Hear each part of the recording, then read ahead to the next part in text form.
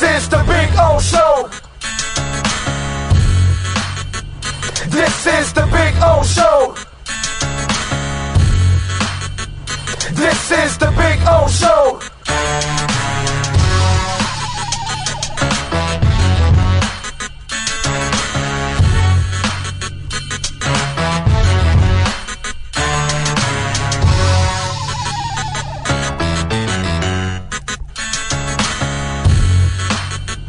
This is the Big O Show.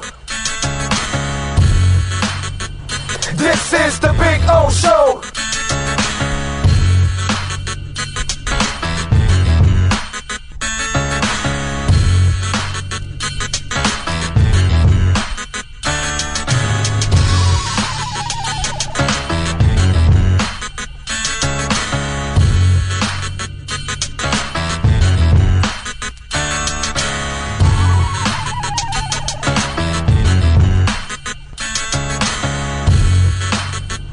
This is the Big O Show.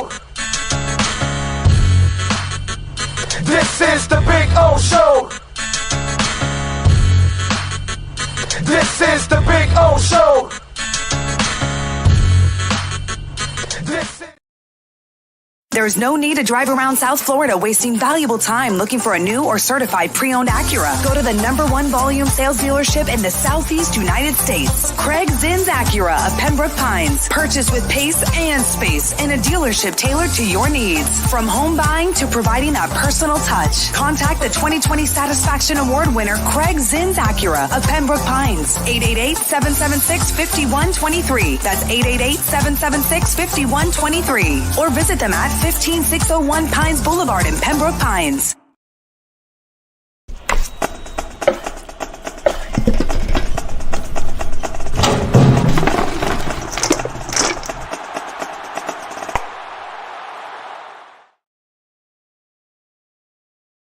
Welton Rayom has more than 62 years of litigation experience handling insurance disputes.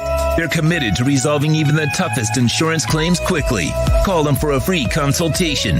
954-966-4646. At Welton Rayom, they don't get paid unless you win. Property damage claims to your home, business, or condo as a result of a hurricane. Welton Rayom can help. Water, mold, fire, smoke damage, Welton Rayom can help. Call 954-966-4646.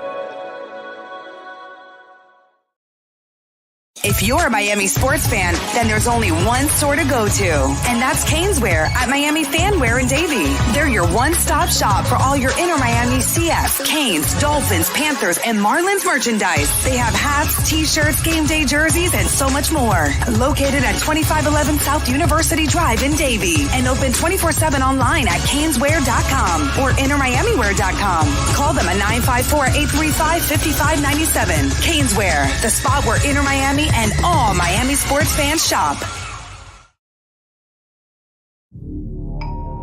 Oh, I think I know what this is. Houston, we have a package. Hello? No matter where you are, the Sloman Shield home security system guards your home.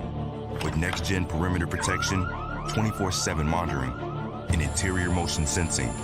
And right now, get a free Sloman Shield security system and doorbell camera, all professionally installed, for free. Shield your world, the Sloman Shield. Why is it that you get locked out in the worst moments of your life? Where are my car keys? Man, I can't find my house keys. In those frustrating moments, you need a locksmith you can count on. A. Lenny Locksmiths in South Florida, from Miami to Port St. Lucie. In Central Florida, A. Lenny locks it down in Orlando and Tampa Bay. Lockouts or lock changes for home or business, car key replacements, and programming all model cars. 24-hour service. Call them at 855-869-5625. Go to the website at alennylocksmith.com. For over 16 years, EJDconstruction.com has provided South Florida residents quality craftsmanship, accurate project management, and exceptional service. That's why EJDconstruction.com is an A-rated member of Angie's List and the Better Business Bureau. When you're looking for the right custom home builder for additions or home remodeling, please call my friend Eric at 305-433-4843. That's 305-433-4843 for ejdconstruction.com. When you move, you need a reliable company led by passionate folks, eager to assist its customers during a transitional process that needs to be smooth. Call Essential Moving Experts at 844-368-5750 for all your local and long-distance moving needs. You can rely on Essential Moving Experts. Mention the Big O Show and get $150 off. Family owned and operated, they offer free 30-day storage, full-service moving, fully licensed, bonded, and insured. Moving was never so easy. EssentialMovingExperts.com. Welcome to Red Light Therapy, a revolutionary technology perfected by NASA to aid in muscle strengthening and recovery. Red and infrared light has the capacity to penetrate deep into the cell's mitochondria, potentially leading to increased energy, faster recovery, and the optimal performance your body demands. Train, fight, recover.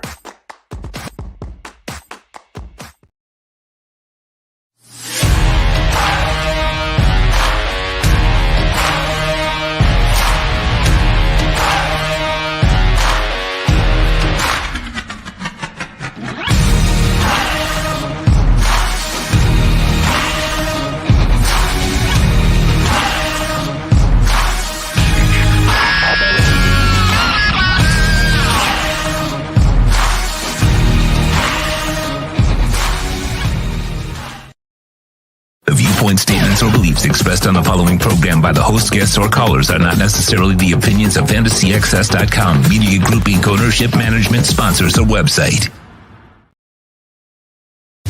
When it comes to South Florida sports teams, very few in the media have witnessed, lived, and covered it like the Big O.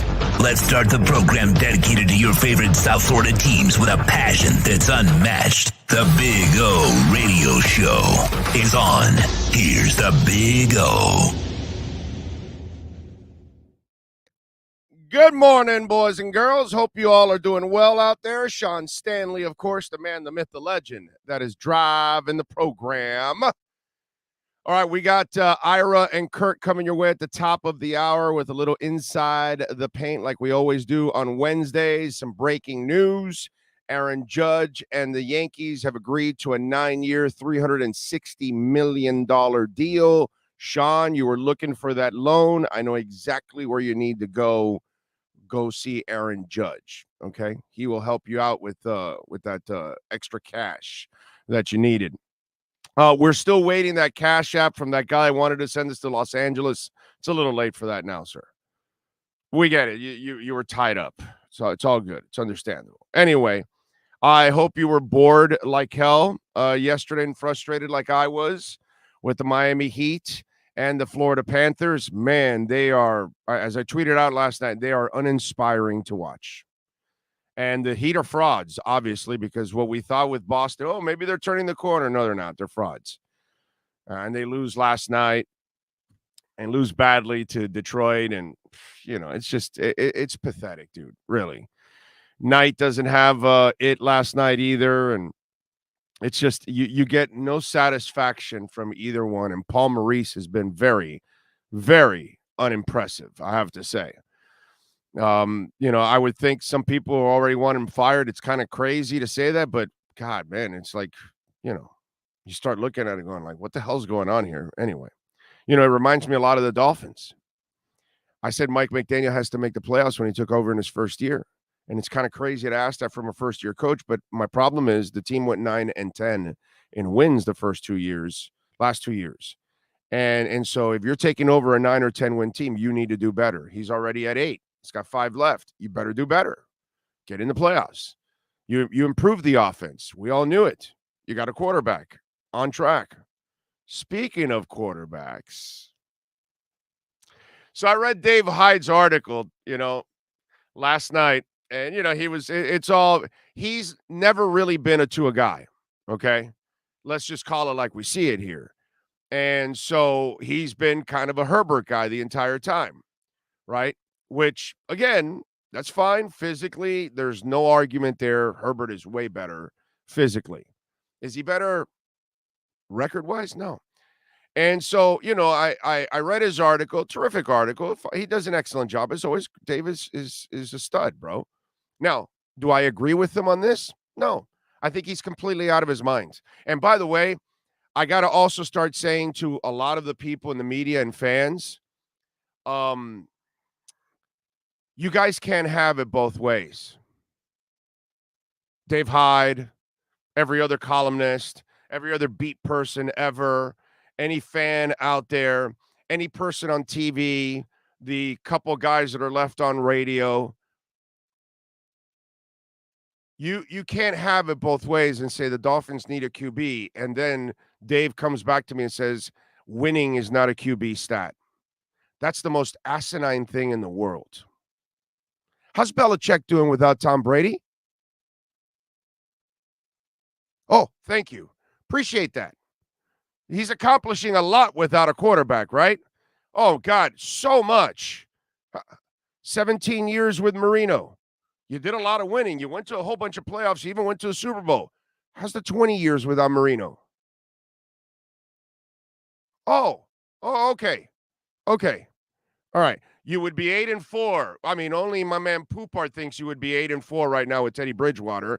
But outside of Poupart, okay, who obviously is sending smoke signals with the Indians, outside of Poupart that thinks that Teddy Bridgewater is at the same level or do the same thing as Tua, outside of Poupart, okay? I love Poupart, but I will always disagree with him on that statement.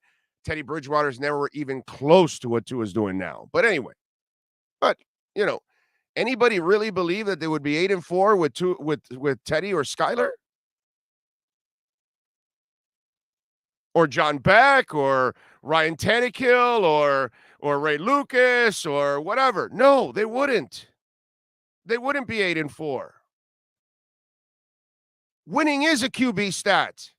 I don't care if you can't exactly figure it out, but you could look at Geno Smith's entire career and say, you can never win with that guy. Wait a minute. Geno Smith 2022.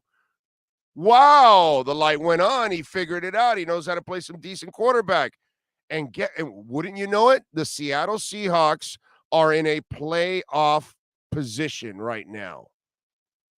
I wonder why. Could it be the quarterback? Could it be, ladies and gentlemen? Could it be the quarterback? How is quarterback not a winning stat? How is winning not a quarterback stat? You can't have it both ways. You can't keep saying, man, Jason Taylor, Zach Thomas, Sam Madison, Pat Surtain, Tim Boone. Wow, what a defense. Dude, if those guys had a quarterback. Oh, well, wait a minute. Hold on a second. Are you saying the quarterback makes the difference in winning? Because I saw Ryan Tannehill shit in his pants with the Bills and the Jets left on the schedule in the final 2 games of the year, and all you needed was to win one of those 2, and he didn't show up like he normally does. And for anybody that wants to bring out Ryan Tannehill winning in Tennessee, please learn the game of football. He's being carried by the running back, just like he played well 3 weeks ago, because he can have a game every once in a while, because I tell you all the time, an athlete can have a game. But a quarterback shows up every week on average. How is winning not a quarterback stat, dude? If you have a quarterback in the Ricky Williams years, if you have a quarterback with Jay Ajayi, instead of just showing up at the playoffs, maybe you get even farther. I mean, the few times they've gotten to the playoffs, you know it. You knew they had no shot. Why? Because they didn't have the quarterback, because they had a good enough team to get there. Are there aberrations? Of course there's aberrations. Like Peyton Manning couldn't throw for 10 yards, and that whole team carried him all the way to the Super Bowl. That's an aberration. That means it doesn't happen every year, just in case, if you don't know how to define the word. Aberration is like a rarity. It's not common. What's common is you have a quarterback, you win. These arguments aren't your freaking convenience. Writers, radio, TV, fans, you can't have it both ways.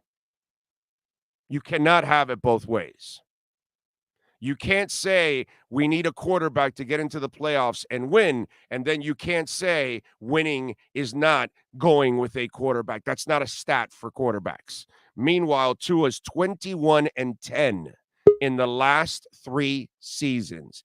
Name me another quarterback for the Miami Dolphins in the last 20 years that would be 21-10 under the same circumstances over the last 3 years. Don't ever tell me that winning and quarterback doesn't go hand in hand. Okay? It's pretty simple. You're a hypocrite. You can't say, oh, we need a quarterback. Man, if JT and Zach and Sam and Pat had a quarterback, they would have been in the playoffs. And then when you are winning, you can't, like now with Tua, you can't say, oh, no. Winning is not, no, that has nothing to do. It's not a stat you attribute to the quarterback. No, yes, it is. Just ask Belichick. Just ask him what life is like without Tom Brady. Life with Marino for 17 years, life without Marino for 20 years. Don't tell me a quarterback doesn't make a difference. Don't tell me that winning has nothing to do with a quarterback. Winning has everything to do more often than not with your quarterback. Because if you don't have it, you don't win. Okay? The aberration is there. Once in a while, you'll have the broken down Peyton Manning. You'll have the Trent Dilfers. It'll happen every once in a blue moon. And you'll have a generational defense or whatever. But if you're waiting for that, you're better off waiting in Florida to get hit by lightning twice. So how can winning not be a stat for a quarterback? It's crazy. You can't use it for one argument and then dump it for the other. It's not that convenience doesn't work out here. All right, let's bring the boys aboard as we get ready to talk a little basketball. I don't know if that shit last night was called basketball. That was pathetic last night, and you know I got both TVs going on. I'm hoping the Panthers make me feel a little better, and they don't make me feel any better. I got to tell you, this is, you know, you thought they were turning the corner or something.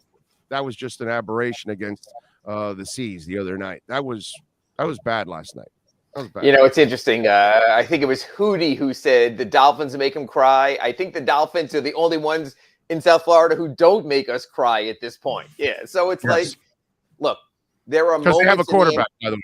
They have a quarterback. As I heard, I'm a big fan of the Big O Show, and I tune in early and smash the like button. This is the low point, and it's funny because Monday was the low point against a Grizzlies team that had 4 starters out, only Steven Adams in the starting lineup. They win that game. Then Detroit comes in with that record with their best player, Cade Cunningham, sidelined. So you go, okay, you get it back on track now. Big O, it's a matter of how many slaps in the face does it take to get you back awake? After that bad drunk of yours, how many times do you have to go back and forth like this until you shake out of it? Or are you destined to stagger the whole way? That's where we are right now, about a third of the way through the season. Is your record what it says you are? Is your record a step to something better? And right now, the Heat are wobbling, and they have to decide. And I asked Eric Spoelstra the question. First question in his postgame yesterday is, where's the it factor? Where's the energy? Where's the drive? And he goes, it doesn't have anything to do with that. It's just things we did out there. At a certain point, you just go, F this, and you find a way. And I don't know if this Heat mix has that F this factor or has shown it so far this season. It does not look like it. We've seen other teams who are down. We'll talk to Kurt about this and his Lakers and the step forward that they've made out there with him on the West Coast. Other teams shaking out of it. And we've seen a bunch of teams where you keep saying, okay, they're going to get over this. And then you see the Warriors at home lose to the Indiana Pacers who are playing no one. It's a very wobbly NBA right now. And it's a very, very wobbly Miami Heat. Yeah, but you're still punch drunk from a championship when you're the Warriors. You can have your peaks and valleys and you can kind of live through it. And you can have the confidence that, you know what, we'll get through it. We just got to get through the regular season, and then we'll, turn it on in the playoffs. You can think that way because I remember we used to think that way with the big three. Sure. But with the Miami Heat, it's an unproven bunch right now. There's things that they have to kind of show. You know what I mean? This Kyle Lowry thing has not kind of worked out the way that you would hope, and it's not. He's actually played better as of late. I gotta give him some credit there. I don't know how long it's going to last, but hey, at least he's played. He's played every game. That's more than any other player on this roster can say. Yeah, no, you're right. It's just frustrating to see that they cannot find that groove that you need when you look at the talent and, Kurt, I don't know from the outside if you see it this way, but you look at the talent and you say, they got to be better than this. And they're not. And that's the frustrating part because example after example, and we're 25 games in right now. And how many teams have we looked at with finding a way to win in spite of that, which is what the Heat have always done. Last year when Jimmy was out, when Bam missed time, whenever, guys stepped up with real urgency. Max Strus and Gabe Vincent and Caleb Martin, and you've seen that with the Clippers are still 14-11 despite Lord knows what crappy lineups they roll out every night. The Heat haven't done that this year. I just haven't felt that, and you saw it last night. They let go of the rope in the fourth. That was just ugly. Wow, they let go of the rope and everything. 3,000 miles away, a spoism. That's strong. That's strong on your part. All right. Well, all right. Let's get ready. We got to end it on that right there. 1 hour of hardcore NBA and Miami Heat talk right now with the RedRecover.com Inside the Paint show. Welcome to Red Light Therapy, a revolutionary technology perfected by NASA to aid in muscle strengthening and recovery. Red and infrared light has the capacity to penetrate deep into the cell's mitochondria, potentially leading to increased energy, faster recovery, and the optimal performance your body demands. Train, fight, recover. The viewpoint, statements, or beliefs expressed on the following program by the host, guests, or callers are not necessarily the opinions of FantasyAccess.com, Media Group Inc. ownership, management, sponsors, or website. NBA fans, it's time for the RedRecover.com Inside the Paint show with Ira Winderman and Kurt Heelan. RedRecover.com helps pros and everyday warriors heal on the go with our medical-grade, highly specialized devices designed for each area of the body. Use code BIG-O to get a 10% discount. Let's hit the hardwood with some of the best insiders in the NBA. Here's Ira Winderman and Kurt Heelan. Oh, this will be fun today. Welcome, everybody. I'm Ira Winderman from the South Florida Sun Sentinel out here in Fort Lauderdale trying to figure out what the hell is going on with the Heat. He's Kurt Heelan from Pro Basketball Talk, NBCSports.com, out in L.A. on a 3-hour time delay trying to figure what the hell is going on with the Heat. And this is Inside the Paint brought to you by RedRecover.com. You can click all over here on the website for updates from them. You can smash like buttons on the Big O Show. You can chime in our chat on our YouTube, so it'll be getting this for sure. I'm not sure where to start today because I did not think, Kurt, after what we saw against the Boston Celtics, a dynamic game on Friday night, some of the best of Jimmy Butler, his baskets in overtime, what the Heat did, and you said to yourself, that's the Heat team we've been expecting now for 6 weeks, a team that steps up to challenges. Then you go in Memphis, play the Grizzlies on Monday. They sit everyone from Desmond Bane, John Morant, Jaren Jackson Jr., only Steven Adams among the starters in the starting lineup. The Heat lose there. Come home against a Detroit team without Cade Cunningham and no reason to play up for anything other than a lottery pick. The Heat lose by 20 to them. So, Kurt, I guess I'm going to start with this. Is this just another stumble in the first third of the season with more to come, or is this a greater sign of the Heat are not an it team? The Heat are closer to play-in or lottery than playoffs. Is this a point of ultimate concern, or is this just, I've seen it 1,000 times before. This happens to team. They're still better than the Knicks. They're better than the Bulls. They're better than the play-in group. What's the outside take here, Kurt? The thing is, I wish I had some sort of definitive answer here, but like that Friday game threw me off, the win over the Celtics, because that was the team nobody wants to see in the playoffs, right? Like that's the team. Yes. Like Jimmy Butler being physical, getting to his spots, the switchability of Bam, the role players. Like you watch that team and you're like, yeah, that team's a threat. That team's a problem. And then just, I don't, is it a lack of depth? Is what I'm beginning to wonder. Is it the fact that you only have Jimmy Butler? If Jimmy Butler or Tyler Hero isn't creating the offense, it's not there. They just don't seem to have other guys. They don't have, whether it's not playing the system or obviously Kyle Lowry's not kind of been that guy. They just don't. If it's not one of those two last night against Detroit, if it wasn't Tyler Bam pick and roll, it didn't work. It was horrible. Yeah. And I fear that it is maybe right now, at least as the way they're playing, they're more lottery. And it doesn't, the good news is they're 2.5 games out of the 4 seed. Like it doesn't feel lost. Right. But boy, it's just, you watch last night, it's hard to pitch that, hey, plenty of time thing. Does it feel hard to pitch that right now? It does. And again, even when you look at the standings, as much as you might be still, you're close enough. You're not close enough to Milwaukee or Boston, so you're not close enough for contention for something legitimate. In 11th, you're not even in the play-in right now. But ladies and gentlemen, this is why at one point Kurt Heelan was my editor at the good old days of MSNBC Sports, because I think he's spot on with the depth thing. Now, you can say depth is always compromised by injury. And if you have Jimmy Butler out there last night, instead of load management, rest, knee recovery, whatever they want to call it, you have much more depth to play through your rotation. All of a sudden, guys, Max Strus, second unit, you have a different approach. But I think, Kurt, what you hit on depth is right there for this reason. You have a team that's only carrying 14 players on the standard roster instead of 15 because of the luxury tax. You have a team trying to do the altruistic or good thing and carry Udonis Haslem on the roster because they want to get him his 20th season, even though he barely plays. You have a team that was willing to work through 2 months of recovery, and we'll get to this later in the show about Victor Oladipo's return also. But this is a team, you're correct. We saw it last night. They could not afford to have Hero and Bam both on the floor, let alone one of the two of them going off the floor. There's not a lot there. And you could say, wait a minute, Ira. They also didn't have Gabe Vincent and Dwayne Dedmon. Well, let's not kid ourselves. Neither of those two has been particularly good this season either. Dwayne Dedmon has been very up and down, slowed either by age or by the plantar fasciitis in his foot.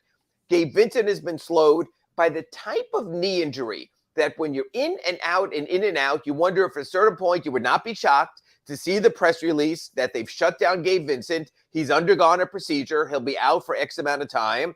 So those two aren't walking through the door. So I agree about the depth. And I just posted a story at sunsentinel.com about this. And so I'll ask you about this. And I know you might not have seen every play or been so into it, but is the return of Victor Oladipo enough? Or is that, again, grasping at straws of a player who has been limited by injury now for the last 4.5 seasons?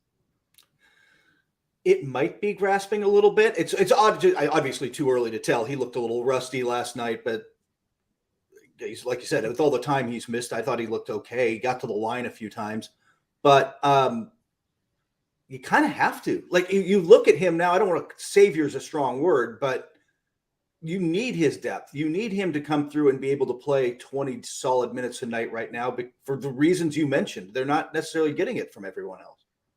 Yeah, it's a point right now that you might say to yourself, hey, when Jimmy is healthy and everyone's healthy, you can work through the depth. But you have to build better depth when you have a point guard who is 36 and you have a leading man in Jimmy Butler who is 33, and when you don't have that youthful vitality off the bench. And here's the problem. They let Caleb Martin go in the offseason. They let PJ Tucker go in the offseason. So you had to move Energizer Caleb Martin from the bench into the starting lineup. They made a 4-year, $130 million extension commitment to Tyler Hero. Requisite with that, seemingly, is moving him into the starting lineup. So these two dynamic elements that you had coming off the bench last season, the energizers, the game changers, exactly what you want on the bench are in your starting lineup. Only they have to be subordinate to Bam Adebayo, to Jimmy Butler, and to Kyle Lowry, your sort of leading men there, so they don't get to be that energizer. Kurt, it's interesting because on one hand, as a coach, you don't want to show panic because that's when all could be lost.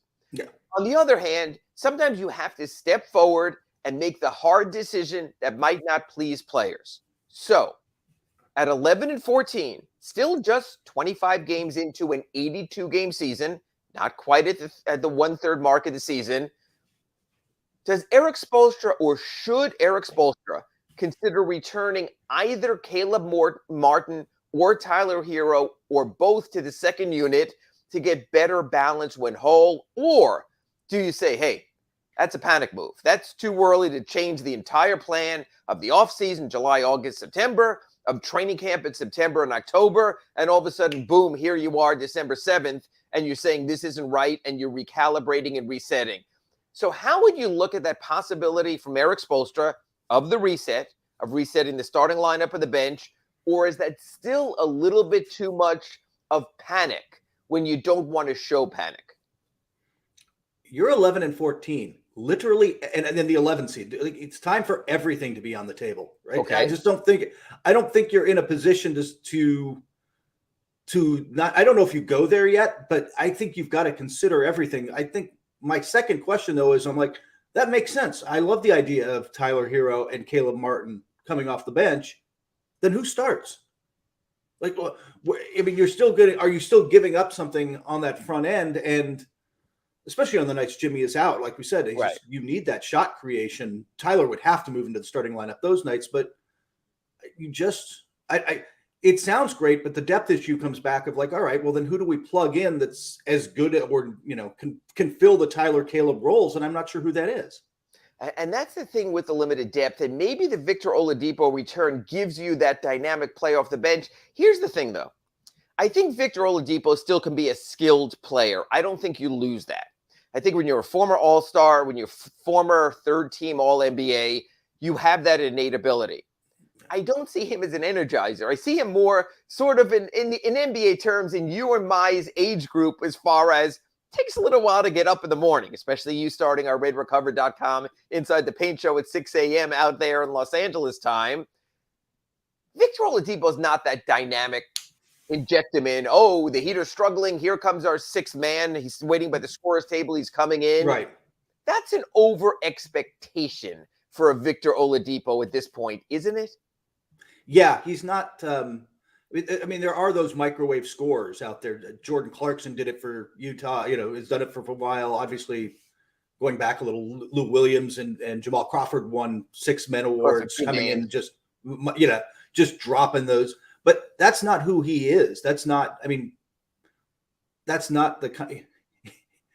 Victor Oladipo's game is a little more rounded than being the unrepentant gunners that we're kind of talking about here. Yes. So I don't want to say you don't get something from him, that he can't bring depth, but he doesn't bring that kind of energy change the same way.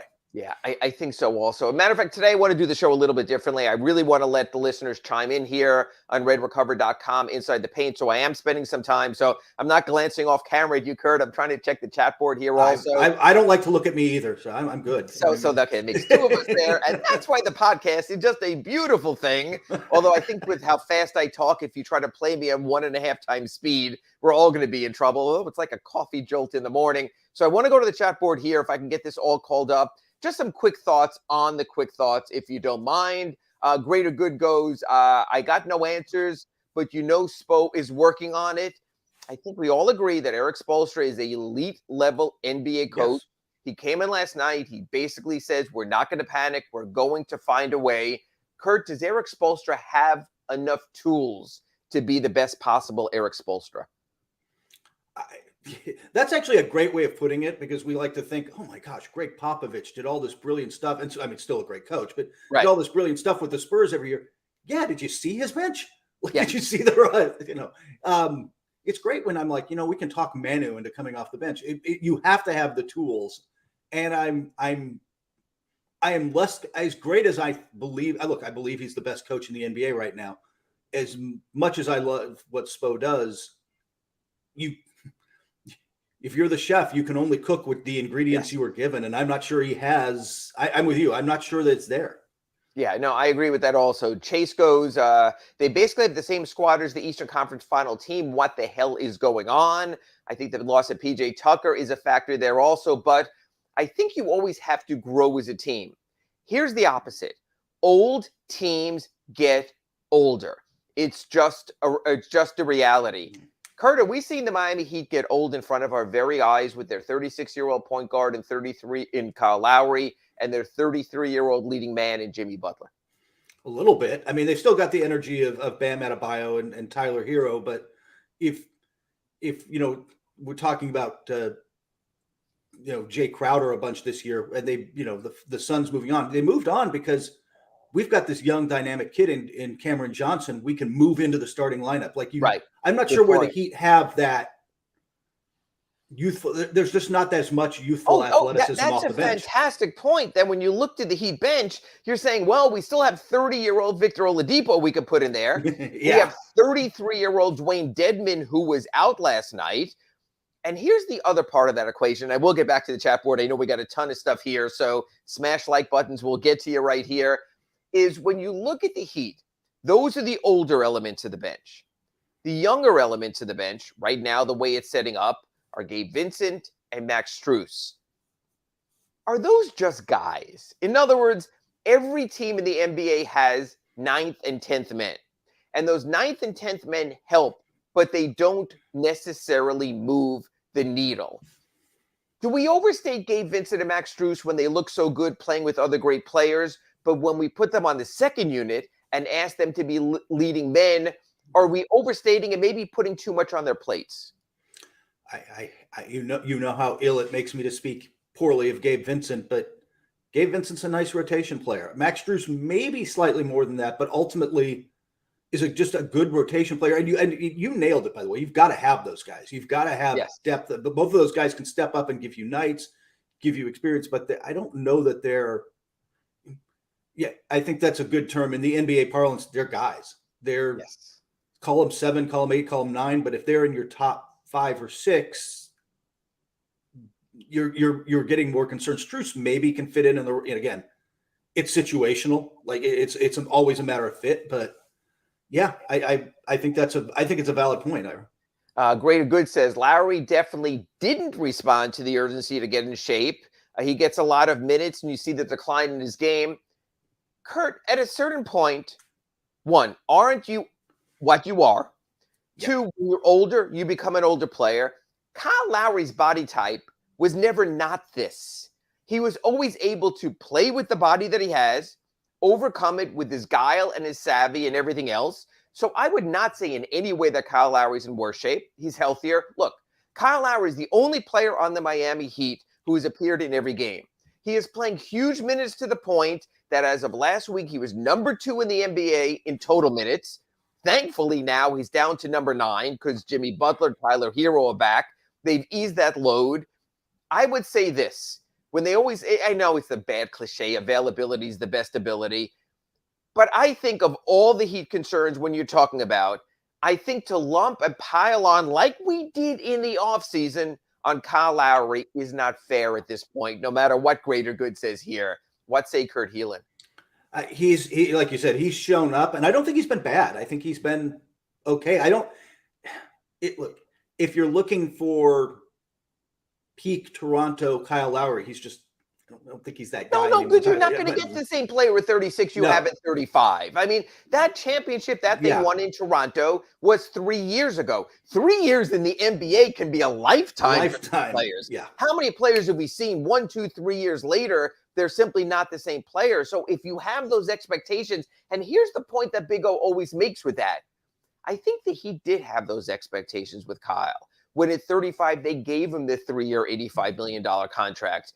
But you can't base it all on the contract. I think Kyle Lowry is a slower, older player who can get by on guile and savvy. But as Kurt and I have said here in RedRecover.com, Inside the Paint now for weeks, he's probably average to below average, with average being number 15 of the 30 NBA starting point guards right now.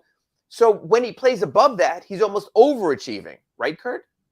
Yeah, he's a solid, at this point in his career, he's just a good, solid starting point guard, but that only gets you so far, right? I think you're right. I think the Heat expected, we'll call it a big three, but like him to be more dynamic than that. And it's just, with you, I don't think it's a question of him showing up in shape. I don't think it's a question of desire, outside of what LeBron says to Jason Momoa, Father Time ultimately wins these races, man. Like, you it's just hard. I don't think he's playing poorly. I just think this, like you said, isn't this who he is at this point? And I agree. When we come back from this break on redrecover.com Inside the Paint, I do want to talk to Kurt a little bit about what's a league-wide issue also. We saw it hit home last night with the Heat, with Jimmy Butler being given a third of the way into the season, a night off after they had a 2-day break for load management. And if that almost becomes the crutch for coaches, if that almost becomes the expectations, and as Kurt's going to research during this 90-minute or so commercial break, in what other aspect of work can you make $400,000 for a workday and say, you know what, just pay me, I'm not showing up? So Kurt will give us a few life lessons on that after this break on redrecover.com Inside the Paint. You're listening to the redrecover.com Inside the Paint show with Ira Winderman and Kurt Heelan. RedRecover.com's wraps and pads are designed to deliver maximum benefits with each treatment, anywhere you go. Use the code Big O to get a 10% discount. Oh, great. You got a doorbell camera. Now you got a front row seat to your house getting robbed. No. And there's nothing you can do about it. Get out of my house! Oh, Mom's jewelry. There goes the TV. I'm sure it'll turn up at the pawn shop. No! Just because you can see them, that doesn't mean you can stop them. With Slogans, you get 24-hour monitoring, a free home security system, and professional installation. Plus, a free doorbell camera. Free? One that'll actually work for you. It's not total security unless it's the Sloman Shield. Call 1-800-ALARM-ME.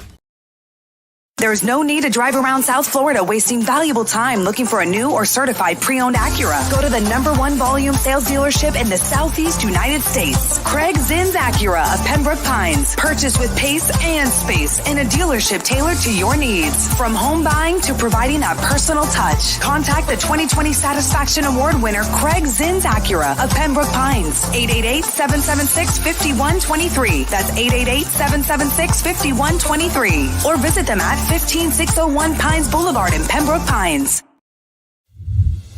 Hey guys, this is Hayden Hurst, NFL tight end. I'm partnering today with Red Recover. We're going to run you guys through some drills.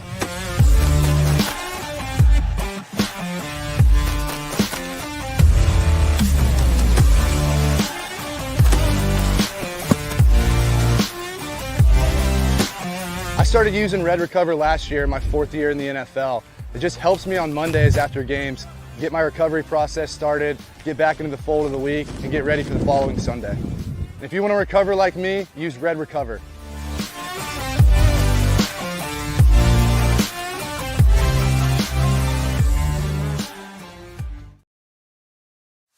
Welcome back to the redrecover.com Inside the Paint program with Ira Winderman and Kurt Heelan.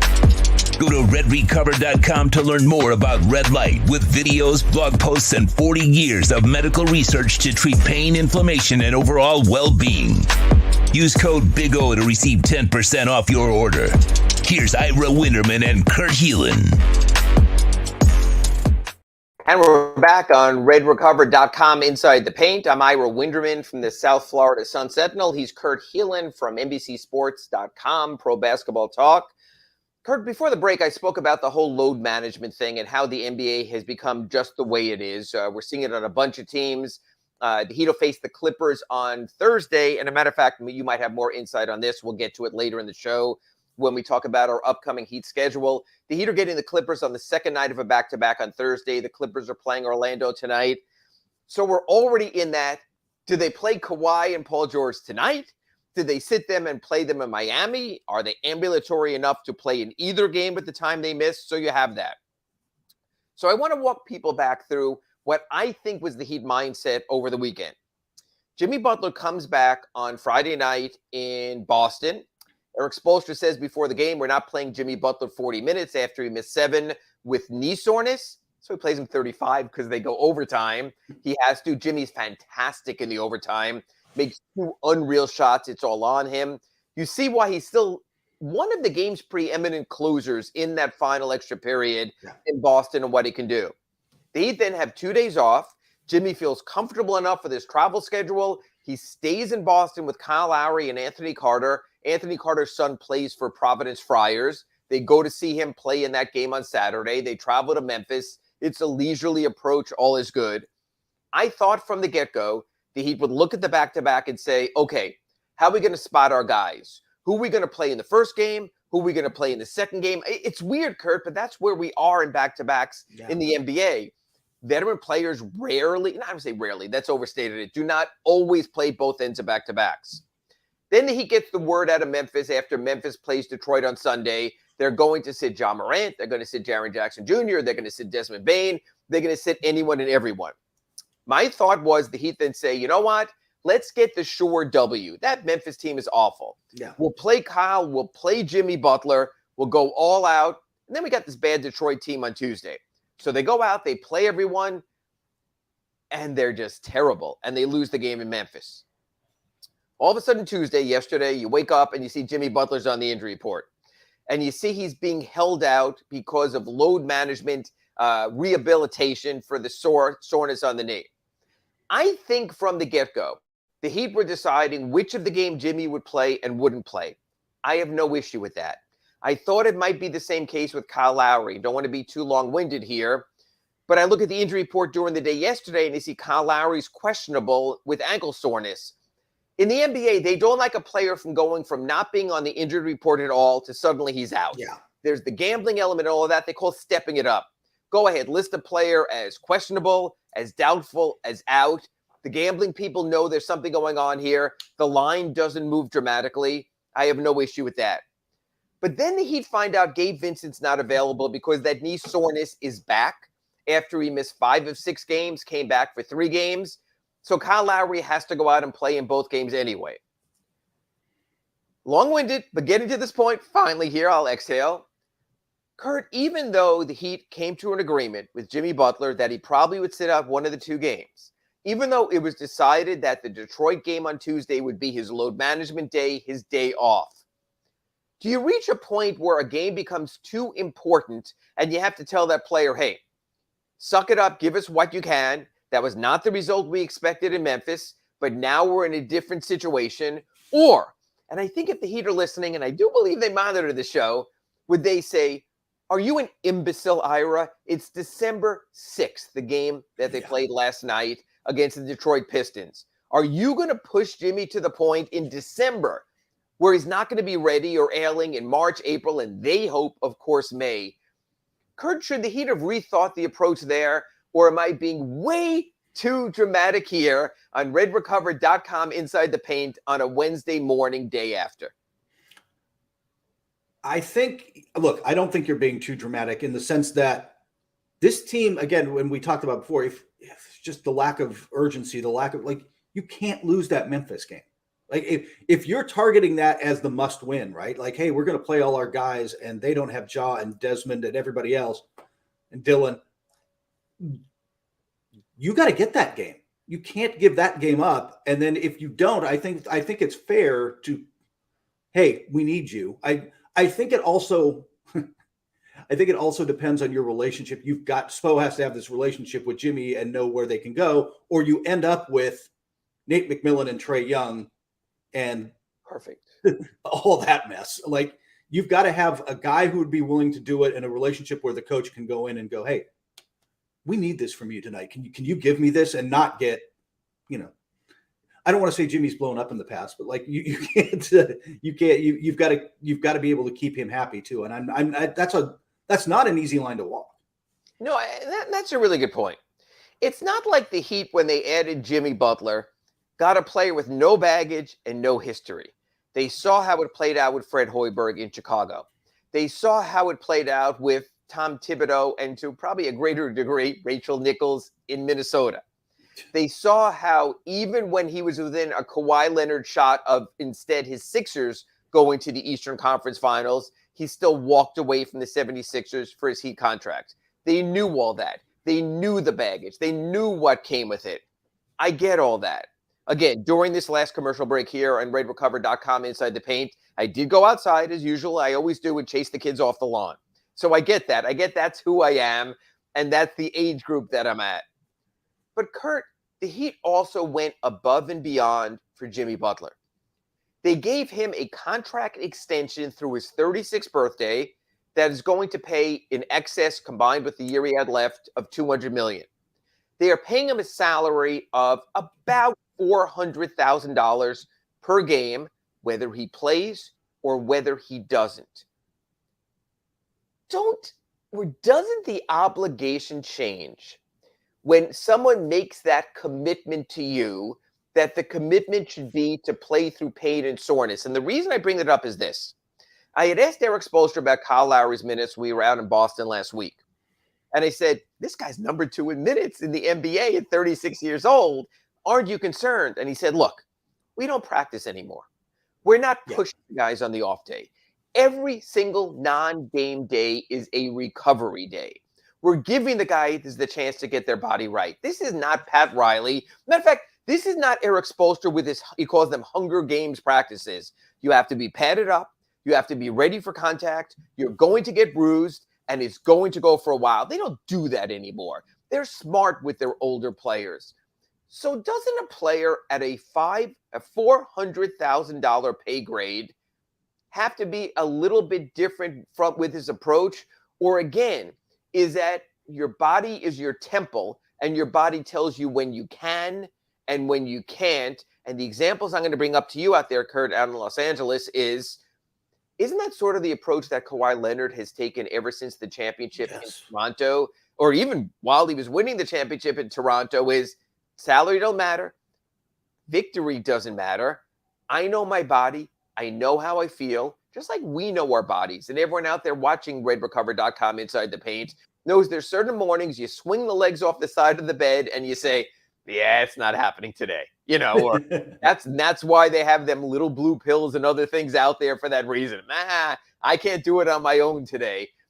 So, Kurt, should we just accept Jimmy, that forget the pay grade, it is what it is? Or is it reasonable for Miami Heat fan, Miami Heat Nation to expect the player to suck it up a little more when so much has already been given? I think the Kawhi Leonard comparison with Jimmy is good in that Kawhi's a little different. And you know better than I am with Jimmy, like how much Kawhi's got his own team of guys, right? Like as Jimmy does. And that's why Jimmy stayed back in Miami. And I was wondering, wait, Eric Spoelstra was saying it's good to have Victor Oladipo on the road, even though he's not playing, because it's good to be around the team. It's good to show support of the team. It's good to build that camaraderie. And yet you can make the same thing for Jimmy. And Jimmy is showing videos on his Instagram of being with his entire team, with his skills trainer, with everyone back in Miami on the court and working. I'm never questioning whether Jimmy is working or putting in the time.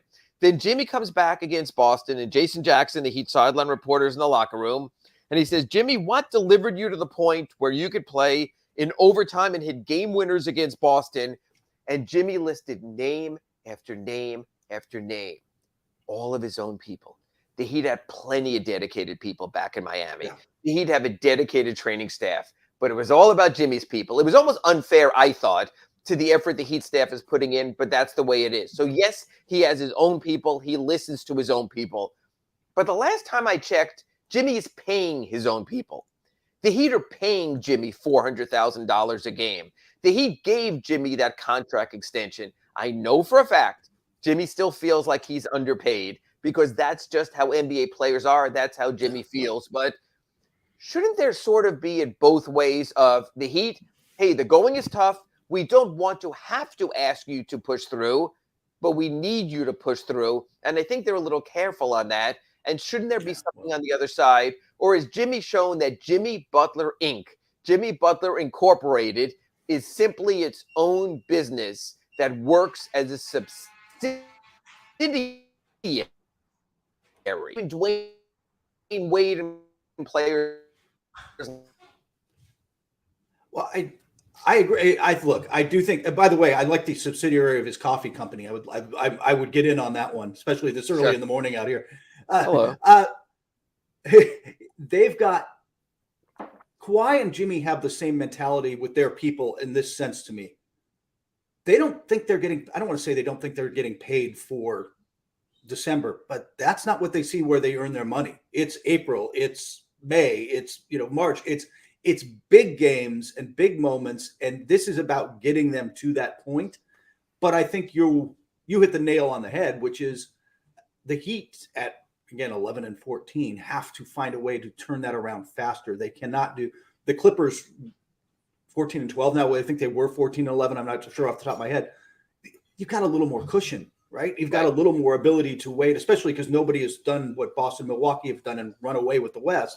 I guess Phoenix a little, but they're much more comfortable being patient.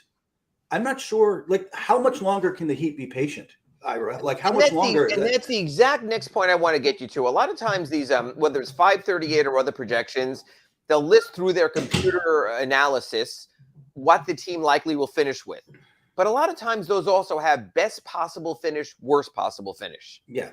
So let's look at the Eastern Conference right now. And let's look at best possible finish. Maybe the Heat find one of those win 10 out of 13. Even though this was horrible last night, the Heat are in the soft spot of their schedule. We'll get to the schedule in our final segment here on redrecover.com Inside the Paint. But the schedule is favorable, even if the Heat might not maximize it. Best case Heat scenario on December 7th as we sit here and project out to the future. Looking at Milwaukee, at Boston, at whether you want to consider Brooklyn and Philadelphia and the other teams, honestly, Kurt Heelan from Pro Basketball Talk and NBCSports.com. What's the best possible outcome you see for the Heat in the NBA Eastern Conference standings based on what you see now and based on your ultimate glass not only full but overflowing projection? I think the highest they can go is 4. I don't think anybody's catching Boston, Milwaukee, and frankly, Cleveland is legit. Okay. At least for the regular season, I don't think you're catching them, and we can have the playoff debate with them later. But I think that those are going to be your top 3. But I think I said this earlier, they're 2.5 games back of Atlanta at the 4 spot, and the Hawks aren't blowing anybody's doors off. Right.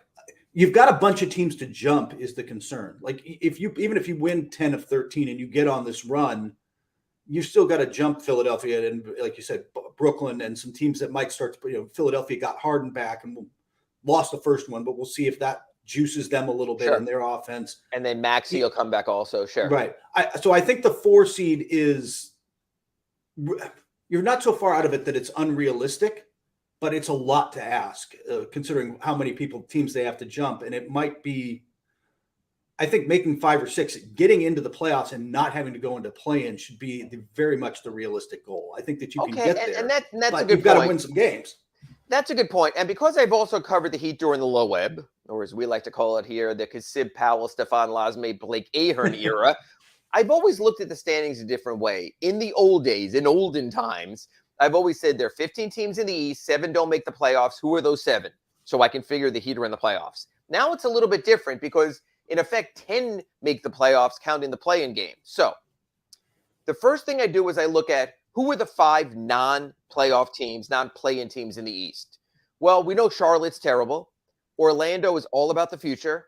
Detroit, even what they did with the Heat last night, they're willing. Kate Cunningham, I don't think coming back this season, so they're down also. So I see 3 definitive out of the play-in teams in Charlotte, Orlando, and Detroit. I see 3 right there. I see the Bulls wobbling to the point that they might look for value for DeMar DeRozan, Nikola Vucevic, and just say, hey, we gave up first-round picks for Vucevic to Orlando. We've got to recoup those. Maybe they make a move. So I could see that as your 4th team. Your 5th team of definitively not being in the playoffs in the Eastern Conference, I would have had Indiana there, but they're good, and they're having a good season right now, and I can't summarily write them off.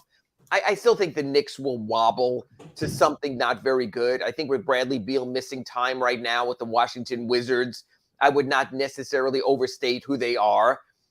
But that said, having trouble getting 5 teams for me to say, hey, they're not even a play-in team, yeah, I think the play-in could very much be a reality for the Miami Heat. And that's not good because that's one and done or two and done and you're out of there. And that's where I think they have to really get out of this malaise. So all of that said, I also said the Heat have a soft upcoming schedule. Clippers, we don't know.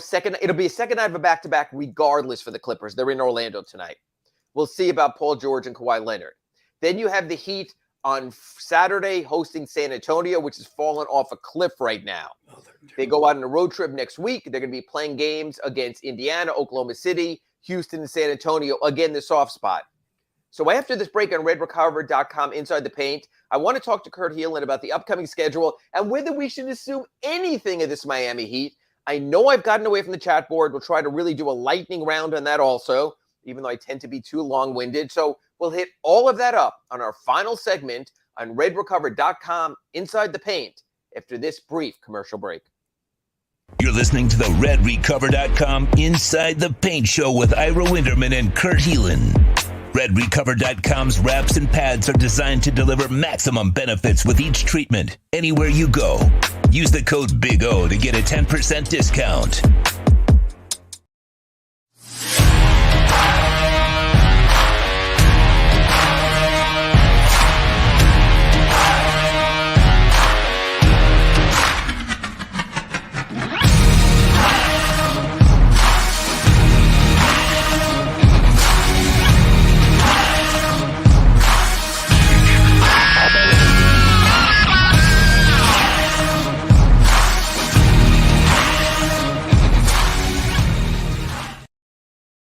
When you move, you need a reliable company led by passionate folks, eager to assist its customers during a transitional process that needs to be smooth.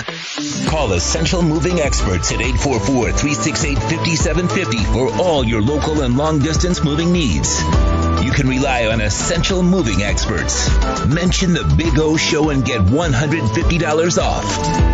Family owned and operated, they offer free 30-day storage, full-service moving, fully licensed, bonded, and insured. Moving was never so easy. EssentialMovingExperts.com. Oh, I think I know what this is. Houston, we have a package. Hello? No matter where you are, the Sloman Shield home security system guards your home. With next-gen perimeter protection, 24/7 monitoring, and interior motion sensing. And right now, get a free Sloman Shield security system and doorbell camera, all professionally installed, for free. Shield your world, the Sloman Shield. Red Recover now offers a simple-to-use, professional-grade light therapy device designed to help your dog heal and live a healthier life. Red Recover emits red and infrared light therapy based on the same science that NASA developed, all in a soft, flexible housing pad powered by a convenient, rechargeable lithium-ion battery. Say yes to science and give your dog the care it deserves with Red Recover. Welcome back to the redrecover.com Inside the Paint program with Ira Winderman and Kurt Heelan. Go to redrecover.com to learn more about red light with videos, blog posts, and 40 years of medical research to treat pain, inflammation, and overall well-being. Use code Big O to receive 10% off your order. Here's Ira Winderman and Kurt Heelan. And welcome back to redrecover.com Inside the Paint. I'm Ira Winderman from the South Florida Sun Sentinel. He's Kurt Heelan from Pro Basketball Talk, NBCSports.com. If you missed either of our first two segments, you can catch them at all your Big O podcast outlets. Big O will be back right after our show today, talking Tua, Herbert, Dolphins, playoffs, and all the juicy bits. Right now, we're sort of talking about all the rancid bits after the Miami Heat's losses to the Memphis Grizzlies and the Detroit Pistons last night. I can't believe I'm even saying that. I can understand a road game at the end of a 4-game trip in Memphis, even if no one plays. Kurt, we know how the road is. You get tired after 8 days on the road. You look about coming home. They lost to the Detroit Pistons. They lost to a team that had won 6 games coming in, that was without their best player, that is not trying to win right now, that might have one of the worst rosters in the NBA right now, second worst record in the NBA. That still, even when I woke up this morning, is staggering. But I digress. We need to move on. I have been remiss in not going to the chat board. We will look at the Heat's upcoming schedule. before we hand it back to Big O. Going to the chat board, MM asks, Ira, what trade can fix the Miami Heat? Bench scoring is a problem. Hero coming off the bench might be best, but I can't see them putting him on the bench. The old two-part question. Number one, obviously there's going to be some Jay Crowder talk out there, but I really think if that was going to happen, it would have happened already. I don't think you can bench Tyler Hero. I don't think this is necessarily any of his fault. He had missed a bunch of time. He came back also. Kurt, when do you hit the trade panic button? Or like you said, when you're still only 3 games under 500, when you did lose without Jimmy Butler last night, when you've only had your core starting lineup start 8 games all season, do you just let it play out and hope naturally there's sort of an inertia to get you back on track? While you're hoping for the inertia, it's panic isn't necessarily the word I'd go for, but I'd be pretty aggressive trying to find a deal for. I don't know that you're going to be able to, unless somebody really wants Duncan Robinson. I don't know where you're going to get shot creation. Not even playing. What you've got to Duncan offer. Robinson's not even playing for a Heat team that can't win right now, so I just don't see what the attraction is. Plus, he has 3+ years left on his contract. That's a lot of money to absorb. You got to put in a sweetener. Kurt, one thing a reader at my AskIra@SunSentinel.com asked me, and I summarily dismissed it and didn't even run the question because I thought it was too extreme. Would you trade Caleb Martin for Jay Crowder? I know money has to fit in there also, but let's cap for a second. I'll give you a filler. Would you do that? I'm leaning towards getting there. I don't know that I was there before, but this team needs a jolt. The problem is Jay Crowder isn't PJ Tucker. He's not as good.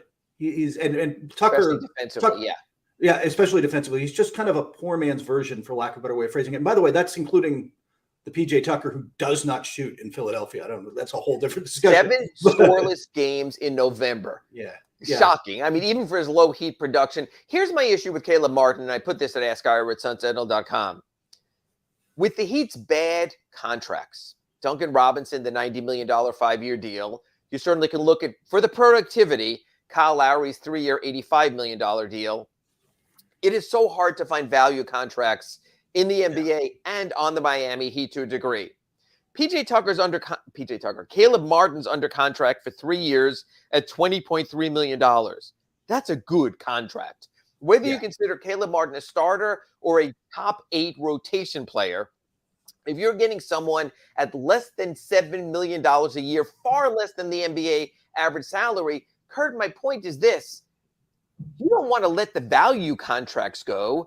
And so I think I would hold on to him simply because for the next 2 years, if you keep PJ Tucker, rather, I keep saying that, sorry, if you keep Caleb Martin, you're getting better value. Don't you have to think about the value contract of Caleb Martin when you talk about a trade, perhaps for a Jay Crowder?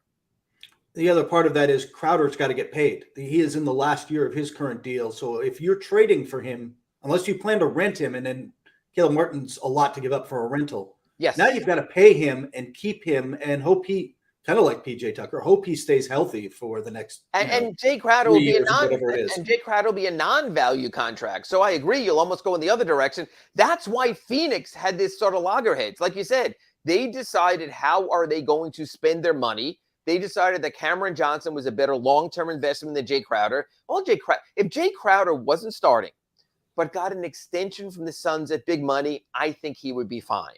So this is about the money with Jay Crowder and his expiring deal. So you have that. Chase chimes in. Do you think PJ Tucker was this big of a loss? I do, because I feel that someone who holds it all together, it's way more. PJ Tucker was never a statistics player. He was a glue guy. I wish Jimmy was the glue guy, but he's not there every night. I wish Kyle Lowry was the glue guy, but his age and his diminishing skills, I don't think he can be the glue guy. I do think that's a factor, so I'll handle that one on my own. This is one I don't like at all. Greater Good says the Heat was very patient with Lowry's personal issues. He hasn't returned the respect given him. Bull crap. He has shown up and played every single night, no matter the ailment. We talked about this in our first segment. You can catch it on our podcast. I think the fact that Kyle Lowry until last week was number 2 in the NBA, Kurt, in minutes played, I think is astounding. I think the want and the desire and the effort from Kyle Lowry is beyond reproach. Your thought? I think Kyle Lowry is giving you everything he's got right now. It's just it's not what it used to be, and it's maybe not what the Heat either expected or needed, but I don't think he's dogging it. Yeah, no, I think that's a bit much. By the way, for those chiming in on Big O's super chat, I'm sure he thanks you. Every little bit helps. Carlos chimes in. This is not a surprise to me. The Heat have always have a down year every 4 or 5 years. Teams have windows. The Heat's window closed, and they have to retool. See, I think that's a good point you make, Carlos, here is it's interesting. 2020, the Heat, I know it's the bubble, go to the NBA Finals against the Lakers, if not injuries for Adebayo and Dragic. Who knows how that plays out within 2 wins of a championship. Come back the following year, they're in number 6 seed, sort of where they're trending this year. They play Milwaukee in the first round. They get ousted in the first round. They come back after that year, last year within a Jimmy Butler three-pointer of possibly going to the NBA Finals. Kurt, is that maybe somewhat typical of an older team that you get your legs, you lose your legs, you get your legs? And maybe that's what, when you decide to pay and play an older roster, that's what you're going to get from the Heat, that literally you need your gap years. I still I don't love that, because I think you can be okay every year if you have the depth to get there. Like, you can rest Jimmy and you can keep guys fresh, but the lack of depth is preventing that. It's leading to that roller coaster instead of being able to survive those minutes well enough that you win enough games that you're in the mix still. It's hard to think that watching the game last night. Right? It's just hard to, I don't know. That was such a punch to the gut loss that. Yeah, no, I agree with that. Mr. Spock chimes in. The Heat need depth and another starter, maybe in the wing. They have to add someone in the offseason. I think Martin and Strus are better off the bench. Is the lineup just not good enough? That even though you have Bam Adebayo and Jimmy Butler and Kyle Lowry and Tyler Hero, is it a matter of that you have good players but the chemistry isn't there? Or is it a matter of you have such a concentration in your starting lineup that you just don't have in-game balance?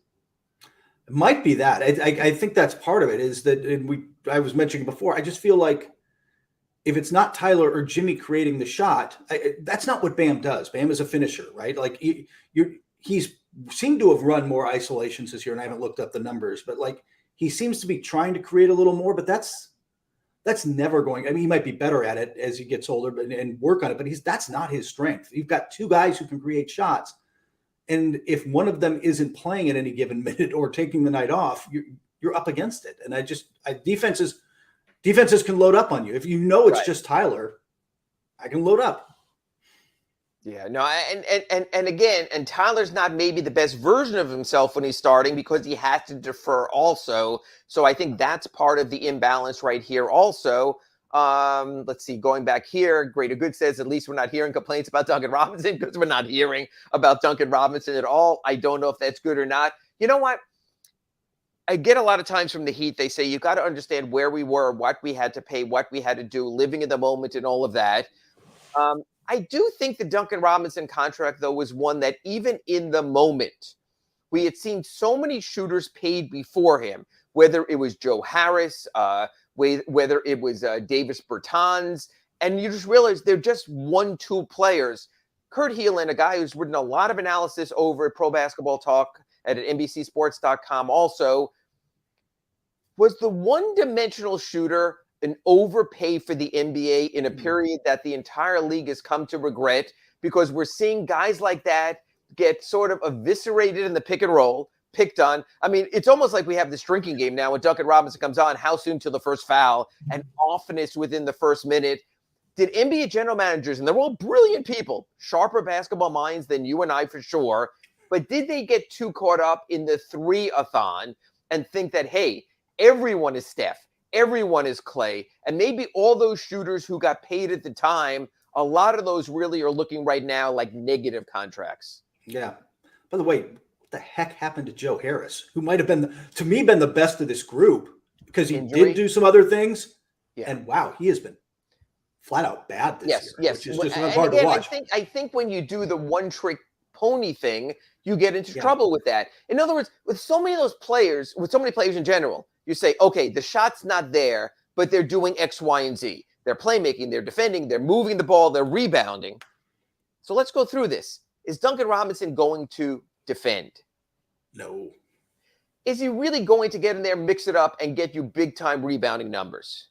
No, not really. Not, especially for his height, no. Is he a great ball mover, assist, pick and roll kind of guy versus dribble handoff kind of guy? Yeah, he's not. Yeah, he's not a creator. He's not put the ball in his hands and let him go. So what I'm saying is it's all or nothing. So coaches always tell us, oh, you guys, you just look at the stats, you just look at the numbers, you have to get beyond that. The problem is with certain players, you can't get beyond that because that's who they are right now. Jimmy Bones goes, NBA stopped watching in the 70s. Here's the problem I have for the Heat. I still think they're playing too much in the 70s. I still think when they lose a game, 112, 108, they talk about how their defense wasn't good enough. You've got to score in today's NBA in order to win. Yeah. And I think that's a problem for the Heat right now. I think they still get a little bit caught up in winning on defense. I know defense can win. I know defense does win in the playoffs. But is a defensive mindset only enough, Kurt Helin, in today's NBA regular season to get a quality seed? No, that's not. I mean, you have to have a balance on both ends. And last time I looked, I didn't look this morning, but a couple days ago, were top 10 in defense. They were 9th or 10th. Like they moved up to number 8 at one point when they were in Boston and they were getting it done. Absolutely. So it's not a question of are they getting enough stops, but today's NBA, the true shooting percentage, the number of guys knocking down shots, the guys have gotten. What the analytics have done is gotten guys to take the shots they should take more. And you've got to be more efficient at it. And doing so means your guys have to be able to match that. And the Heat just haven't this year. And it's interesting. You talk about an offensive oriented lineup with Bam Adebayo, Jimmy Butler, Kyle Lowry, and Tyler Hero. And yet of all those guys, I think if they were the NBA best, honestly, I think only Tyler Hero is the kind of guy who could wind up a top 10 scorer because that's his bent. Jimmy much prefers to move the ball. Bam Adebayo relishes playing off the mid post, likes to move the ball and dribble handoffs. He likes that. Kyle Lowry, there are weeks he sometimes goes without shooting. And yet the way the game is right now, that's why you wind up in trouble right now because you don't sort of have the balance. Too extreme goes, championship hopes are off the table. God, I hate on December 7th to say that. I know when you doubt the Heat, they wind up with the bubble year. They wind up being within a shot of the NBA Finals last season. But I guess I would put it this way. At least right now, it looks like their championship hopes for the season are off the table. They are not near the class of Milwaukee and Boston right now. And more concerning, Ira, I don't really, at least for this season, I don't see how you get there. Both of those, Milwaukee just got Chris Middleton back. And promptly lost, but got Chris Middleton back. The best defender on the Celtics is yet to be able to suit up. Those two teams are getting better, and I don't see how the Heat match that. See, Dallas says maybe you need Duncan Robinson back in the starting lineup because you have to have that three-point threat. Thoughts? I don't think, again, I'm back to, like I said earlier, I'm not sure anything should be off the table, but the downside of that is your defense has been really good, and you just put a target out there. Yeah, and we see it all the time. I just don't know how playable it is or not. Nizzle, hello Nizzle, says that the Heat's championship window with Jimmy Butler is closed. Jimmy Butler still has another 3 years left on his contract. That's probably a bit extreme, Kurt Helin. Yeah, no, I don't think it's closed. I just think I don't think the pieces around him can get him to the position to take over a game like he did against Boston. Like those moments where you're like, that team. Yeah, no, I still think that Pat Riley's been very good about taking care of his best players and putting players around them. So I still think the Heat are out there saying, how can we make this core better? And I still think Jimmy is sort of everything right now. I still think that Jimmy is their leading man and you still build around Jimmy because when you gave him that contract and you gave him that money and you gave them, like we mentioned earlier, that pay per game, you have to go there. You have to make a point of trying to make it work around Jimmy. Okay, I try to get to as many here. Thank you so much for chiming in on the chat board. We'll get to who we can. Upcoming schedule. Miami Heat Thursday night against the Los Angeles Clippers. Kurt, I'm going to ask you to be put on the spot. I know we'll see this during the day. You're Ty Lue. You have Kawhi Leonard. You have Paul George. You have guys you're probably not going to play on both nights of a back-to-back. No. My question to you, being LA-based, is there any chance both of those guys play both ends of the back-to-back?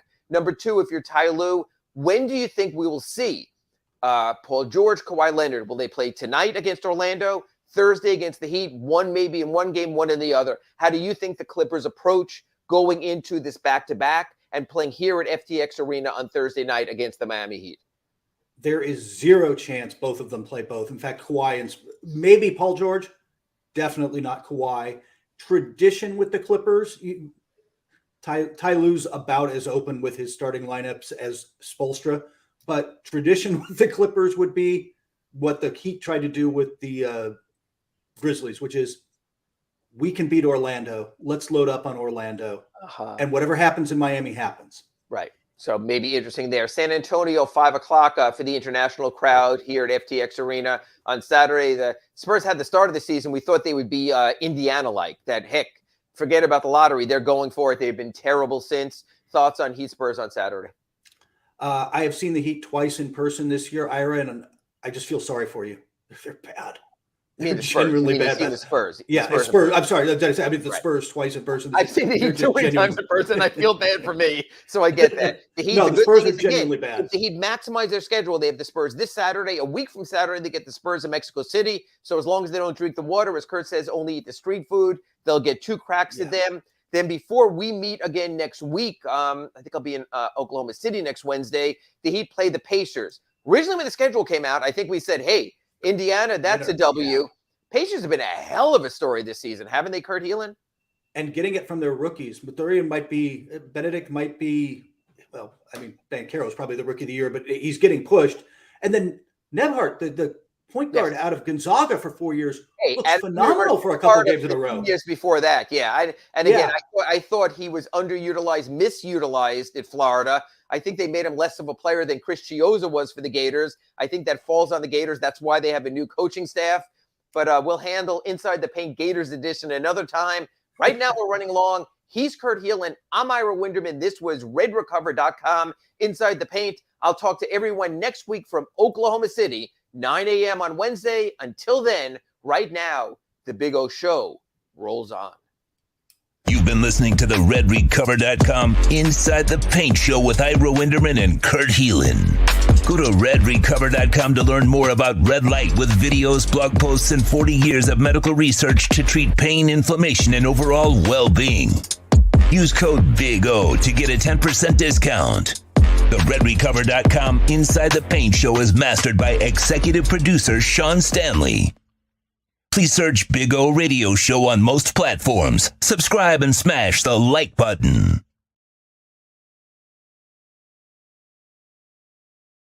There's no need to drive around South Florida wasting valuable time looking for a new or certified pre-owned Acura. Go to the #1 volume sales dealership in the Southeast United States. Craig Zinn's Acura of Pembroke Pines. Purchase with pace and space in a dealership tailored to your needs. From home buying to providing that personal touch. Contact the 2020 Satisfaction Award winner Craig Zinn's Acura of Pembroke Pines. 888-776-5123. That's 888-776-5123. Or visit them at 15601 Pines Boulevard in Pembroke Pines.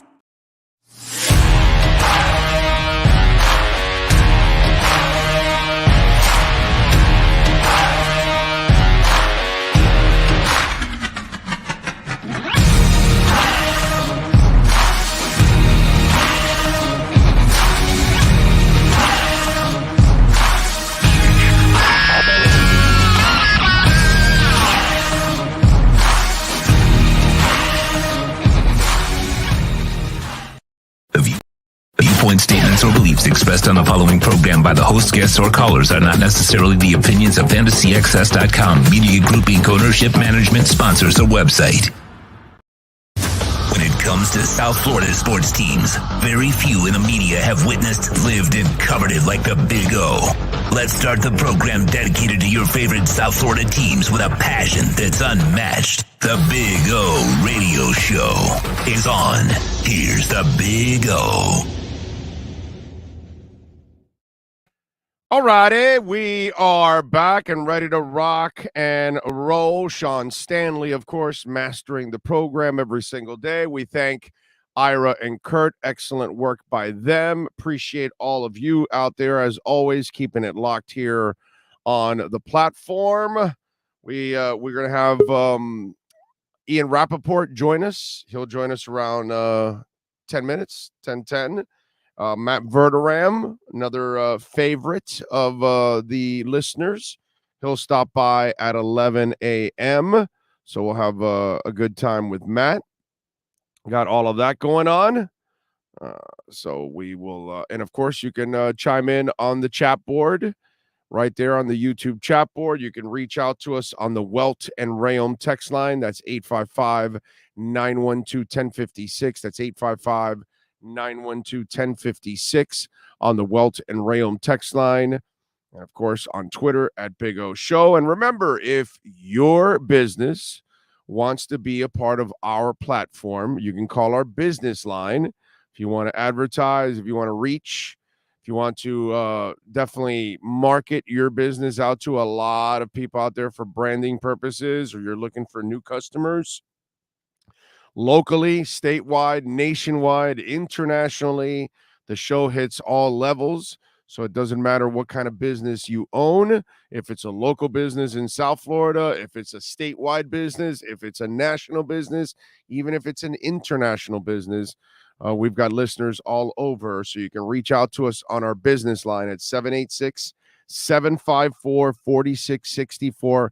That's not some kind of line to, talk sports, or nobody's going to return your call like that. So it's all about business. So if you happen to have a business and you want to be a part of our growing platform, please give us a ring, 786-754-4664. All right, there you go. I see. Blow it up, trade Bam and Jimmy. Yeah, Jimmy's untradeable right now. I don't know if you know that, but, whatever if you want. Unless you're going to get like nothing in return, because they're assuming all of the responsibility. A guy that's constantly missing games now. It's a reason why I was not a fan of this extension at all. And I said it many times over. If you don't get a star next to Jimmy in the first couple of years of this deal, it's going to be a bad deal. And it's entertaining for us. We got a winning team, and he, kicks ass. There's no doubt, but you didn't get the other star. And so now he can't even carry you as much as he did before, because he can't play nearly as much as he did before. He's got a lot of wear and tear on that body. And then you listened to him and you made him the general manager, and you brought in Kyle Lowry. Now, I think the Heat are at their own fault too, because they were already linked to Lowry many times in the past. But man, you waited way too long to go get Lowry. Sports, it's interesting. You have to really hit the right windows in sports. You have to know when to get off the gravy train. You have to know when the window's going to close. And I'm not sure if the Heat really had a good understanding of when that window was going to close with Jimmy Butler. You know what I mean? And I think it's already closed, unfortunately. You can only ask so much from that man. He's given you everything that he can possibly give you. Didn't play again last night. For whatever reason, resting or whatever. Doesn't matter to me. The bottom line is you can't use them on back-to-backs anymore. And listen, when you get to the playoffs, there are no back-to-backs. I understand that.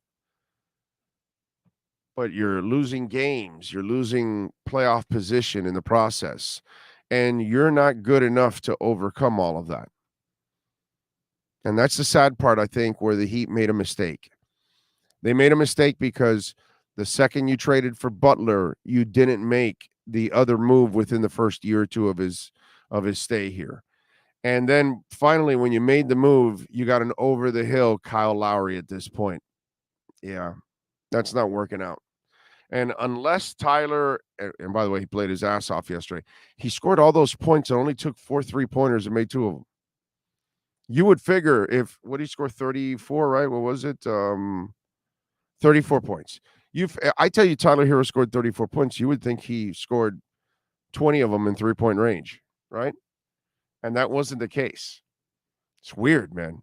But anyway, unless those guys turn into superstars, and so far I haven't seen that from Bam, and I haven't seen that from Tyler yet. Nice players, but not superstars. Yeah, that window closed. And that's the interesting part about windows. You got to know. The Jets had a window a few years back. It's been a while now, right? With Rex Ryan and Sanchez and all those guys.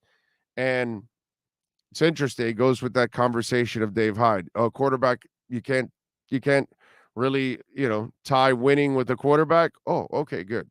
What happens if the Jets don't have Sanchez and they have like a real franchise quarterback with that defense and that running game? Oh, they win a title. Oh, I see. Okay. So, yeah, quarterback, of course. Yeah. The Rams had their window, right? They created their window and it's gone now. You got to know when your window is. So that way you're aware of when it's going to close. I don't think the Miami Heat were aware of their window. And if they were, God bless them. They tried, but they obviously failed. And they didn't get anything next to Jimmy in the first couple of years. At this point now, I just think it's hard to ask him to be that guy. And the team clearly is not good enough around him to be championship caliber anyways. Hell, right now, they need to even get they need to get over 500. That's what they need to do. All right, it is time. Let's take a trip around the NFL, baby, with the one and only Ian Rappaport. Football fans, it's time to take a look around the NFL. It's the RedRecover.com Look Around the NFL with Ian Rappaport. RedRecover.com helps pros and everyday warriors heal on the go with our medical-grade, highly specialized devices designed for each area of the body. Go to RedRecover.com to learn more about red light with videos, blog posts, and over 40 years of medical research to treat pain, inflammation, and overall well-being. Now, let's find out the latest in the NFL with one of the best reporters in the business, Ian Rappaport.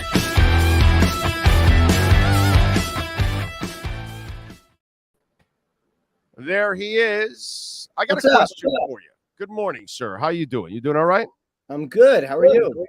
Very good. I got a question for you because I think it's an interesting debate.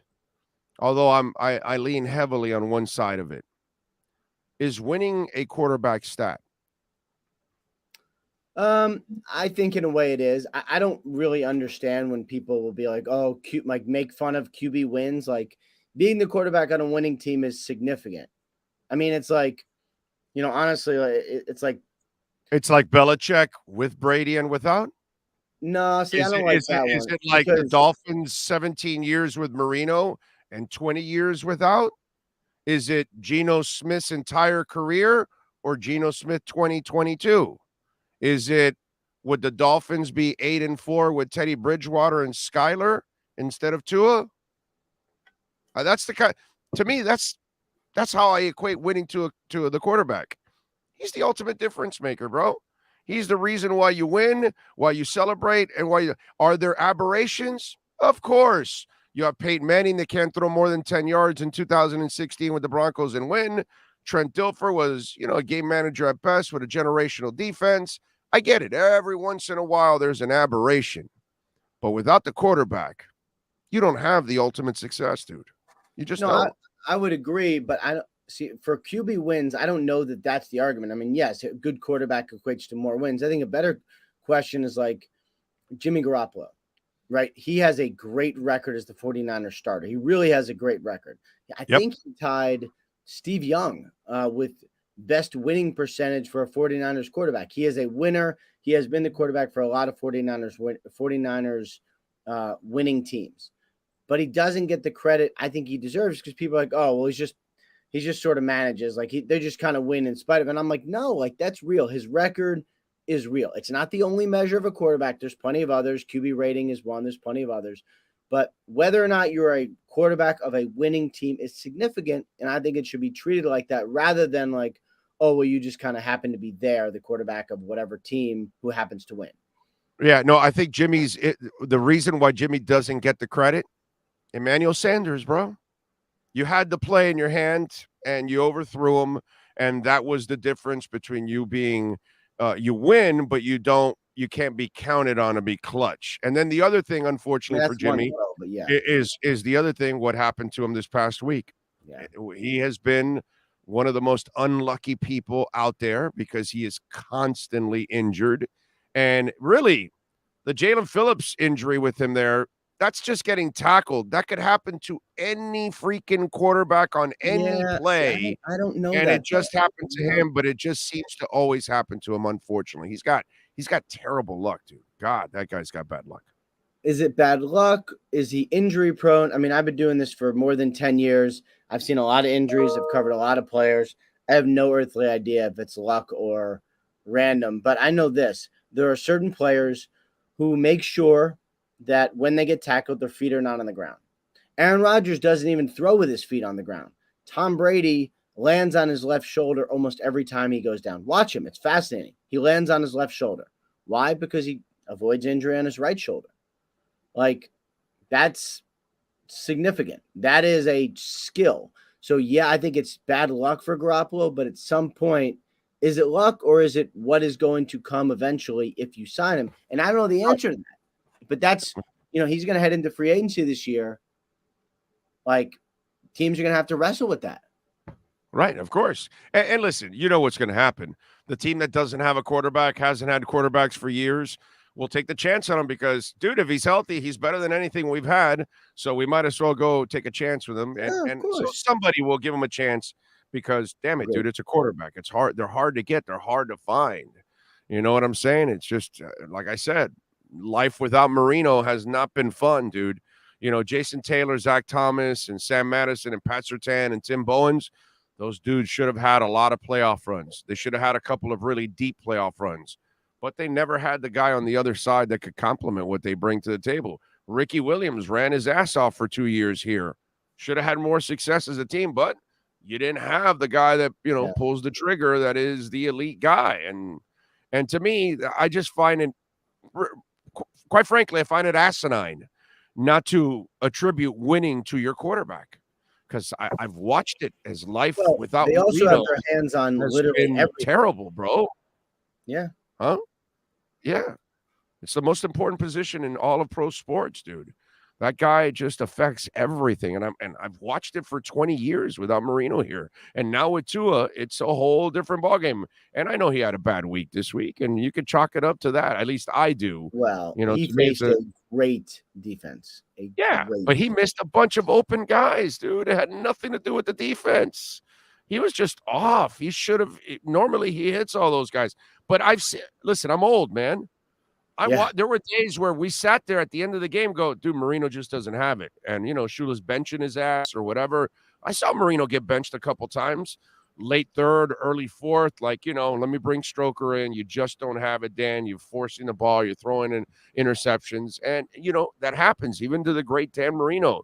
He had some days where you were just I cannot imagine. That was before my time. The thought of like a franchise quarterback getting benched nowadays is crazy. It happened. Well, listen, Don Shula can bench whoever the hell he wants. You know what I'm saying? Okay, Marino's big. Don Shula was bigger. So it didn't matter. You know what I'm saying? We're talking about Don Shula. He can bench whoever the hell he wants and rip whoever he wants. But I saw Marino get benched. Okay, I saw Marino where Shula just, hey, you don't have it today, kid. Let's it's all right, Dan. We'll bring in Don. We'll finish out the game, whatever, and it happens. By the way, speaking of injury prone, what's up with Odell Beckham now? Apparently, after the physical with Dallas, there could be some delays here. There could be some questions to signing him. What's the deal? Yeah, I mean, I don't know. I don't get the sense. I know there were some reports yesterday about the Cowboys not being happy with his ACL. I mean, I think it checked out fine. It's just what timeline do you want? Like, are you okay with, you're going to let's say he signs tomorrow. Well, then, okay, I guess that's possible. But then, It'll probably be a week or maybe 2 ramp up. Got to get in football shape. An ACL recovery is a lot. Usually it takes a full year, 11 months to a full year. He's almost there. But if you sign him, the only thing that matters is he ready for the playoffs? So maybe play the final 2 games of the regular season and then into the playoffs. That's worth it to me. That is worth it. So, I still believe the Cowboys are in position to do that. So I didn't really take much from the reports yesterday. I think it was just kind of immaterial to the overall search, I guess. Another injured guy here in Miami, Byron Jones. The coach made it sound like he thinks he might be making a comeback at some point here. Do you hear anything on Byron Jones? I really don't. And I think, it's one of those situations where, like, if he gets out there and practices, great, like, awesome. I'm not sure he's someone who I would say you'd sort of count on. But until he gets out there, it's really just kind of a thing to talk about, honestly. Baker Mayfield. Yes. The reports say Rams are the only ones that claimed him. That's true. They're 3-9. I ask you, why? Great question. I'll give you a couple reasons why. I think it made a lot of sense. So a couple reasons why. Need a quarterback. Stafford's on IR, probably out for the season. They're starting John Wolford. At least they need a backup. So they paid $1 million, $1.5 million to get Baker Mayfield as a backup. Maybe he starts a game or 2 late in the season. Maybe he's good. If he's good, you have these options. Bring him back as a backup. Okay, possible. Backup Stafford, maybe an option for the future. Maybe you like him a lot, and he is your quarterback of the future after Stafford retires. And in that case, this look-see would be worth it. Let's say he plays well and signs somewhere else for $4 million a year, right? Not out of the realm of possibility. Well, then the Rams get a compensatory pick basically for free. So a lot of good reasons. And then if he's bad, you didn't really lose anything. You don't even have to cut a guy. So a lot of reasons why it made sense for the Rams to claim him. All right. I'm just the one thing I did say yesterday that if anybody claims, Mayfield, you got to have a strong quarterback room. And at least that Stafford is the guy. So there's no discussion there. And I don't know if he's even going to be willing to come back. I don't know what he views himself as. That's the thing. Has he been humbled enough at this point to know that the league is only going to look at him as a backup right now? Nobody's really going to look at him or say, oh, no, yeah, we want to bring you in to compete for a starting job. I don't think he sees himself as a backup at all, but I think that's okay. Like, it sounds like, Carolina was a tough situation, obviously got benched, got injured. It was a lot. Coach got fired. It was a lot there. I would say he handled himself pretty well. Left Carolina as a pretty good professional, as a good person. So I'm not worried about him in the room. I'm just wondering, like, is he good? Because in Carolina, he was not very good. And after shoulder surgery, remember, he had surgery on the other shoulder to repair some torn labrums. He wasn't very good after surgery. Hasn't been very good after surgery. Was something mechanical messed up there that he can fix with Sean McVay or not? That's really my questions. I'm not so worried about behavior. I'm worried about football. Yeah, no, I'm with you too. I don't think he's a good football player as it is. So I just, that's to me why I was just wondering maybe get somebody else, but okay. The compensatory part is kind of interesting if he does do something actually half decent and somebody signs him. John Robinson fired by the Titans. A little bit of a surprise, and reading up, the first round history, people were pointing at that. But I get it if you don't necessarily succeed a lot in the first round, but if you're succeeding in other places, in other rounds, and street free agent, if your team is winning and the roster is usually pretty solid, you would think he was doing a good job. There's just a part of me, since I've been through it down here, was there a power struggle? Did John Vrabel want more power in personnel since he's been there for a while and he's proven that he's a hell of a coach? So I'm just wondering, is this turning into a Vrabel will have the influence on who the next general manager is, which indirectly means he will have an influence on what happens in personnel? To answer the second question first, I would say I expect him to have influence on who the GM is. I do. everybody wants to know about the timing. Why would you fire a guy with a couple games left or in first place? 2 possible reasons for the timing. One, if you fire him now, you don't have to worry about him winning a playoff game, and maybe you can't fire him after that, right? So, like, fire him now, make sure he doesn't win a playoff game, like, just make the move and move on. The other thing is, it's a couple days after the A.J. Brown game.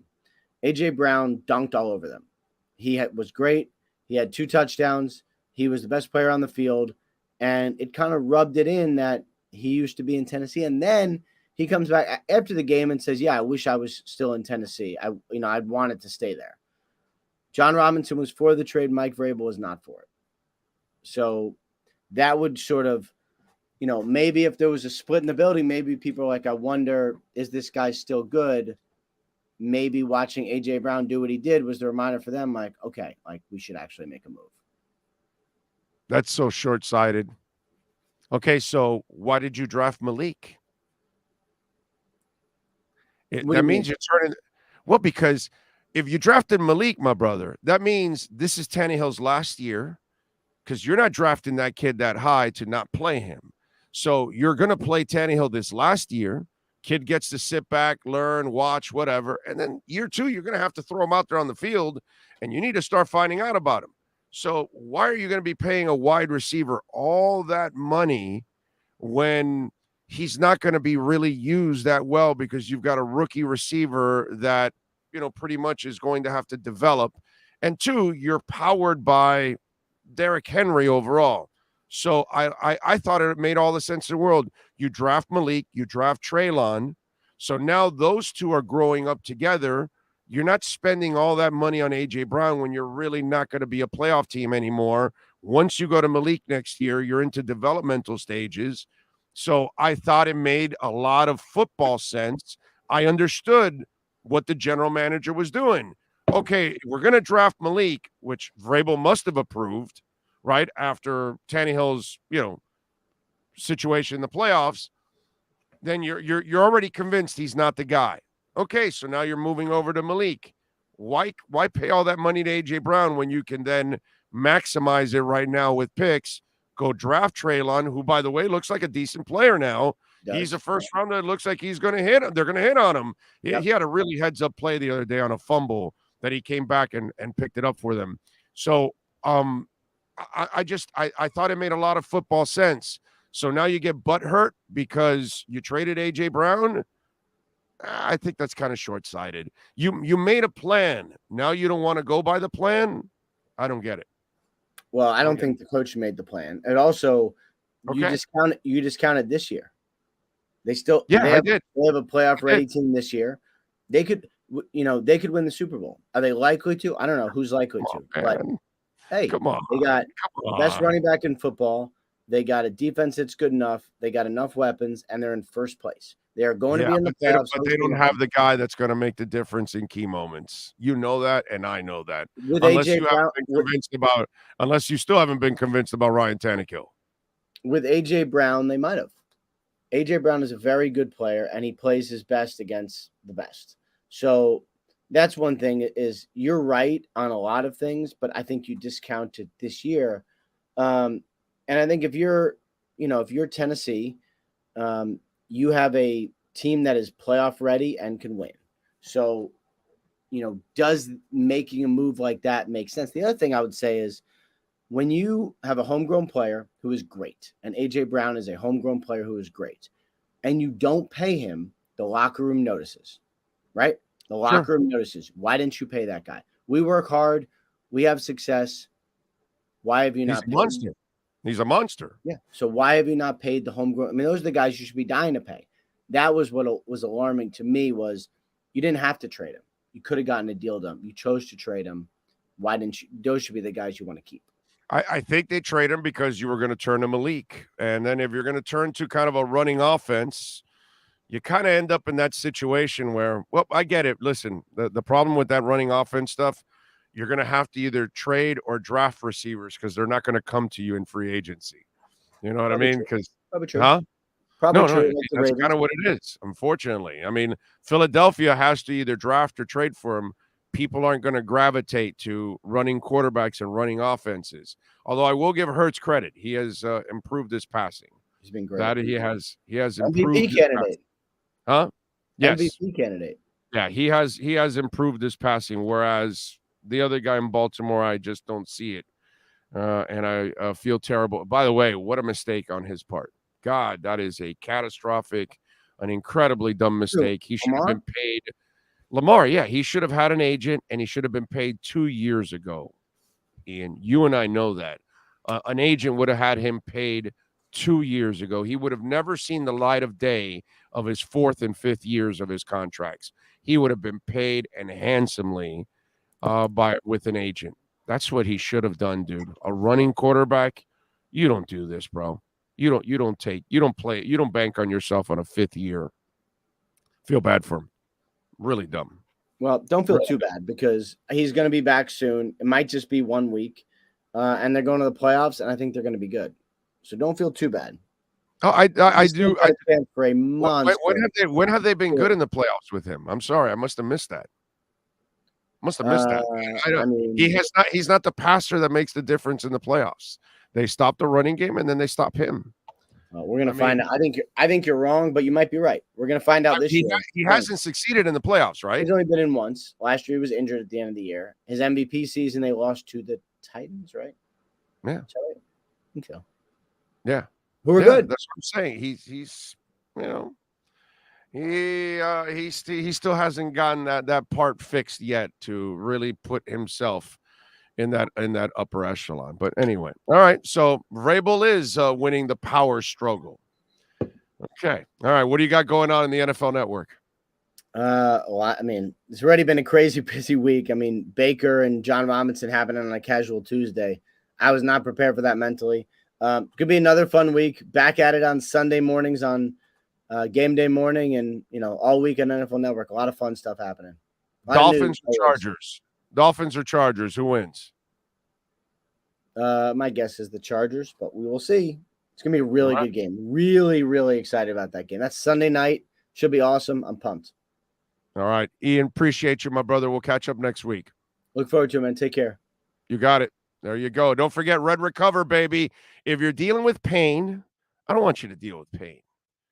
I mean, pain, discomfort, old injury, old surgery. We've been telling you about Red Recover for a while now. By the way, you can save 30% right now. Right now, 30%. While it lasts, go. RedRecover.com. You use our code Big O, it's 10%. Right now, we got a sale going on, 30% off. These things are inexpensive as it is. So if you got shoulder, elbow pain from tennis or pickleball or whatever it is that you play, knees, ankles, back, you name it. We've got wraps for the dogs, for their hips. It's great for the kids too. It's all natural. It's red light therapy. There's no anything wrong with it whatsoever. There's no drugs, nothing involved. It's red light therapy. That's it. It's healthy and right for everybody. They even have a hat to help you grow your hair back. If you're recently losing your hair, not if you've been bald for years and years, it's not going to save you. But if you're in the process that you started to lose your hair and maybe you want to save it, well, red light therapy can help there too. If you're a workout warrior, okay, and you're going to go play your basketball, walking, running, pickleball, tennis, whatever it is that you do, and you normally have certain areas that you have some soreness, you get the wraps for that certain area, and you treat it before and after your workouts, and you're going to see how you're going to optimize your workouts. Go to redrecover.com, check out the video blogs. Right now, 30% off. Go to redrecover.com. Take advantage, folks, before that sale is gone. redrecover.com. You've been listening to the RedRecover.com look around the NFL with Ian Rappaport from the NFL Network. RedRecover.com's wraps and pads are designed to deliver maximum benefits with each treatment anywhere you go. Go to RedRecover.com to learn more about red light with videos, blog posts, and over 40 years of medical research to treat pain, inflammation, and overall well-being. Use code Big O for 10% off. The RedRecover.com look around the NFL with The In Rep Report is mastered by executive producer Sean Stanley. All right. Darth Cater poster is in. Just got it in the mail today. Backroomcollection.net. By the way, he makes all kinds of great posters. Okay? Check it out right there. The Darth Cater poster. And by the way, I got to say, thank you, my man, because you packed it the right way also. It comes in a tube, and it comes in this plastic that it's also wrapped in, so it really protects the poster. You know, sometimes people just put the poster inside that tube, and the poster's kind of rubbing up on everything. No, man, the bag he puts it in, it protects it, so it looks absolutely sweet. So now I've got to just now, frame it, and then I can. But if you want to get your own Darth Cater poster, and you can get it any size you want. You can get it a smaller size or a bigger size than this. It's up to you. I wanted this size, which I think is like 16 by 24, I believe it is. That's what it is. But this thing is absolutely badass.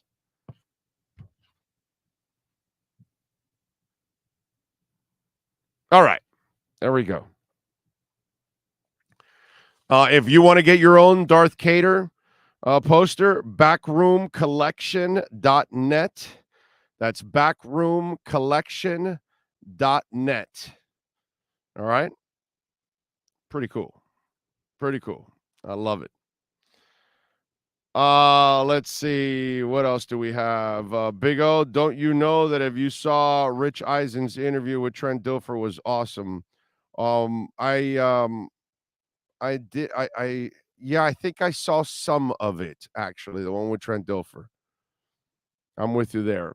I talked about the Fisher signing yesterday. It's a terrific signing at this point. It can't hurt. I don't know if he's healthy enough. I don't know where he's at mentally and physically, but I know he wanted to retire. And so I guess being time off, hopefully he's fresh. The good thing is he doesn't have to play every day. So I talked a little bit about it yesterday. It's the kind of move that it can't hurt you. It can only help you, because if he doesn't work out, you just release him and move on, and you've got other guys that you're trying to, get it done. So there you go. I don't think Fisher can play much anymore. Well, we'll find out. At this point, nothing hurts. Shell was not a good player, and all of a sudden he comes here and gets in shape, and he's done a serviceable job. So you just never know. It's one of those things that it's hard to really predict what's going to end up happening when somebody. And remember, if he only has to fill in, he might be better than having to play every down for whatever weeks on in, and then it really creates a problem for you. You know what I'm saying? Big O, does Xavier Howard have a clause in his contract that says he does not have to tackle, or is there just just throw a shoulder?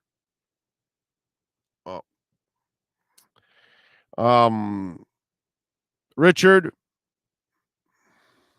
I talked about this.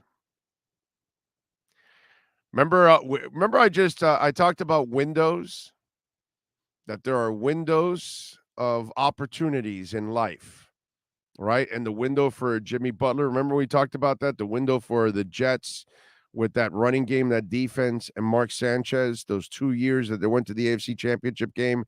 If they have a real quarterback, there you go, right? What did I tell you about the window with X a year ago? The problem is most of you don't have the balls to say it, admit it, or even think about it. That has nothing to do with balls. Most of you don't have the foresight. And then most of you don't have the balls to actually say it. Sometimes no matter how good a player is, there's a time that you have to part ways with him. And I told you, with all those knee injuries he's had, I know he had the off the field issue, but that hasn't been an occurrence ever again. So not something that we can mention anymore. And then he had the contract issues on a consistent basis, which was a pain in the ass. And I told you over a year ago, you have to trade him. You have to trade him now because later on you will not be able to trade him because of the salary and the injuries will pile up. And guess what? He's got more injuries now. He has not played well this year. He is not playing up to snuff. And if he comes back with another one of those years, the good thing is that after the next year, you will then have that window to release him and take a cap hit. But if you trade him when I told you to trade him, you would have gotten multiple picks. And one thing that this front office has proven, they can find defensive backs. Oh, no, but you can't find another defensive back like X. 10 interceptions. Where are they? Oh, you make it sound like he's going to get 10 interceptions every year from here on out. Prisoners of the moment. That's why most of you don't have the balls to have the foresight. You don't have the balls to actually say the tough thing. You need to part ways with him. And the front office, here's where I give them a break on this. They got screwed by the whole Flores thing. See, if you would have gone all out the last 2 years on offense and done some of the stuff here and had the right coaches, you would have already been able to find out about Tua and then you could move on. But because this year was desperation and you have to find out if you can win with him this year and next year, you had to keep X. You had no choice. Because you just can't go draft and replace him right away. You have to draft and develop a guy normally. Sure, there are those guys that will come in and make the seamless transition, but you don't know if you're going to get that. Even X didn't turn into X in his first year. It took him a little bit also to kind of figure it out. But, what can I tell you, man? Listen, man, I'm used to this. So I'm used to saying the things that people aren't willing to say and think the things that people aren't willing to even cross. And then eventually it's just brutal honesty. And then you realize, yep, he was right. And nobody can tell me that I wasn't right. A little over a year ago when I said, you got it. Actually, a year and a half ago now, maybe a little more, when I said, you got to trade X.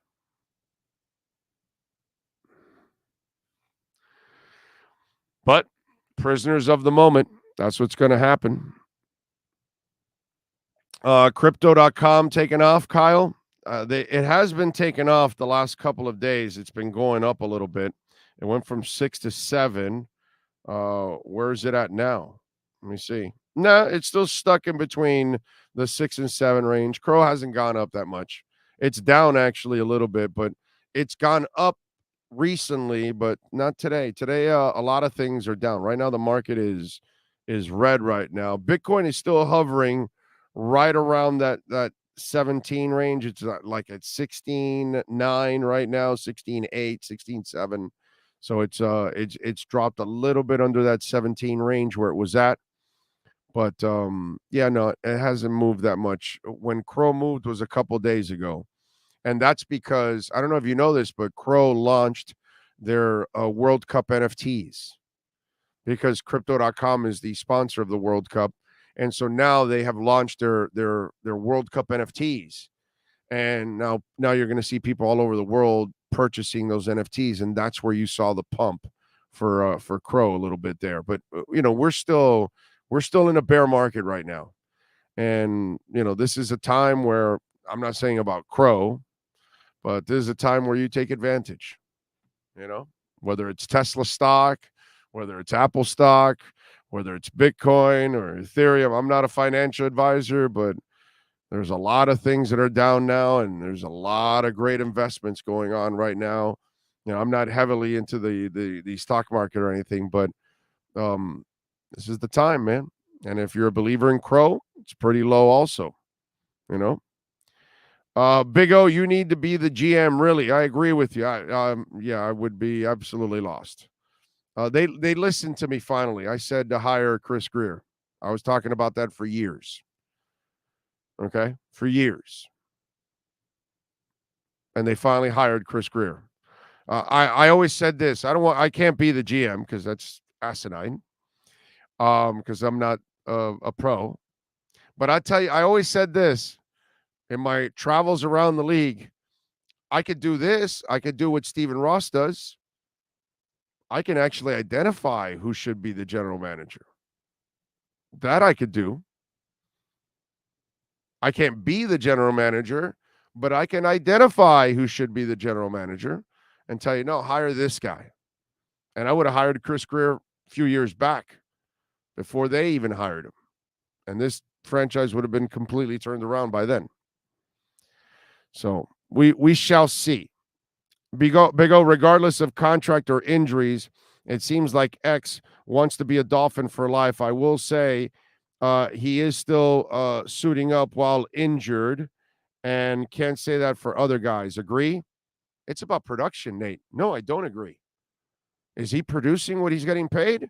I don't give a shit that he wants to be a Dolphin. He wants to be a Dolphin because they gave him the money now, dude. They gave him all that guaranteed money that he was looking for at this age. That's why he wants to be a Dolphin, dude. Don't fall for that. I mean, I commend him for playing. Yes, obviously. I commend X big time for playing and toughen it up. But that's what he's supposed to do.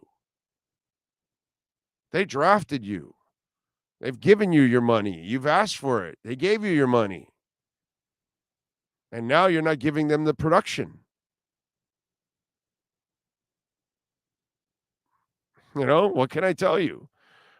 Completely disagree with you on that. It's not an emotional thing that he wants to. You still got to produce, dude. It's great you want to be a Dolphin, but you still need to, play according to your salary. He's getting paid to be one of the best corners in the league, and he's not right now. It's a shame. I commend him for playing through the injury, but this has kind of been your MO too. You've had injuries. So, no, you and I are going to disagree on that one. This is not about getting sentimental. This is about winning, dude.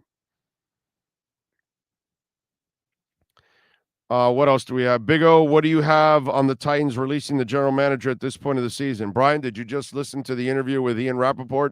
We just had it. You might want to rewind and listen. Big O, I think 80 points will be scored in the Chargers-Dolphins game.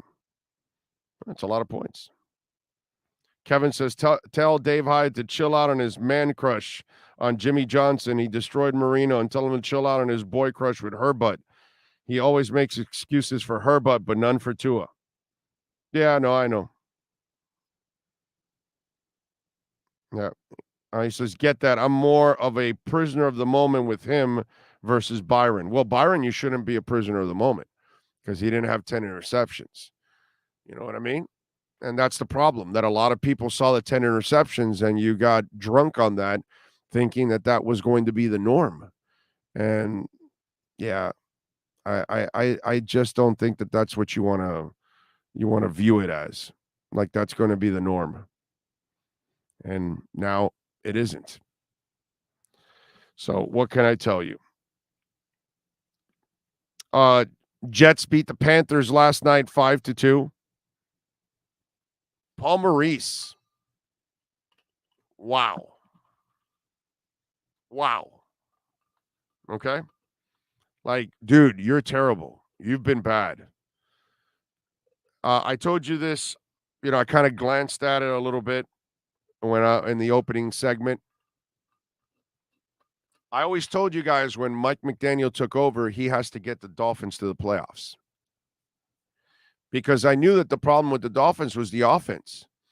And you had enough of a team that you won 9 and 10 games the last 2 years with shitty coaching. So if your coaching improves, which it has drastically on offense, night and day, it's not even close. It really is amazing, huh? How incompetent those people were on offense last year. And Flo was just a joke. But I said, if you can win 9 or 10 games with that deadbeat as a coach that can't build an offensive staff, then Mike McDaniel, offense. You're supposed to be in the playoffs. Well, they're on the brink. They need a couple wins, and they're in. And to me, that's the way I kind of viewed this situation. And when I look at Paul Maurice, he took over a hell of a team. Won more points than posted more points than anybody else in the league. Got to the second round. And I'm not seeing a team that's playing better than that. So you're supposed to get what was there last year and make it better. And when I watch the Panthers, I am not watching a coach making it better.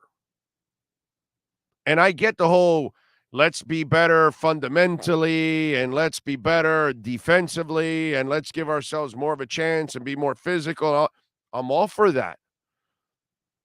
Oh, this open out style, this, that. Well, but it's still more successful than what you're doing right now. We'll see. But what is it? 26 games in. You're 12-10-4. You just lost to a team that's 16-7-1, which is what I thought the Panthers would be, something like that instead. Paul Maurice picked up a hell of a team. He's supposed to try to make it better, and he's not. Mike McDaniel picked up a half-decent team because 9 and 10 wins is not bad. It's half-decent, man. And he's making it better. This week he has a chance to already tie what you've accomplished in one of those seasons with your 9th win. Paul Maurice has been an absolute disappointment for the Florida Panthers. Bad hire so far. But luckily for him, 26 games isn't how we judge him. So we will find out if he continues down this path or it gets better. On the Heat side, last night, you're playing the Pistons without one of their best players. I mean, the other day you lost to a team that was missing a whole bunch of starters. Miami is 11-14 in their first 25 games. So you're about a third of the season in almost. Okay, a couple more games and you're in the third of the season. And you're under 500. Tyler was terrific. No Butler last night. And you lose by 20 to the Pistons. Uninspiring. Nobody can defend. I don't know what happened to the Heat defense, man. But what has always been a pillar of stability for this franchise, can't say that that's the case. It's gone downhill the last couple of years. It started last year and it's gotten worse this year. I mean, very unheat-like. And I love Spo. I don't know if he just has a bad combination of players, and maybe that's what it is. But I got to say, man, very unimpressive what's going on with the Miami Heat. It's, as I tweeted out yesterday, they're uninspiring to watch. It's like, okay, there's a Heat game. No excitement whatsoever. Panther game. No excitement. It's almost like I'm going through the motions just to watch them, just in case I get questions from you guys. But it's not like I'm watching like I look forward to it so desperately like the Dolphins now. Ira's right. The Dolphins used to make us cry, and like they're the only ones that don't make us cry. Isn't that crazy?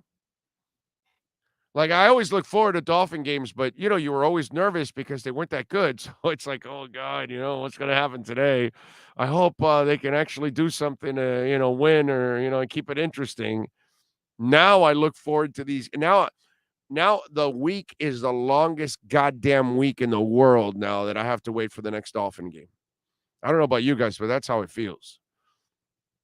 And then when I'm looking at the Heat and the Panthers, I almost feel like I'm in the process of sticking bamboo under my nails. Like, I cringe to watch those teams right now. Like, really? You guys, man. It's sad. Big O, are you at all natural like the Liver King? I don't know what does that mean, Sean? Do you pick that up? Do you pick up on what the hell he's asking me? Are you all natural like the Liver King? The Liver King was this guy that supposedly was built and came out that he used steroids. So I'm guessing he's asking if you're all natural. I don't know. I'm not sure where he's going with the question, but yeah, I don't know where you're going because I'm not built. Have you seen my body, bro? I'm just a regular fat guy. I'm not exactly. It doesn't take steroids to build me up. It takes, Chipotle and Fuddruckers and, all kinds of other food. So technically you're not natural. Yeah, that's true. Actually, yes. Not natural. Yes. Yep. Yep. What else do we have? McDaniel is like Coach Prime at Colorado. He brought his luggage with him. AO. Yes. Avante Williams. He entered the portal for Miami. Oh, yeah. What's up with him? Yeah. He got offered by Colorado. Oh, nice. Okay. Well, they're going to take all kinds of guys. So yeah, they've got to turn things around. GP Trap goes, you're right, Big O. I haven't been interested in the last 3 Panther games. I'd rather watch the Batman for the 226th time. And let me tell you something. For GP Trap to say he's not interested, like he's lost interest in the Panthers, that's some shit. Because I follow him enough on social media and go back and forth with him. He effing loves the Panthers. Like, he adores watching the Panthers. So you can tell it's like painful for him. Liver King was busted for steroids. Wow. Okay. John Yang says, just a joke, LOL. Okay, but it's not a good joke for me because I don't resemble anything with steroids. If I was all cut up and all that, let's have some fun with it. And I didn't earn it. And I, had to cut corners and all that. That's fine. If you want to do that, we could have some fun with it. And you want to call me a juice head or something, or, hey, you belong in the Syringe Hall of Fame or something. That's fine. We can roll with it. But this body is not a body that is steroid at all. Not at all, my man. Not at all. Let's see. I bought and paid for every APP imaginable to maintain watching the Heat and Panthers every game, every minute. Now that I moved to North Carolina and I can barely watch what I paid for. So hard to watch. I'm sorry, Giovanni, man. That sucks, dude. That sucks. And by the way, I hope you're not in North Carolina where they had all those power outages. We had some idiots go shoot up a power plant in North Carolina. Like, what the hell is wrong with people? I don't know if they finally caught those idiots in North Carolina. For our listeners in North Carolina, I hope they do. I hope they put his ass in jail for like 15 years just for the stupidity. Not that you really deserve 15 years in jail for shooting up a power plant, but the fact that you're that stupid that you would shoot up a power plant, then put a whole crap ton of people, thousands and thousands of people out of power for days. Dude, you deserve like something really, really nasty for you. Put your ass in general population in Rayford for the next 15 years. Does that place still exist? Frankie Fresco, thank you for the love in the super chat. AEW Wednesday, FTR or the Acclaim?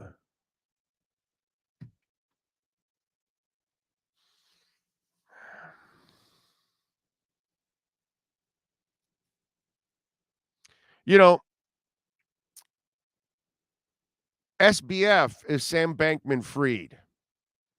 And that guy's a scumbag. And he, ripped off a lot of people. and did a lot of shit, and I hope he serves a long time in jail, speaking of jail. And because FTR sounds a lot like, SBF, it reminds me. So I'm going to go with the Acclaim, because I'm going to claim that the Acclaim is going to win this one right here. Okay, so I'm going to go with the Acclaim over FTR. What do you think about that, Sean? Yay or nay? What am I getting? Oh my God, he's coming on. He normally just gives me a thumbs up or thumbs down now. Yeah, because Tony Khan, usually it's a pretty clear winner on these, but this one could go either way because FTR is the Ring of Honor Tag Team Champions. Pay-per-view is this Saturday night. They are still yet to be booked in a match. So I think what's going to happen is you're going to have a schmoz, which is somebody running in and attacking FTR to set up for the match, which would then technically give FTR the win because it's a disqualification. But you can't go wrong with the Acclaim. I don't think the Acclaim lose. I just don't think that they're necessarily going to get pinned or pin FTR either. That's some confusing shit. You got a pay-per-view coming up. You got to sell it this Saturday. Okay. All right. All right. When's the next wrestling show, by the way? Huh? When's the next wrestling show? Tell the folks. No? Yes? You haven't done one in a while, right? Well, I mean, we finally got one Saturday off, but now they've dumped the Dolphins on us late Saturday nights. Oh, that's right. Sunday nights. I mean, once we get back to a normal schedule, yeah. Okay. And by the way, there is a positive to the Saturday night game now, Sean. I just thought about this a couple of days ago when they announced it. I told my wife, I just realized that because, the Sunday night ones suck ass for you and I, especially for me, because, I waste my voice out for several hours and then a few hours later, I got to do another 3 hours. So it's kind of a little rough on the voice. But if we're doing it on Saturday, it allows us Sunday to recover and then get ready for Monday. So you got to find the light at the end of every tunnel. You know what I'm saying? That's kind of what it's all about. But also, you've got Sunday night this week, right? Yes. Yeah. No, this week sucks. Well, no. But what I'm saying, though, is now you go into the whole week and you don't get a break on Saturday going into Sunday. True. Yeah, but the good thing is I'm not on till Saturday night. So I'm able to rest all day at least, not early in the morning again. You know what I'm saying? So that buys me a little time. All right. Okay. All right. As I have my honey and lime now to keep it going because it's been rough, I got to tell you. Anyway. All right. Let's do it, baby. Let's get ready for hour number 2. Matt Verderam will step in. We will actually step into the huddle to start off hour number 2 right here on the Big O Radio Show on the Sports Talk 305 Network.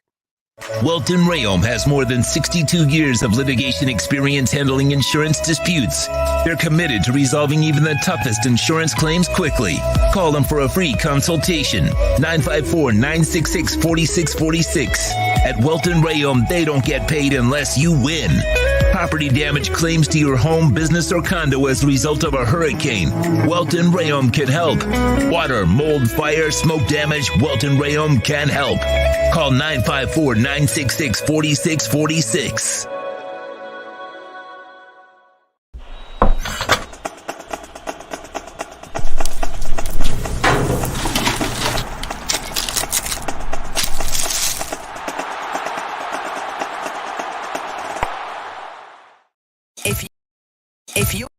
If you're a Miami sports fan, If you're a Miami sports fan, then there's only one store to go to, and that's Caneswear at Miami Fanwear in Davie. They're your one-stop shop for all your inner Miami CFs, Canes, Dolphins, Panthers, and Marlins merchandise. They have hats, t-shirts, game day jerseys, and so much more. Located at 2511 South University Drive in Davie, and open 24/7 online at caneswear.com or innermiamiwear.com. Call them at 954-835-5597. Caneswear, the spot where inner Miami and all Miami sports fans shop. Welcome to Red Light Therapy, a revolutionary technology perfected by NASA to aid in muscle strengthening and recovery. Red and infrared light has the capacity to penetrate deep into the cell's mitochondria, potentially leading to increased energy, faster recovery, and the optimal performance your body demands. Train, fight, recover. The viewpoint statements or beliefs expressed on the following program by the host, guests, or callers are not necessarily the opinions of FantasyXS.com, Media Group Inc., ownership, management, sponsors, or website. Let's huddle up with Fanside National NFL reporter Matt Verderam. The Huddle is brought to you by RedRecover.com. RedRecover.com's wraps and pads are designed to deliver maximum benefits with each treatment anywhere you go. Go to RedRecover.com to learn more about red light with videos, blog posts, and over 40 years of medical research to treat pain, inflammation, and overall well-being. Here's NFL reporter Matt Verderam. There he is, the man, the myth, the legend. That is Matt Verderam. Good morning, sir. How are you doing? Doing great. How are you? Excellent, excellent. How is Chiefs Nation after the Bengals defeat? I would say most Chiefs fans, it's like a 5-alarm fire. That's just kind of the way it goes. I think the Bengals being their big brother at this point has really gotten in a lot of people's heads in Kansas City. Do you believe it? I mean, it certainly got in the fan base's head. I think it's a combination of two things. Like they do not play well against the Bengals. I mean, they've taken a ton of penalties. They turn the ball over. I don't think they're in their head. I just think the Chiefs make a lot of mistakes every week. They just are more talented than most teams, so they win anyway. Right. Like they've played 12 games this year. They've turned the ball over in at least 10 of them. I mean, they turn the ball over constantly. They take penalties. They special teams have been a mess this year, which is actually weird. Normally they're not, but I think it's a combination of the Chiefs do not play sound football a lot of the time, and the Bengals have a lot of confidence against the Chiefs because they feel like they're going to beat them every time they play them. So when you get in those moments, the Bengals, they find a way. You look at the Travis Kelce fumble, right? I mean, the Chiefs are moving down the field. They score there. They're up 11 points in the fourth quarter. The game's probably over. And Kelce, who never fumbles the ball, fumbles. Like it's just one of those things. So I don't think it's necessarily like schematic. I just think it's one of these deals where the Chiefs just find ways to keep teams in games, and the Bengals are good enough to take advantage of it. Yeah. And they're dangerous enough that they can beat anybody. That's the thing about the Bengals. They're just dangerous enough. Can I ask you something? Because I got into it with one of the columnists today because I disagree with it, but I'd like to know what you think. Is winning attributed, or would you attribute winning as a stat to a quarterback? I look at life without Marino for 20 years. Right. And and then I look at life with Marino, and then I look at Tua, and I say no quarterback would have been 9-4 the last 20 years that I've been here, except that guy. Yeah, you know what I mean? I've had this conversation with a lot of people. I think there's shades of gray with this. So I would say that I think certain quarterbacks, they're winners. Like if they went to another place, they would win because they're great players. Look at Brady, right? Belichick without him. That team, without Belichick, sure, but take even Belichick out of this for a second. That franchise sucked by and large for 40 years and Brady gets there and they win 1,000,000 rings, and Brady leaves and they can't win a playoff game.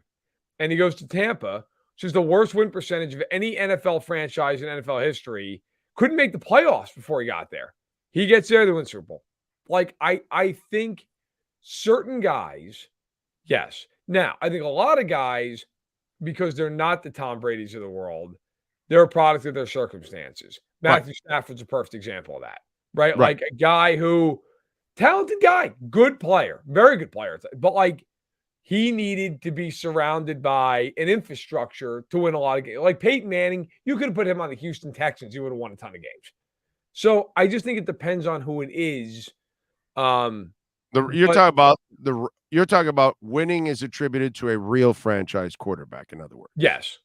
If you are, to me, if you're the Peyton Mannings, the Tom Brady's, the Mahomes difference of the world, the Elways, you're going to win. I don't care where you go. You're just so gifted. You're so great. You're going to win. Then you get into like, look, I'll give an example of a guy I think is a very good quarterback, but I don't think he's on that level. Dak Prescott. Dak Prescott to me is a very good player. If you put Dak Prescott on the Lions, they're winning 7 games. Like they're not. He needs more than that around him. But if he has that around him, he can win a Super Bowl. So I think it depends. Like Derek Carr is another example the other way. Derek Carr has been saddled with garbage most of his career. If Derek Carr had been, let's say, on the other side of the bay, and he played for the 49ers his whole career with Kyle Shanahan. Or the Rams last year. He could win a Super Bowl. I think a lot of guys are products of like their environment and their infrastructure. And then there are the 5 or 6 guys who are like, look, man, put them on any team. And as long as they have any semblance of help around them, they're going to win a bunch of games. Right. Yeah. No, I'm with you there.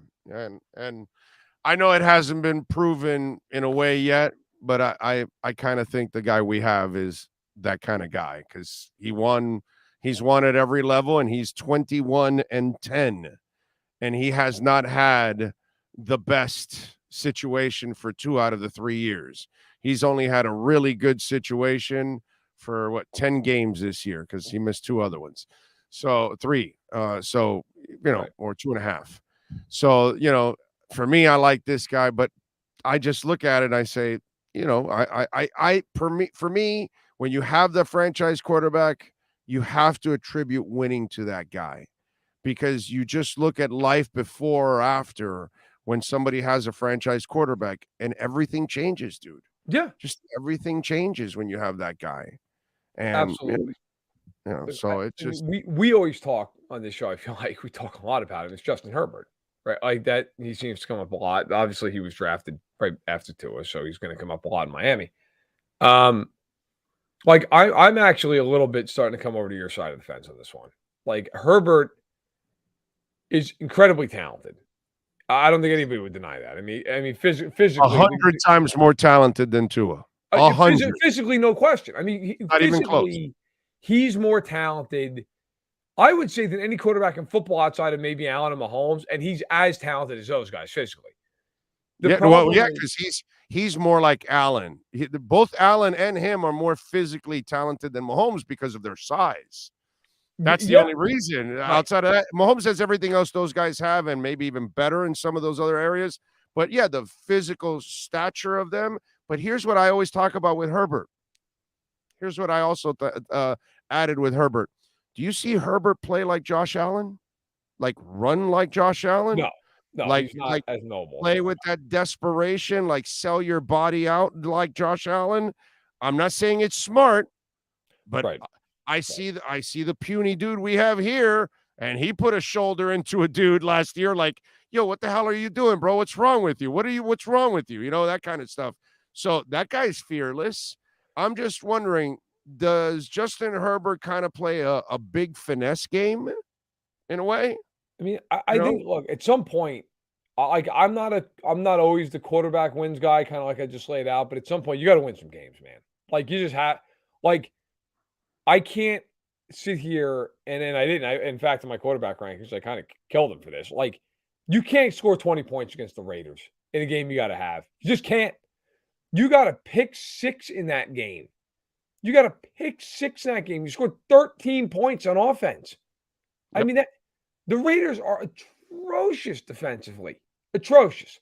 Like, And I don't look, I get it. The people are like, well, he got sacked, but something. I don't care. I don't care. Like, go out and score some points. He has weapons, dude. It's not like he lacks weapons. I mean, come He's got on. weapons. You got Eckler, you got Allen. I know Williams was out. All right, fine. DeAndre Carter's halfway decent. You got tight ends. Like, score. No, the other kid has played super well. What's his name? Carter, DeAndre Carter. Is it Carter or is it no? What's the other kid? Josh Palmer. Palmer. Okay, that kid. He's played well too. Actually, you've got to win that game. They've had some guys there fill in that have done a nice job. Plus, you have Keenan, and you still have your running back, bro. I mean, and look, at some point too, like you just got to win these games. Like, it took a miracle for them to beat the Cardinals. I mean, I will say, and I try to be fair. I also blame a lot of it with the Chargers on the fact I think they are horrifically coached, and I think defensively they're a sieve. So Herbert's always put in these positions where they have no offensive scheme, and defensively the team is a wreck. That being said, sometimes you have to, if you're the great quarterback, if you're the great upper tier, all pro level player, you overcome it. Like, you just overcome it. Look, I watched Mahomes' rookie, well, it's not rookie year, first year starter. They couldn't stop a nosebleed the entire year. And they're a coin flip from the Super Bowl. Like, that team could not stop anybody. Now, granted, much better coach, great weapons. Like, I understand Mahomes had some more advantages than Herbert. But at some point, like, if the Chargers don't make the playoffs this year, which I don't think they're going to, if they don't make the playoffs this season, that conversation's got to start a little bit around Herbert. Like, okay, are you going to give him $55 million a year? You probably are, and I think you should, because he's great. He's a great talent, and I think it's more about the coaching and the defense. But it is fair to look at this and go, all right, look at his contemporaries.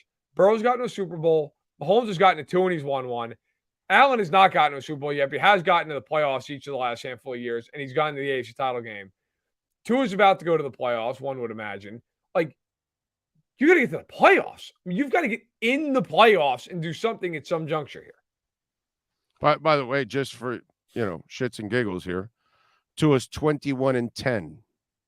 Herbert's 21-23. Yeah. I mean, at some point it matters if you win games. Like, Lamar's another guy I didn't mention. And he's had the better talent overall for 3 years. Yes. Does Tua have an advantage this year? Yes. But he had the clear advantage for 2 years in talent. And he still has an advantage in the running game, by the way.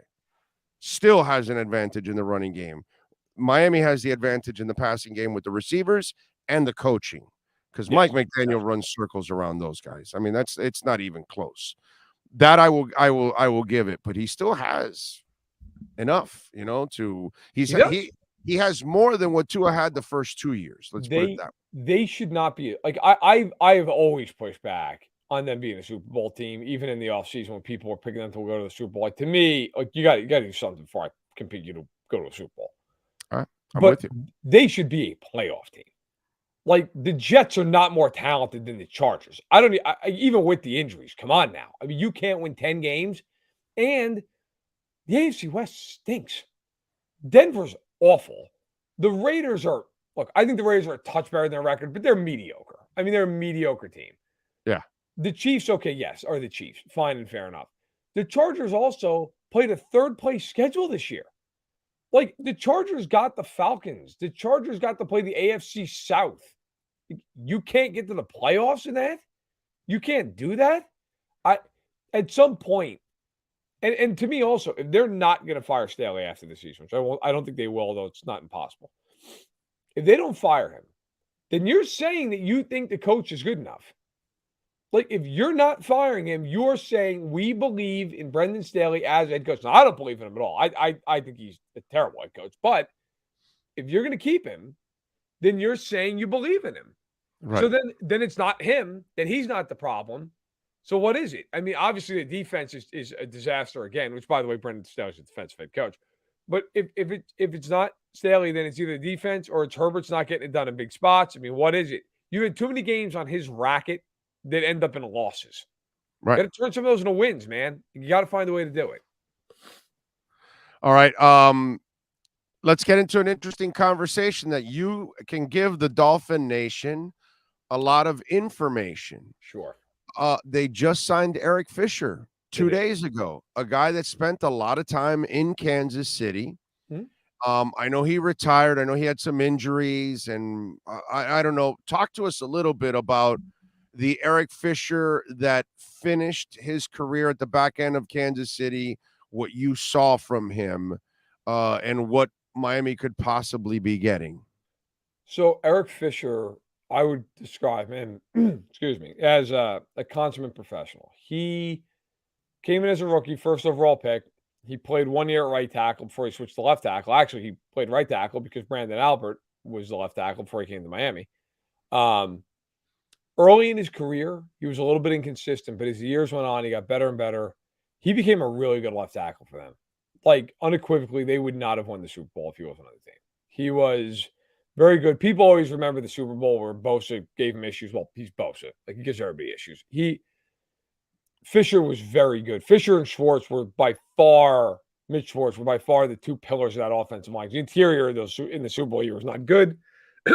I think the thing with Fisher was, unfortunately, he tore his Achilles in their 2020 AFC Championship game. He got cut after that. I think they would have cut him anyway. Financially, they were just in a bind. He went to the Colts. I don't believe, just watching him play, he was 100% healthy. He never looked right. The question for me with Miami is he healthy? If he's healthy, he can play. Right. If he's healthy, he's a good look. The kind of guy he is, he's good in the run game. He's not overpowering, but he's solid in it. He's good technically. In the pass game, he's good athletically. Like, to me, he will deal with this speed guy a little bit better than he'll deal with the power guy. Power guy was always able to get into his chest a little bit. Speed guy, he could always – now, you move him to right tackle, that changes a little bit. But a left tackle, that's how he played. I would say overall, though, Eric Fisher was a really good player for the Chiefs for a long time. And if he's healthy, I think he's definitely a plus signing for Miami. In fact, a lot of people in Kansas City wanted the Chiefs to sign him to replace their current right tackle. So, wow. I think he's a quality signing if he's healthy. If he's not healthy, well, then it is what it is. But if he's healthy, good help him. The only thing I guess the ray of hope that I'm looking at here is he's been off all this time.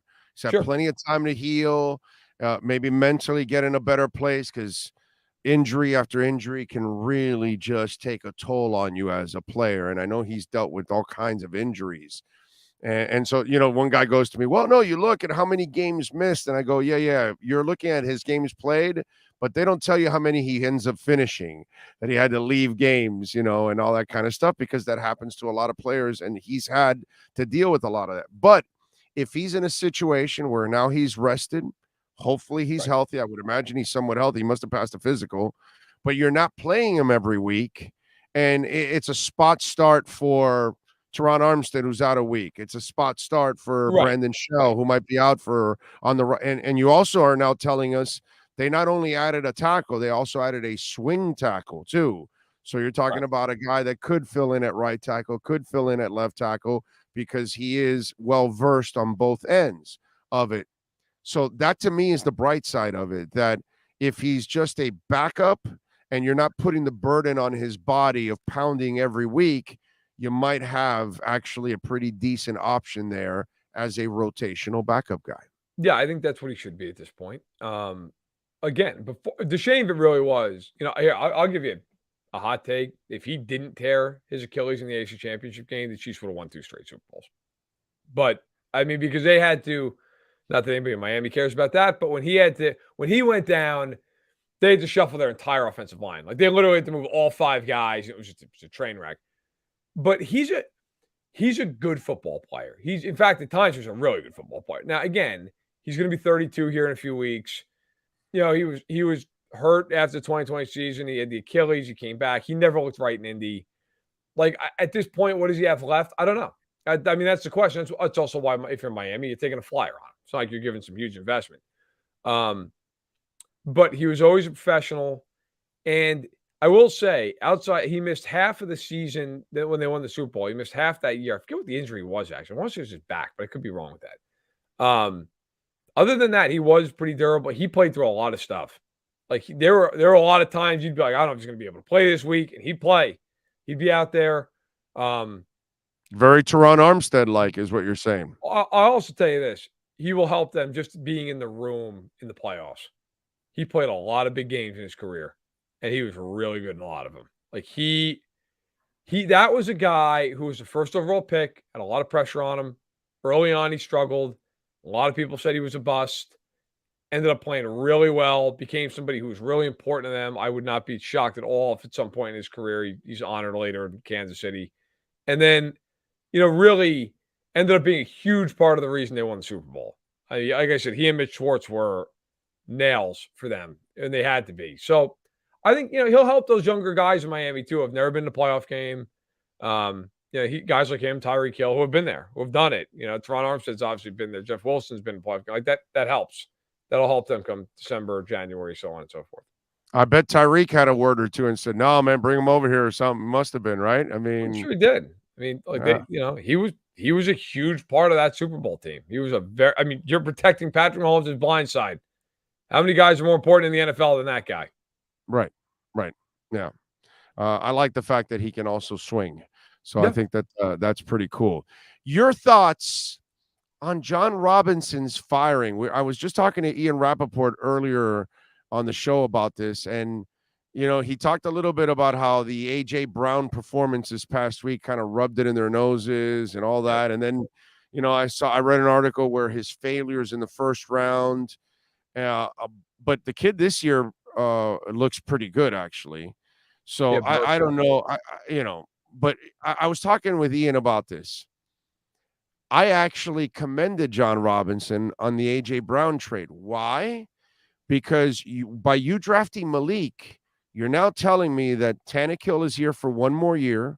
Malik will take over next year in his second year, because you're not wasting a first rounder on a guy and you're not going to play. You got to start playing him and to figure it out. You gave him his year to sit down and all that. So why would you pay A.J. Brown all that money to sit there and wait for a couple of years for a quarterback to develop that you're not even sure? You're kind of moving on. So now you draft a young receiver so he can grow up with Malik. That makes a lot of sense. You don't have to pay this kid for 4 years. You don't have to pay Malik for 5. So now you got time to figure everything out, and you're developing a number one wide receiver along with your quarterback. I think it made a lot of sense. And then I start to think about it, and I asked him, was this a power struggle? Did Vrabel want more power? And he says that Vrabel now will have more influence on who the next general manager is. Yeah. So I'm just wondering, John Robinson built pretty damn good teams. You can nitpick for a lot of people that might miss on your first rounder, but dude, did he find a stud in the second? Did he find a stud in the third? Did he find some fifth rounders, seventh rounders? Did he find a street free agent? Did he make a good move in a trade? Did he build the team anyway, regardless, even if he failed? And they did, and he did constantly. So I'm just wondering, how do you look at that John Robinson signing? Because it just felt like politics to me. And that's exactly what it seems like with the power struggle of the coach, who has proven himself, by the way. He wants more power. To me, there's a lot more to that firing than A.J. Brown having a good game. I mean, if you're firing somebody off A.J. Brown having a good game, then you're not a serious organization. Like, you either believe in the move or you don't. And if you didn't believe in the move, you should have fired him in April. I mean, I like that. To me, the idea that, he had a good game against us, so we're firing John Robinson, is insane. I mean, that's nonsense. Look, when you have a record like Robinson has, they won 5 games in 2 years before John Robinson got there. 5 games. They stunk to high heaven. I'll tell you right now, you know who's going to have another job soon? John Robinson. That's who's going to have another job soon. Okay? Yeah. He is not going to be unemployed for very long. Now, the second I saw it, my first thought was, well, there's got to be something going on in the building, because that doesn't happen. They're about to win the division. When's the last time a general manager got fired in the middle of a season when the team is rolling toward another division title? Right? I mean, you don't see guys get even fired. Trading A.J. Brown, by the way. You're still going to win the division. Of course. Like, look, there's always a reason. Like, you don't see popular GMs, popular coaches just fired in the middle of a year. That doesn't happen. It might have been a little bit of a power struggle with Vrabel.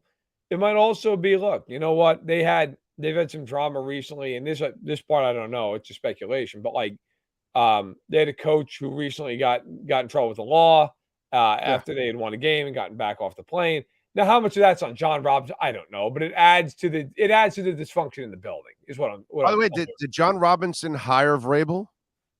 Yes, believe he did. Yeah. Holy shit. So I mean, I think it's one of these things where it's like, well, if you want to say he didn't get the quarterback right, okay, well, Tannehill's better than Mariota. So I mean, it's still look. My argument would be they got to the AFC Championship game a couple of years ago. They then followed that up by winning the division. I know they lost in the first round. I get it. And then last year won the division again and were the 1 seed in an AFC that is loaded. And this season, I think it's probably safe to say they're probably going to be the number 4 seed. They're going to win the division again. Could win a playoff game. If I'm John Robinson, they're only missing the QB, dude. That's it. The rest of that team's really, really good. If I'm John Robinson, I am going to any interview I want to go to, and I'm pointing to the Titans and saying, I can do that and win all these games without a quarterback. Like, give me an option. Like, if I'm him, I'll tell you right now, and I don't know what's going to happen. If I were the Houston Texans, I know I'd call him up in a heartbeat and be like, hey, man, we're going to have the number 1 overall pick. You get a quarterback, and you have a ton of cap space, and you know the division. Come on down. You build this team from the ground up. Say whatever you want about John Robinson. They brought in a lot of good players in his tenure. A lot of them in the draft, in free agency. And how many brutal contracts did he sign? How many really bad contracts did he sign? None, right? I mean, so if I'm a team that needs a GM, he's at the top of the list. Yeah, I thought he did a fantastic job there, and to me it's kind of it hit me like, okay, Vrabel wants power. There's something going really on what it hit me. And listen, you know what? Vrabel's gotten to the point where he's earned it. I got pissed at the Dolphins for giving Gase power personnel, and then they screwed up in giving Flo power personnel that he could deny things. And the luckily for them, he wanted Jordan Love, and they denied that, and they went with Tua. That was the good thing, at least. But my point is, I don't mind giving a coach the power personnel once you've earned it. That, hey, you've proven that you're a damn good coach year in and year out, and okay, well, that's fine. But man, you have the combination of a really good GM and a really good coach. I don't know if I want to let that go if I'm Tennessee. And you nailed it, dude. If you're the Texans, that's the perfect guy to hire if you're the Texans, to kind of clean the house, turn this thing around. And I know they got Caserio there, but because that's gone great. I would bring him in yesterday if I were the Houston Texans. He's been in your division. He's proven he can build a winner from nothing, because they were atrocious when he showed up. Yep. And the one thing that, look, not only eluded him, but has eluded plenty of GMs over their careers, finding that quarterback. You get the number 1 overall pick. You go take your guy. Go take Stroud. Go take Young. Go take whoever you want. Like, if that job, by the way, you'd have people lining up out the door. Okay, number 1 overall pick. All those picks from the Browns for years to come. Cap space like crazy. And, oh, by the way, there's no income tax in Texas. No state income tax. So, not a bad deal. Okay, as someone who lives in a state with income tax, okay, I would enjoy no incme tax. So I'm sure there are plenty of people. When you're moving to Florida, bro, come on down. I know. We're a lot warmer. I don't know if you know that, but we're a little warmer than there in Kansas City. Listen, I just finished telling a buddy of mine this morning. I was talking to him. He said, "What's your favorite NFL city you've ever been to?" I said, "Miami." It's not even close. Miami is easily the favorite. I could eat a Joe Stone crab every night for the rest of my life. So easily, not even a contest. My favorite place to go. So believe me, I'm first flight. I'd love to be there. I got to ask you one more before I let you go. Baker Mayfield getting claimed by the Rams. Your thoughts on that? Short-term fix would be my answer to that. I think that is going to be hey, why don't you start 3 games for us instead of watching John Wolford and Bryce Perkins? And then I think at the end of the year, it's going to be, hey, thanks for that. Appreciate it. Have a nice day. I think it's going to be a month of service in Los Angeles, and then he will hit free agency. And I got to tell you, he's not I would be floored if he's starting somewhere next year. Floored. I do not. No. That's over. He's going to have to Yeah. go somewhere and humble himself and be a backup and wait for an Can opportunity he? if it ever comes. Can I don't know he? that Will I don't he? know. We talked about this on Stack the Box yesterday. And my question to my co-host was over under 10 more career starts in the NFL. In fact, what do you have? Over Under. So that's what I said. I don't think he's starting 10 more games. Under. The baggage is also there too. And you just the problem is you're afraid that if you bring him in, he starts complaining like a bitch that he's not playing or this and that. And it's you know, and then here's the look, dude. You know what I love is when I'm talking to people that have been in locker rooms and have dealt with this kind of shit. Yep. He can be a distraction without even trying to be a distraction. No doubt. Your starting quarterback is not playing that well. But you see Baker scrolling in the locker room and you say, "Hey Baker, how you doing? What's it like hanging in there? Well, I'm just waiting for my chance. Yeah. I just keep working hard, waiting for my chance." Now the writer grabs it. Yeah. Baker didn't say anything. Right. But this guy's struggling. But hey, we just talked to Baker. He's waiting for his chance. It's hard. Baker didn't mean anything by it. But also, all of a sudden, that can be turned in. And you have to be very careful. It's like the Tim Tebow effect. It's a different kind of polarization. But when you bring them into the locker room, dude, if you're not going like the Jets, they had him on the bench, bro, and they kept asking him every week, Rex, are you going to play him? Are you going to play him? And it just becomes a distraction. It does. And they had to keep him out of the locker room while the media was there because they didn't want that distraction. And whether you like it or not, Baker is that. Now, is he there in the Rams? No, because that's a strong quarterback room because it's Stafford's job. And they're done anyway. Yeah. I think the truth of it is you want your backup quarterback to be capable, for sure. But you want a guy who's a humble guy. That's a hard job. You got to prepare every single week. But you've got to prepare to play. But you've also got to be a guy who's willing to help out the guy in front of you, who's a consummate team dude. And also, as you point out, and you're like, you've got to be that kind of a personality. The Chase Daniels of the world, the Tyrod Taylors of the world. A guy who can come in and play if need be, but is not going to threaten the starter in front of him. That kind of a guy. I think like right now, Teddy Bridgewater is a perfect example of that in Miami. Like Teddy Bridgewater is a good quality backup. He's a really good backup. You don't hear a word out of Teddy Bridgewater. He comes in, does his job. I mean, hell, a couple of years ago, ironically, provides leadership, which is ironically what that position requires is leadership. Is what it requires. Against Baker in a playoff game a couple of years ago, to draw on my own mental experience of this, Mahomes got hurt in a playoff game against them, and the Chiefs brought in Chad Henne. And you're like, Chad Henne's been the backup Mahomes' his entire career, and there's a reason for it. He's prepared every week. He knows the offense. And you know what? I'll never forget that. He came into the game. They had a 4th and 1 at the 50-yard line with less than 2 minutes left. And everybody in the world thinks they're going to punt the ball because they have Chad Henne. They went for it. And they let him roll out and throw a pass to Tyreek Hill. They were comfortable with him. Like, they were like, he's going to do it. He did it. They win the game. My point is, you're never sitting there if Mahomes has 2 bad weeks going, I don't know, guys, Chad Henne.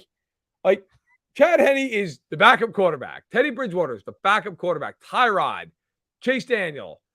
Is Baker Mayfield that guy? I would be very uneasy as a GM thinking he's going to be that guy. I'd be very uneasy about it. So I think it's going to be a rough go for him. Yeah, I'm with you there. All right, buddy. Tell them about Stacking the Box, my friend. Check it out every Tuesday at noon Eastern, 11 Central, live. It is on YouTube. You can also check it out anywhere you find your podcast. Please subscribe, check it out. And by the way, I see some of you guys in there when I do the show, so I appreciate that for coming over. Of course, stay at the Big O show first, then come over, check it out. But that's right. There's love for all. There's love for all. But subscribe, check it out. I really appreciate everybody doing so. We cover the whole league, and I have my column that goes up on Monday morning over at fanside.com that also covers the whole league. So thank you very much to everybody who checks I had a buddy of mine on a couple months ago, and he goes, "Hey, can I promote the podcast?" I go, "Yeah, dude. Why not?" Of course. I was, "Oh no," because sometimes and I go, "No, dude, this is kind of the idea. It's it's platforms to promote other platforms. We help each other. We lift each other. That's kind of the idea. You know what I'm saying? It's one of Absolutely. those deals. So yeah, I mean, I'm You guys glad have a that big game this Sunday. Chargers. Sunday night it's football. must win. It's an important game. Unfortunately, because Tua had a shit day, and I don't blame anybody else but Tua in that game. He struggled. There were open guys, dude. There were open guys all over, and it was something we've never seen from him, that he was so inaccurate. But as I was telling somebody before, like I was telling Ian Rappaport before, I watched Marino get benched. A couple times, not once, several times. When he just didn't have it, and Shula said, "Relax, hey, Don Strock, yep, get in there." Don Strock wasn't ever going to cause any problems, but he was always going to be there for you. One of the great backups ever, really, in a lot of ways. Like that guy, good old Woodstock, that one in '82. But listen, you know what? It is. It's a big game for Miami. Miami wins this game. You set up, no matter what Buffalo does, you set up a divisional showdown for the lead in the East. And I think, frankly, whoever wins that game is probably winning the division at that point. I agree. I don't think the Dolphins will lose again after Buffalo. If they beat Buffalo, I don't think they'll lose. The Chargers, I'll tell you one thing right now. Someone watches every snap of the Chargers. In that game, don't be afraid to go after them aggressively. I agree. Go after them. Blitz them. Because the Chargers, they don't have a lot of team speed on offense. They don't want to get down the field anyway. Go after them. Like, the worst thing to do against the Chargers is to sit back. So I'm curious to see what the Dolphins do in this game. Oh, no, Boyer will attack. I think Boyer's going to attack. And I think you can also force Herbert into mistakes. So it's not a great line. And it's the kind of team that if you sit back and you give Herbert 3 seconds to throw the ball, he's going to find somebody. He's too talented. Yeah. He's got a gifted arm, bro. Get in man coverage and blitz. And I think that is a good recipe for Miami because they're going to score points. The Chargers can't stop anybody. When I watch his games, I may not watch every play like you do. Dude, he's not very good at anticipatory throws, right? He really relies mostly on his big-ass arm, right?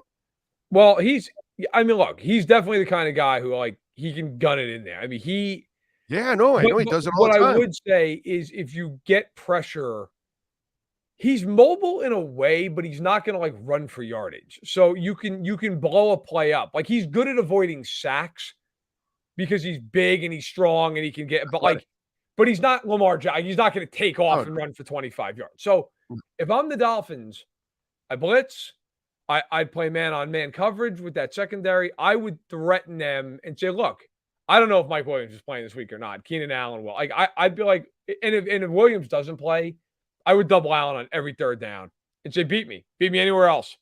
Eckler has 1 million receptions, but he goes for 5 yards of reception. So I picked the Dolphins to win this game. I think they will win this game. But and by the way, the Dolphins have Darth Cater. For Cater Kohu. Division 2, huh? There we go. Very nice. There we go. I just got my my Darth Cater poster here in the studio. How about that? Division, an effing Division 2 undrafted player. Yep. Is one of the better rookies out of the draft. Is that crazy or what?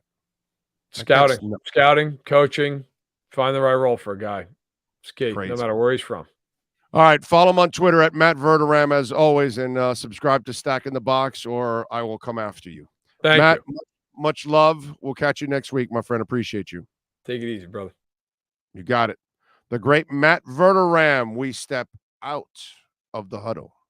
This has been The Huddle with NFL reporter Matt Verderam. RedRecover.com helps pros and everyday warriors heal on the go with their medical-grade, highly specialized devices designed for each area of the body. Go to RedRecover.com to learn more about red light with videos, blog posts, and over 40 years of medical research to treat pain, inflammation, and overall well-being. All right. Appreciate all of you out there. Omar Kelly will join us at noon. So we'll have a little fun with all of that. All right. I love it. Oh, Matt always has a great segment, huh? Always does an excellent job. Don't forget, you can make a donation through Cash App or Venmo at Cash Big O Show. That is Cash Big O Show, Cash App or Venmo. Welt and Rayom, a proud sponsor of our program, and what a law firm. I witnessed it myself. 954-966-4646. Bankruptcy, homeowner property damage, condo damage, criminal defense, business owner claims, commercial litigation, personal injury. If anything happens to your home, your car, whatever, you got some kind of damage to your condo, please call Welt and Rayom before you call the insurance companies. Don't be an idiot like I was, okay? When we had a car go through our wall of our house, my wife, you know, if you're married, you know how it is sometimes. The way, oh, no, I'll call the insurance. Let me call the lawyers. No, I'll call the insurance company. You don't need to get the lawyers. Then she found out that Progressive was trying to screw her, okay? And I said, you see, they're giving you the runaround. They're lowballing you. You're not making any more phone calls. I'm calling Welt and Rayom. And Dan and Jeff got on it. And let me tell you, they were offering us a fifth of what we got. A fifth. So they got 5 times more than what we were so, you know, they were offering. We actually, you know, it takes a lot of money to replace all that stuff. These idiots, you know, but our adjuster had everything from irrigation damage to wall, paint, you name it. And they did not. The gate that was affected, there's a lot of things that came with it, and they didn't have it. And that's what happens because their adjusters work for them, not for you. Welt and Rayom, they have their own adjusters. Doesn't matter what kind of damage you suffer, a car, a home, a condo, a business, they have the adjusters for it. 954-966-4646. They crushed the guy at Progressive so badly, he got fired. Okay? They schooled them so badly, and they school the big insurance companies all the time. Call them 954-966-4646 for Welt and Rayom. You're going to love it. I promise you. Big O, Matt Verderame is good to talk. Thanks, Big O. Always. He's always fantastic. And this week was great to have him on right after the Eric Fisher signing because he watched Eric Fisher's entire career at Kansas City. And that was one of the things that I was looking forward to in this conversation with him this week is to talk a little Eric Fisher because he's going to give us a better point of view of Eric Fisher than most of us already have. You know what I'm saying? It's a beautiful thing. Again, if you want to get that Darth Cater poster and others, by the way, backroomcollection.net, they've got all kinds of Dolphin posters. You're going to love all the kind of, that dude's creative, bro. Super creative. Go check it out. Best part about this team is accountability. Saw a video when McDaniel says he effed up. QB takes his blame. Now we all see if they learned. F fins up. I'm with you, man. I'm with you. Big O, watch the cold Tennessee game. Still on my mind from last year with Tua playing so bad in the cold weather. I have concerns. I don't have any concerns, Darren. That's all a bunch of bullshit.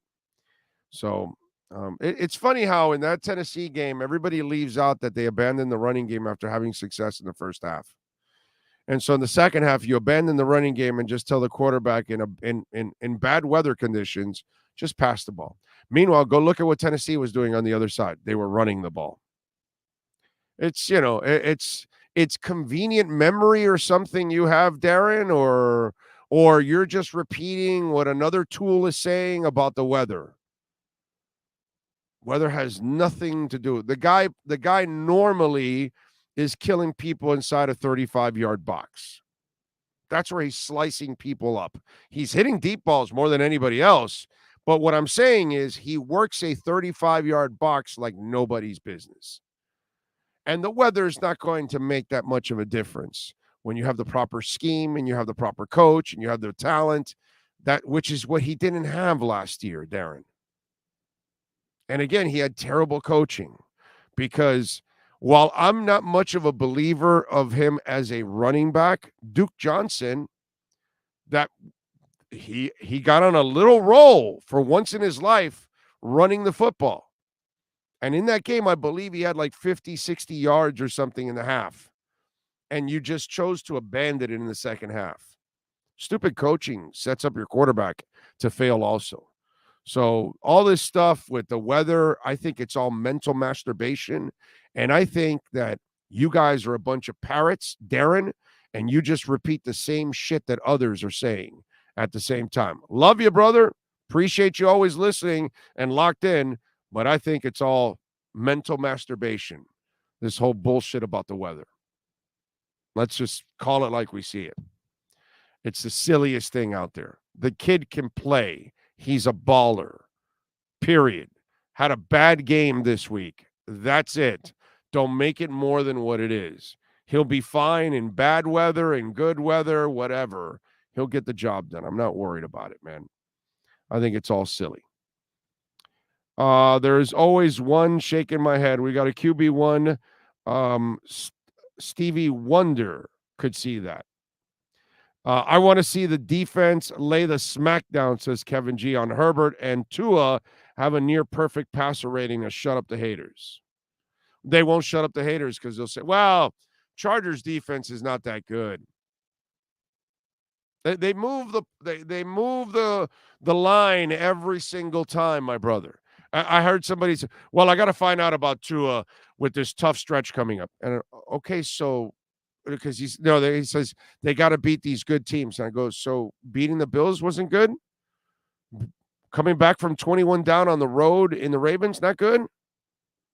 The Patriots have a good defense. He's won 4 straight, including this year. Dominated the Patriots. Not good either. So there are tough games that he won and they don't count. So the game in September of the Bills doesn't count, but it only counts the game of December for the Bills. Is that what it is? No, September wins don't count for Tua. You got to win in December for it to count. Okay.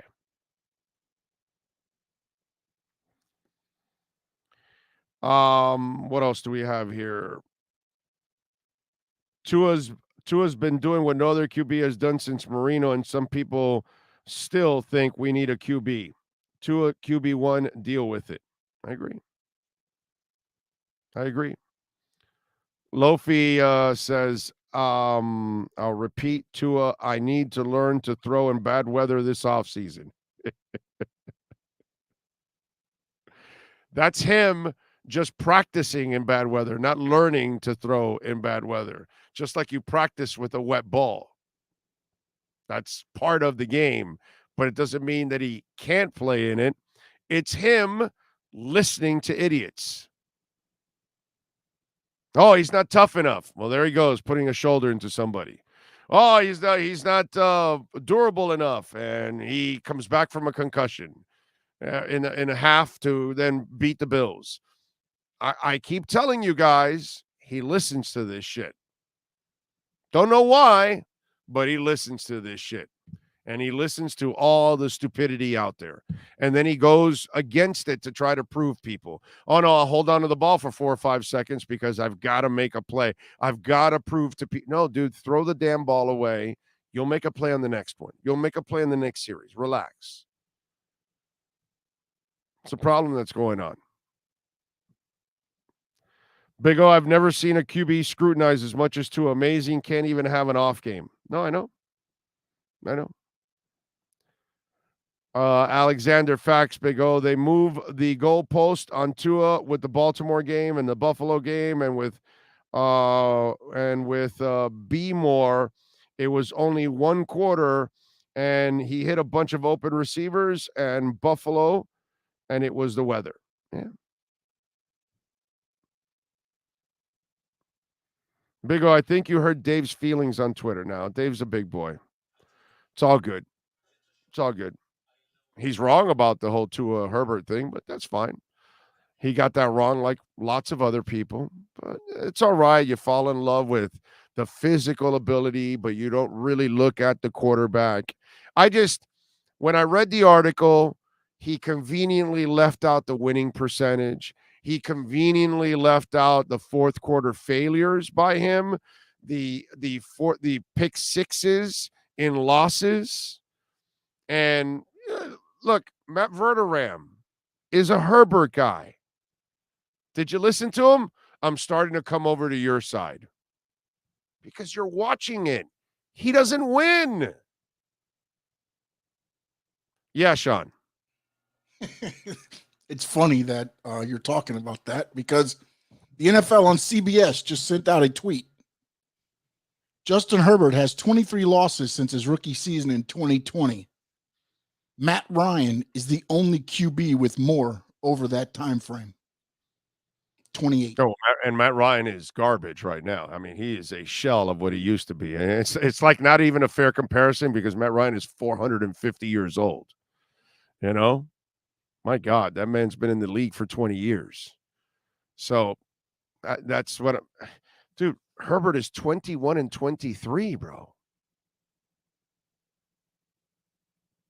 And he's had more talent than Tua for 3 years. Tua only beats him this year. Excuse me. In the receiving core, not even in the running back area. He still has a better running back, has always had a better running back. But it's interesting how the injuries this year are an excuse for Herbert, but the injuries or the crappy talent around Tua or injuries were never, ever an excuse for Tua. It's an amazing double standard. Zero excuses for Tua. No, he sucks. He can't play. He's too short. He's got no arm.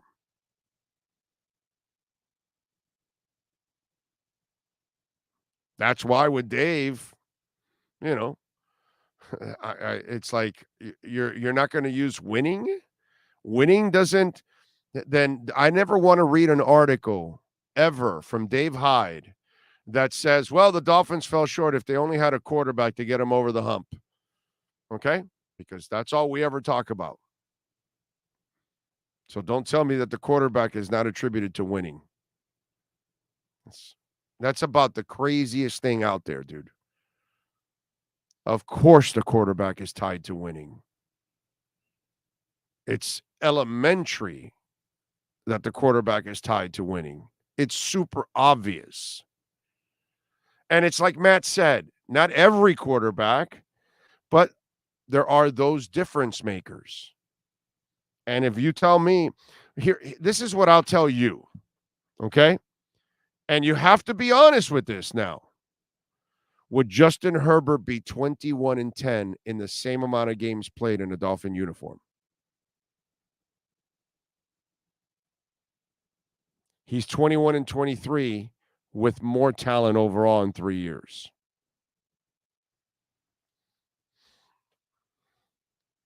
Come on, man. You know, it's just, there are things that he was one of the least sacked quarterbacks last year, if not the least sacked quarterback, with the worst offensive line and no running game. Do you think Justin Herbert would have been the least sacked quarterback in the NFL last year with the worst line and no running game? Have you watched him play? Because he doesn't play like Josh Allen. He's not trying to break tackles and taking on people and carrying people for a couple more yards and all. He doesn't run or play like that. And by the way, if you think he would have been 21-10 with the same team around him the last 3 years, you're a liar. Because you don't even believe that yourself. That's the problem, that people don't realize it actually took a special talent just to play the way Tua played the first 2 years under the shit that he had around him and coaching him. I just think a lot of people don't really understand the quarterback position. I really do. I really, truly feel that a lot of the people that cover the sport, that watch the sport, that root for the sport, radio, TV, writers, I don't think everybody understands the quarterback position. I really don't. So that's my 2 cents. For some reason, something about Tua that causes him to win. Can you give some of the credit to Flo and the defense? We could give the credit to everybody. But the bottom line is, why do you win more than you lose with one quarterback compared to the other? That's what I want to know. That's the difference. You've all you have to do is watch Dolphin football over the years. None of the guys you've had here the last 20 years would be 8-4, not even Fitz. You idiots out there that fell for Fitz. You know how many interceptions Fitz would have thrown in this offense already? Because he wouldn't have been able to paint those windows all the time. It's just the silliest shit out there, dude.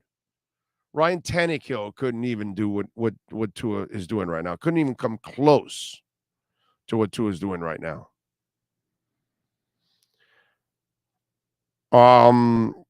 Let's see, what else do we have? Juggernaut, you're right, my dude. It's a completely different season, but the same results. How can you explain that? Let me guess. We got to blame the O-line and coach again. Shaking my head. What's the same season? I don't know what you're talking about because they're 8-4. I haven't seen an 8-4 season here the last couple of years. So it is what it is. Let's be honest. Defense played 6 backups last year. Tua wins so much, but 0 playoff appearances and 0 clutch NFL games won. Really, Dean Brown? What was the win against the Ravens this past year under 21? Wasn't it clutch to beat the Bills? Did they not hit 4th and 7 against the Patriots?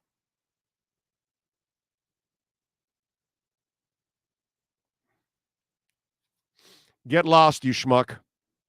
Go make another email if you want, Dean Brown, but you can get lost. You and your stupidity. Okay? And by the way, Dean, if you want, I'm at Hialeah Park tomorrow. If you want, I'll tell you you're stupid to your face. And I'm also at Craig's Inn Acura on Friday. If you want, you can come on over, and I can tell you what kind of a dumbass you are. If you want. Tough guy. What is these dingle dorks, Big O? They really don't know football. Yeah, they don't know football, and their little BBs haven't dropped. You know, he's just a troll. We'll bounce his ass out one way or the other, however he wants it. Big O, don't you think that it was Flo's coaching versus the Niners Sunday? Tua would have been benched. Oh, yeah. Tua would have been benched. In fact, they don't get anywhere to where they're at with Flo. They're not what they are now. You know? With that schmuck Flo and that schmuck Dean Brown. Those two schmucks. They're made for each other. Well, Dean, you've now earned the right to be the punching bag on the show. So it's a good thing. Big O, you coming up to Buffalo on the 17th? No, can't, unfortunately. We're going to be doing it in studio. Maybe we might do it somewhere else. I'm not exactly sure. We'll see. We'll see.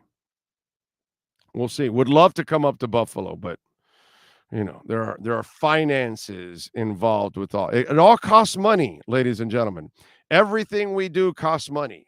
Okay? It's not done here for fun. I'm not in my parents' basement.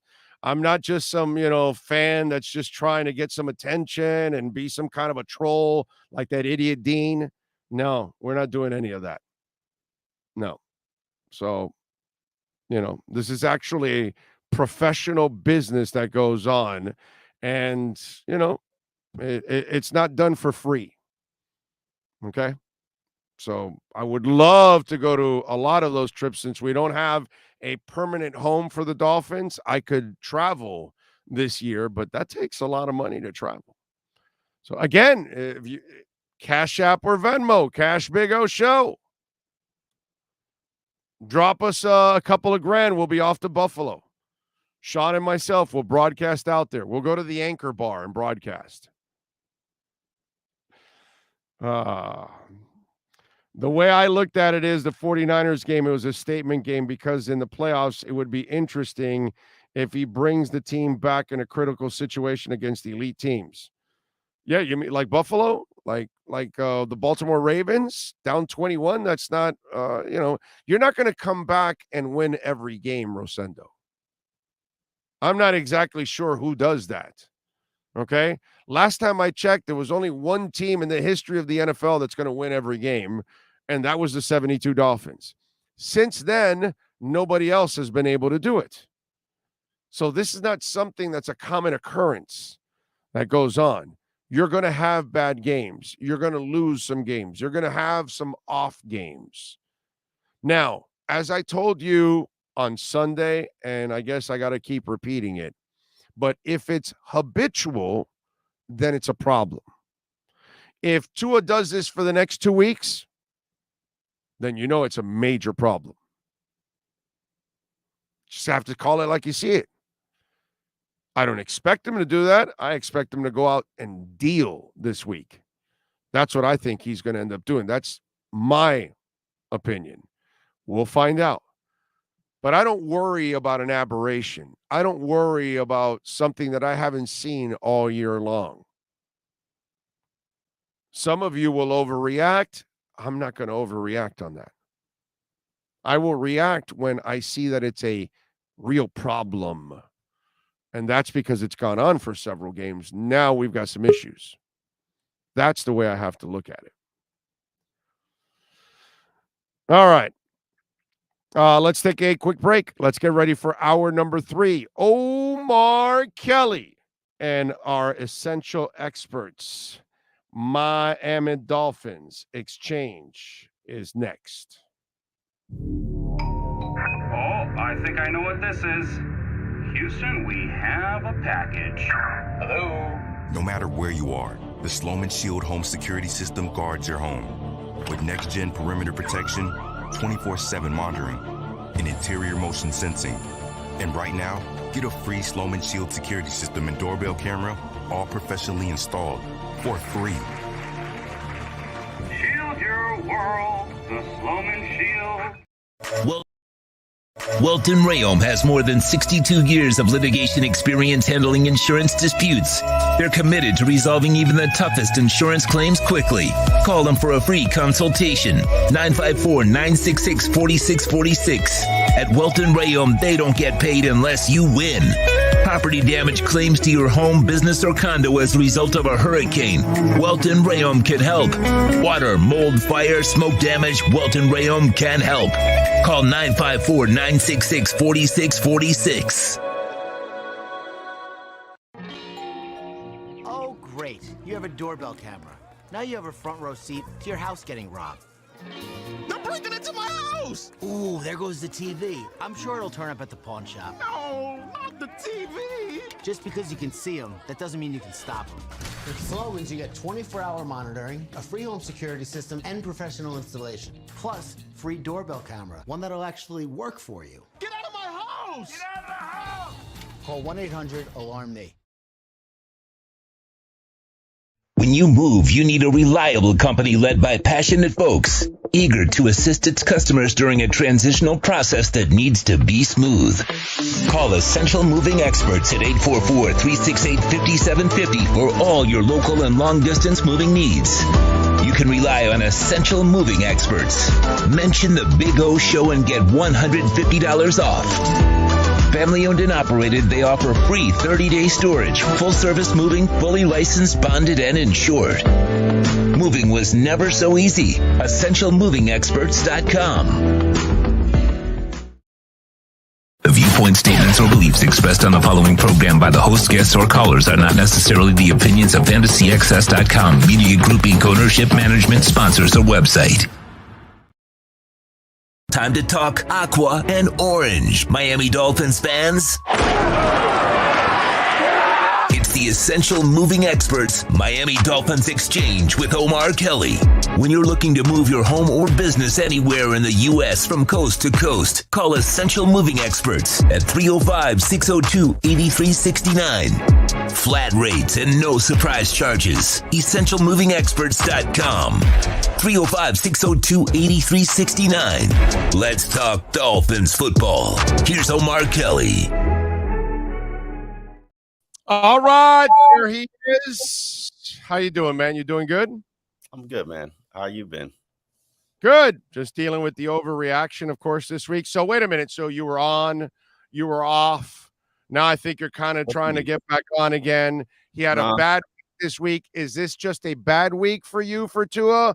Or did you overreact also and you know he can't play anymore? He sucks. He choked and you're done. Are you off the bandwagon again now? I don't want to be.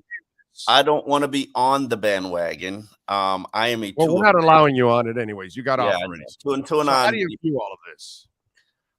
He didn't have a great game. Okay, the guys don't have a great game. He played the number one defense with poor protection, no run game. And he had some turnovers. Not all of them were his fault, but they contributed to the loss. Was he off the mark on some passes? Absolutely. Some I've passes never seen that from dropped. Yes, I've they never did. seen that from him, Come on, he's been off the mark on passes. Not like that. Not like that. I've never seen him like that. Listen, like they were open. It wasn't pressure. If you go look at it, there's nobody on top of them or anything. The receivers are open. They're by themselves. Really, they have space. He was. Yeah, it's just one of those days, dude. To me, it was just one of those days. Like he had a shit day. To me, it was a guy pressing so hard to win a game for the guy that has believed in him since he got here. And I think he wanted to win so badly. He was squeezing that ball a little too tight and releasing it too early, releasing it too late or whatever. And it just got in him. And I just think it was one of those where he was trying so hard to do it for McDaniel that's where it all went bad. I disagree with you. I believe the alterations made to the offense to compensate for the inability to protect and the speeding up of the offense and the harassment that he was under probably led to him rushing things a little bit, contributed to him maybe taking a second to half a second more to speed up that throw because and it threw off his timing and his accuracy. Not to say that, like, let's put some respect on the 49ers, even though Mr. Irrelevant beat them. That's a defense issue. But let's put some respect on the 49ers. 49ers have the number one defense in the NFL. They've got some dynamic weapons, and they are probably one of the 5 hottest teams in the NFL right now. And I'd love to give him the credit. I just watched the game, and it wasn't. He had open guys, bro. He just missed them. And by the way, throwing fast, he's the fastest thrower in the NFL. He's the guy that makes the quickest decisions. Quarterbacks miss open guys. Josh Allen, Patrick Mahomes, Joe Burrow, Justin Herbert. Do they miss open guys? Yeah, they have their bad games. Tua can't miss open guys, correct? Well, normally he doesn't. That's what I'm saying. That's why I'm looking at this as an aberration more than anything else. It happens, and you know when it happens? It happens when you're facing the best pass rusher, the defensive MVP of the league right now. Where if you add up, look at Micah Parsons' numbers and look at Nick Bosa's numbers, and you'll see who the defensive MVP of the league is. No, I get that, dude. I'm not denying his greatness. I'm not. It happens. It happens, especially when you're facing the number one defense in the NFL. It happens, especially when you're if this happened with Teron Armstead, healthy Teron Armstead on the field, I'd say, oh damn, Tua sucks. Tua's not as good as you think he is. Like, bro, he was facing the best defense in the NFL, the defensive MVP, without his best protector. What the hell do you want? What do you expect? Listen, nobody will talk about it. There's only been, I think, 2 quarterbacks that have thrown over 250 yards and 2 touchdowns versus the San Francisco 49ers, Mahomes and Tua. Yeah, only 2 guys all season. The last 2, even in the loss, even the loss, there's a positive to it. Against that let me ask you a question. I saw him miss too many open guys with no pressure. That's the only reason why I treat it all to an aberration, even more than their defense. I just think it was more of Tua being off in my eyes. And it happens. The interception that's tipped and goes to a defender. That his fault? What's that? The interception that's tipped and goes to a defender. That's it was a terrible pass. The one to Tyreek Hill, it was way off. Way off. It's his fault. His fault. The last play of the game with the Gesicki. Did it hit Tyreek's hands? Dude, it doesn't hit Tyreek's hands. He's like this way. Like he had to reach for it. He had no shot at it. And then it got tipped and got intercepted. And the Gesicki one, he puts it right here in the shoulder where the defender can get the ball. If he puts it out here, it was all ball placement for him. He, for whatever reason, he was off. And it really, go look at it. It wasn't really due to pressure. These standards are super high. He must be the most accurate passer in NFL history. He's the most accurate passer in the NFL, not history. He is the most accurate passer in the NFL. I think Geno Smith's got him. Geno might be ahead of him right now. I think Geno's got him right now. But I hear what you're saying. I just think the standards are way too high for a guy who has never made a Pro Bowl. Like let's put it in. Let's come down just a little bit. But you can't have it both ways. No, we can't have it both ways. We can't have it for the first 2 years where he's dog shit and he can't do anything. And then you're looking at what he's doing. He's actually doing pretty good considering the situation. And now that he has played at an elite level, why can't I expect him to be elite? You got a top 5. Where's Tua? Do you have him as a top 10 passer or you have him as a top 5 passer? Right now, top 5. Yeah, passer. I have him as a top 10 quarterback. Whatever, bro. It's a pissing contest. Who cares? I mean, but I'm just saying, your standard. If you have him at top 10 and I have him at top 5, what do you have him at, 6 or 7? You don't have him at 10. I don't know what my numbers are in terms of how I would rank him, but he's not a top 5 quarterback right now. He's a top 10 quarterback, and there's no shame in that. But yes, he was in MVP. He was in the MVP conversation, but he'd have to continue to perform at a super high level. He'd have to, right now your season's in jeopardy. You lose to the Chargers. And that's where, after my conversation with you last week, I sat there and I thought about it. If you want to be the MVP and you want to be in the conversation of NFL elites, this stretch, the 49ers, the Chargers, the Bills, you got to win 2 of the 3. If you want to have that conversation of being the top 5 quarterback, being in the MVP conversation, securing your team's AFC East division championship. Now, if you can't take care of business during that stretch, that's where elite players are. Now, if you can't take care of business, no matter the circumstances during that stretch, you're not in that elite conversation. Oh, yeah, I know. But it's way too early to even take him out of the elite conversation after one loss. Yeah, no, I'm not taking him out of it. We shall see. He played like shit, and they were down 23-17 with a couple minutes left in the game. And then the game got out of control, but it's a deceiving score. It's not really the real score. They were 1 score away with Tua playing the worst quarterback he's played in 3 years. Okay? Oh, this ain't the worst, brother. This ain't the worst. Oh, yeah, no. Tennessee last year was the worst. He had open guys. Tennessee last year was the worst. Tennessee was bad coaching is what it was. Your running back runs in the first half. You decide to abandon the running game in terrible conditions. Meanwhile, on the other side of the ball, they have a real coach that says, no, we'll keep running the ball because, we got to compliment the quarterback. But the moron says, nah, forget about, dude. Tua played poorly. Yards in the first half, Tua played poorly in Tennessee and played much worse. I know he played poorly, but there were reasons why he played poorly. In this game here, that's where I'm deciphering the two. In this game, I laid all on Tua.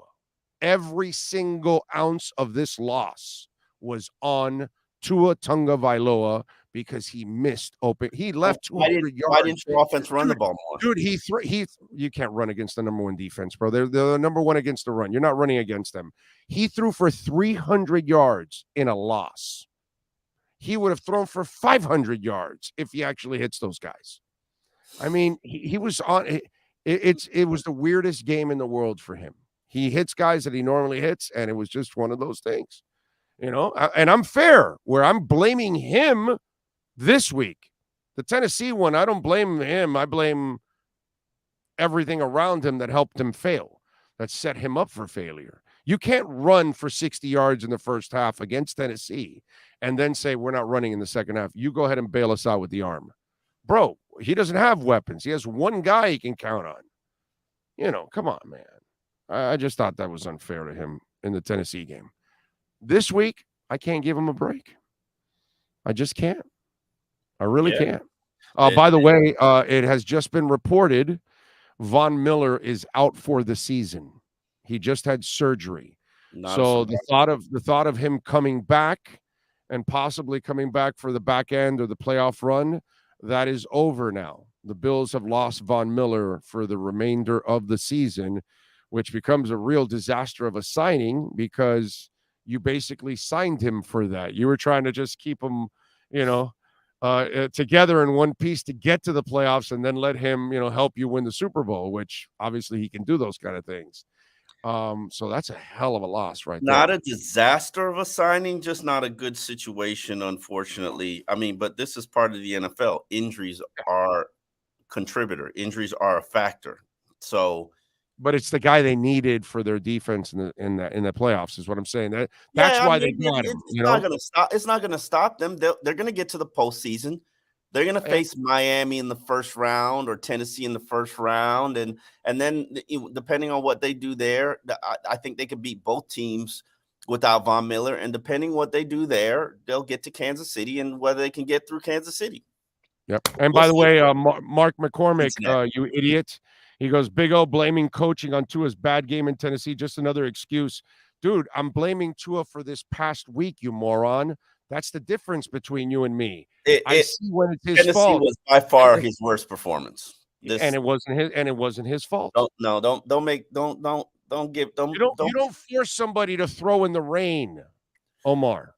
If you can run the ball in the first half like you did, I sat here and I argued with you, and we went through the playbook, and I gave you situation after situation and scenario, and said to you they can't run in this situation. So you looking at why'd they run in the first half? We went. Why'd they run in the first half? Omar? Because the situation allowed it, the score allowed it. Then I showed you. We did this already, Big O. We went play after play, and I said we run in here. Memories as bad as Joe Biden. No, I challenge you on this. I challenge you on this. I remember we went play for play. I brought out the playbook, and we went play for play and discussed it. And I said, we running on 3 and 13. Is that what we doing? You don't run on 3 and 13. You try to run in first and second so you don't end up on 3 and 13. Stop it. We're not gonna do this. No, that's common sense. We're not gonna do this. Listen, let's move on. Let's move on. You just have this love affair with Brian Flores, and I don't know what it is, bro. I don't know what happened in that. I don't know what happened in that interview. You guys, you know me and Flores, we not good. We not friends. We not gonna speak. We see each other in Indy. Come on, bro. You know that. We not having a drink. He's coming over to your Christmas party. No, bro. We not good. We not good. I'm not. No, sorry. We not good. By the way, they screwed us for Eric's party. They moved the damn Buffalo game right on Eric's party, bro. That's crazy. Oh, damn. Oh, yeah. I could go over there and watch the game at Eric's house. Yeah, I could go over there and watch the game at Eric's house. I know you can, you bastard, but I got to work. Oh, okay. Oh, shit. Yeah. The lechon. Yeah. I mean, I'm looking forward to the lechon. Yeah, I know you're looking forward. I know you're looking forward to the lechon. Of course. You know how much I look forward to the lechon. Like, I know. I'll be there, Eric. I'll be there. Yeah, you'll be there, but me and Poop but Eric, I need some mojo. I need to feel the savor of the smoke and the mojo. So that lechon, it's got to soak for at least, if you did it a week last year, it's got to soak for 10 days this year. If I knew how to cook like Eric does, I would ask him to build one of those big, beautiful tents and kitchens and grease trap and everything back there like he's got. He's built it actually for a couple of our listeners. Actually, they've actually done that. I am actually thinking, because my neighborhood, they changed the zoning, and I got one of those huge, massive backyards. I'm thinking of building an efficiency back there. Oh yeah, you cook. Yeah, you cook. Oh, no, I'm talking about rent it out. Oh, okay. You're talking about money now. Okay. Extra income. Yeah, and you know, have some tenants. I'm trying to think ahead. But you better not hire some party guy. You know, you better hire like an old lady that's like 75 and she's not going to do anything except pay the bill every month and watch television. And that's it. You hire like a 21-year-old and there's all kinds of parties going on. Everybody's getting high. You got to like hide your kid. Who said we're not doing it in the main house? Like, I love you, Big L. Same here, my brother. Same here. By the way, were you what'd you think of the Eric Fisher signing for the Dolphins? We talked to Matt Verderam, who's been, you know, he's in Kansas City and obviously watched Fisher for many years, and he's a Kansas City fan. And he liked the signing. He says obviously he's had his share of injuries, but I think you're not asking him to play every game now, Omar. So you're just asking him to be the insurance policy, which, by the way, he's played right tackle and left tackle. I'm asking him to be the starter. Swing tackle insurance. I'm asking him to be the starter because God, you're going to bench Brandon Shell, bro? Come on. No, Brandon Shell's my right tackle. You're going to bench Armstead? Listen, no, Teron Armstead. I don't believe he's coming back this week. I don't believe he's coming back next week. Like, oh, no, he's coming back. No, he's coming back this week. He might have been able to play last week if it was a playoff game. I don't believe it. Okay. When I see it, I believe it. Okay. When I see it, I believe it. I knew he wasn't playing last week. If he can't play this week, you're not looking to replace him, in other words. If he's playing. No. I mean, yeah, if he's playing, and understand, if he plays, and this is what people got to understand, if he plays, he's playing at 70%, and I'm being generous. And every defensive lineman is going to try to tear that peck apart. Yeah. So understand, it might not last long.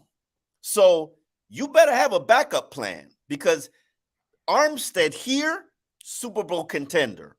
Armstead not here, might not make the playoffs. Right. So you better have a plan. So Eric Fisher is my starter. I'm not planning for Teron Armstead. I'm giving Teron Armstead, I think he would conservatively need 3 weeks. Talking to my coworker, Douzable, Leger Douzable, who suffered the exact same injury, and he's like, "No, you can't play with that. Not on the O-line. I'm going to attack you." And he's a defensive lineman. He's like, "I'm punching at that chest every snap." Right. So it all depends on how big the tear is, which is something that we don't know. Yeah, that's the thing. You now, if he does. And I know what Tua's done. I know what Tyreek Hill has done. If he does play at 75% or higher, he's the MVP for the season. Like, hands down. And I get it. Tyreek might be a 2,000-yard receiver. Tua might be in the MVP conversation. But none of that works without Teron Armstead. Well, none of it works without Tua either. Without the QB, it ain't working, bro. Okay, you're not 8-4 with Teddy Bridgewater. You're not 8-4 with Skylar Thompson, and you're not going to the playoffs with Teddy Bridgewater. So, fine. Fair. You know, fair. It's you know, what's their record without Teron Armstead? Okay. 0-1. 0-1. But no, just lost this week. That's it. He's played the other 3 games don't count because it's without Tua. You're 0-3 without Tua. You're 0-1. All right.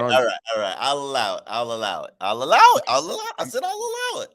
I'm just calling it like I see it. By the way, Ian Rappaport reporting details on Von Miller's surgery. The MRI and other images did not adequately show a torn ACL. Original plan of the surgery was to reposition the lateral meniscus that had moved into another channel while also cleaning up the cartilage damage. During surgery, they found the torn ACL. Yes. And then that happened to me too. Went in for a scope a week before I was supposed to go on vacation at Cancun. They found an MCL tear and had to repair it. Unfortunately, they never told me. So here I am. I'm thinking I'm supposed to be walking around at Cancun, and doctor's like, yeah, you could go. No need to reschedule. Everything's going to be fine. Literally, I go to Cancun with a brace on and crutches and can't understand why I can't walk. Come back for my recheck. There's like, yeah, while we were in there, we saw an MCL tear and we had to repair it. They don't know what until they open it up and look at it. They don't know. They don't have a clue. Yeah. And Sometimes they can't tell all the damage, right? Yeah, because that's everything's all bunched up. So it's sometimes it's hard to really be able to read everything. So once they cut you up is when they really find out. They went in for Von Miller, thinking they were gonna scope and start to clean shit out and help him get back. And they're like, oh, it's a tear, and had to repair it. Season done. Yeah. I mean, I don't want to see that to anybody, but I'm just saying, what can I tell you? I'm not going to feel sorry for the Bills. That's for sure. Hey, let me ask you a question. I've watched the Dolphins have so many injuries this year. It's just freaking ridiculous. Let me ask you a question. And this is a conversation I could have with you because I know you're an educated Dolphins fan. You know how I felt about this defense all year. Mm-hmm. You don't give them no responsibility and blame for that loss last Sunday? Omar, I give them some responsibility. My problem is I know who they are. And I've been telling everybody, you got to reprogram yourself, bro. This is not a defense that's going to bail you out of shit. Once in a while, they're going to make some plays, but it's the offense that's going to bail you out. This franchise has changed. So hold on, you're always waiting for because you got an offense and Jones and because Taylor, you got an offense. You just dropped your standards for the defense when. Yeah, bro. No Byron Jones, no Nick Needham, no Brandon Jones. It's just a different team without that secondary. You can't blitz and go after people the way you were doing it before because you have a secondary that is kind of patchwork. Eric Rowe is a shell of what Brandon Jones is. Eric Rowe excels at covering mostly tight ends. He really does not excel at covering receivers and running backs. Now you're asking him to do that. They have nobody to replace Brandon Jones. And then Kohu, who has done Darth Cater, who has done a fantastic job, but you can only ask Darth Cater so much because it's not fair to an undrafted rookie kid from Division II, but he's done a marvelous job overall. You know what I'm saying? So, we're Keon Crossan and we're Bethel and all these guys. I'm sorry, Omar. I'd love. What about the linebackers? What about the linebackers from that defense? What about the linebackers? Seven. You have no standards for these linebackers. You're just going to have no expectations or standards for these linebackers. Just like, it's on the secondary. They're not what they used to be. So the linebackers don't have to step up. What play has Jerome Baker made? Right. No, listen, I like Jerome Baker. I like him as a weak side linebacker. I like him as a pass rusher. I like him in coverage. I don't think he's the guy that's going to clean up everything on the running game. He's not a thumper. That's never been his game.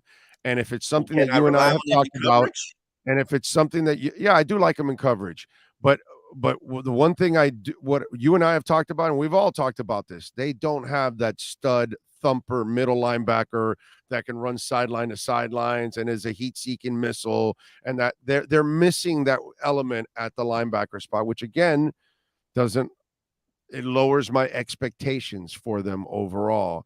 I'm just, I think they're a decent defense and they can make some plays and they're going to bend a lot and sometimes they won't break and all that. But in the end, dude, this is a team that's going to be carried by their offense. And their offense has to take leads because this defense, if they're going to have a chance, they need to be a front-running defense. You don't want to put them behind the 8 ball where you're like in Baltimore down by 21 and you need miracles of God. And, they did their job, but that's because they weren't playing against an elite passer. So they got lucky in that game that they didn't face an elite passer. But to me, I can only expect so much from this defense. So my standards have been lowered for them. Yes. You don't expect more from Chubb? I'm not even going to put anything on. No, Jalen's played his ass off, bro. Jalen's played his I'm ass saying off. Chubb, Jalen.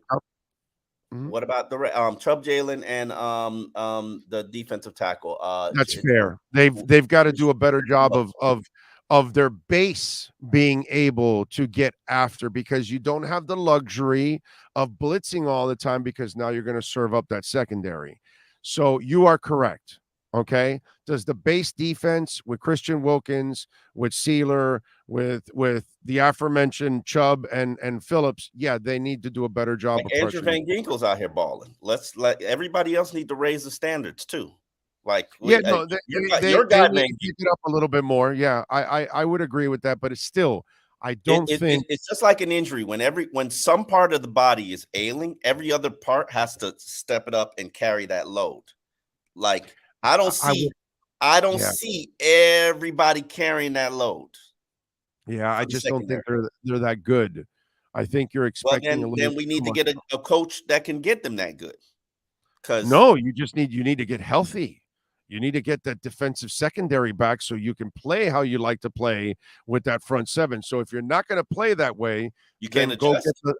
Go get the thumper in the middle, because you need that badass linebacker that's also a pass rusher. Let's not put it on there, because Landon Roberts is having a good year. Now you know his limitations. Landon can't cover if his life depended on it.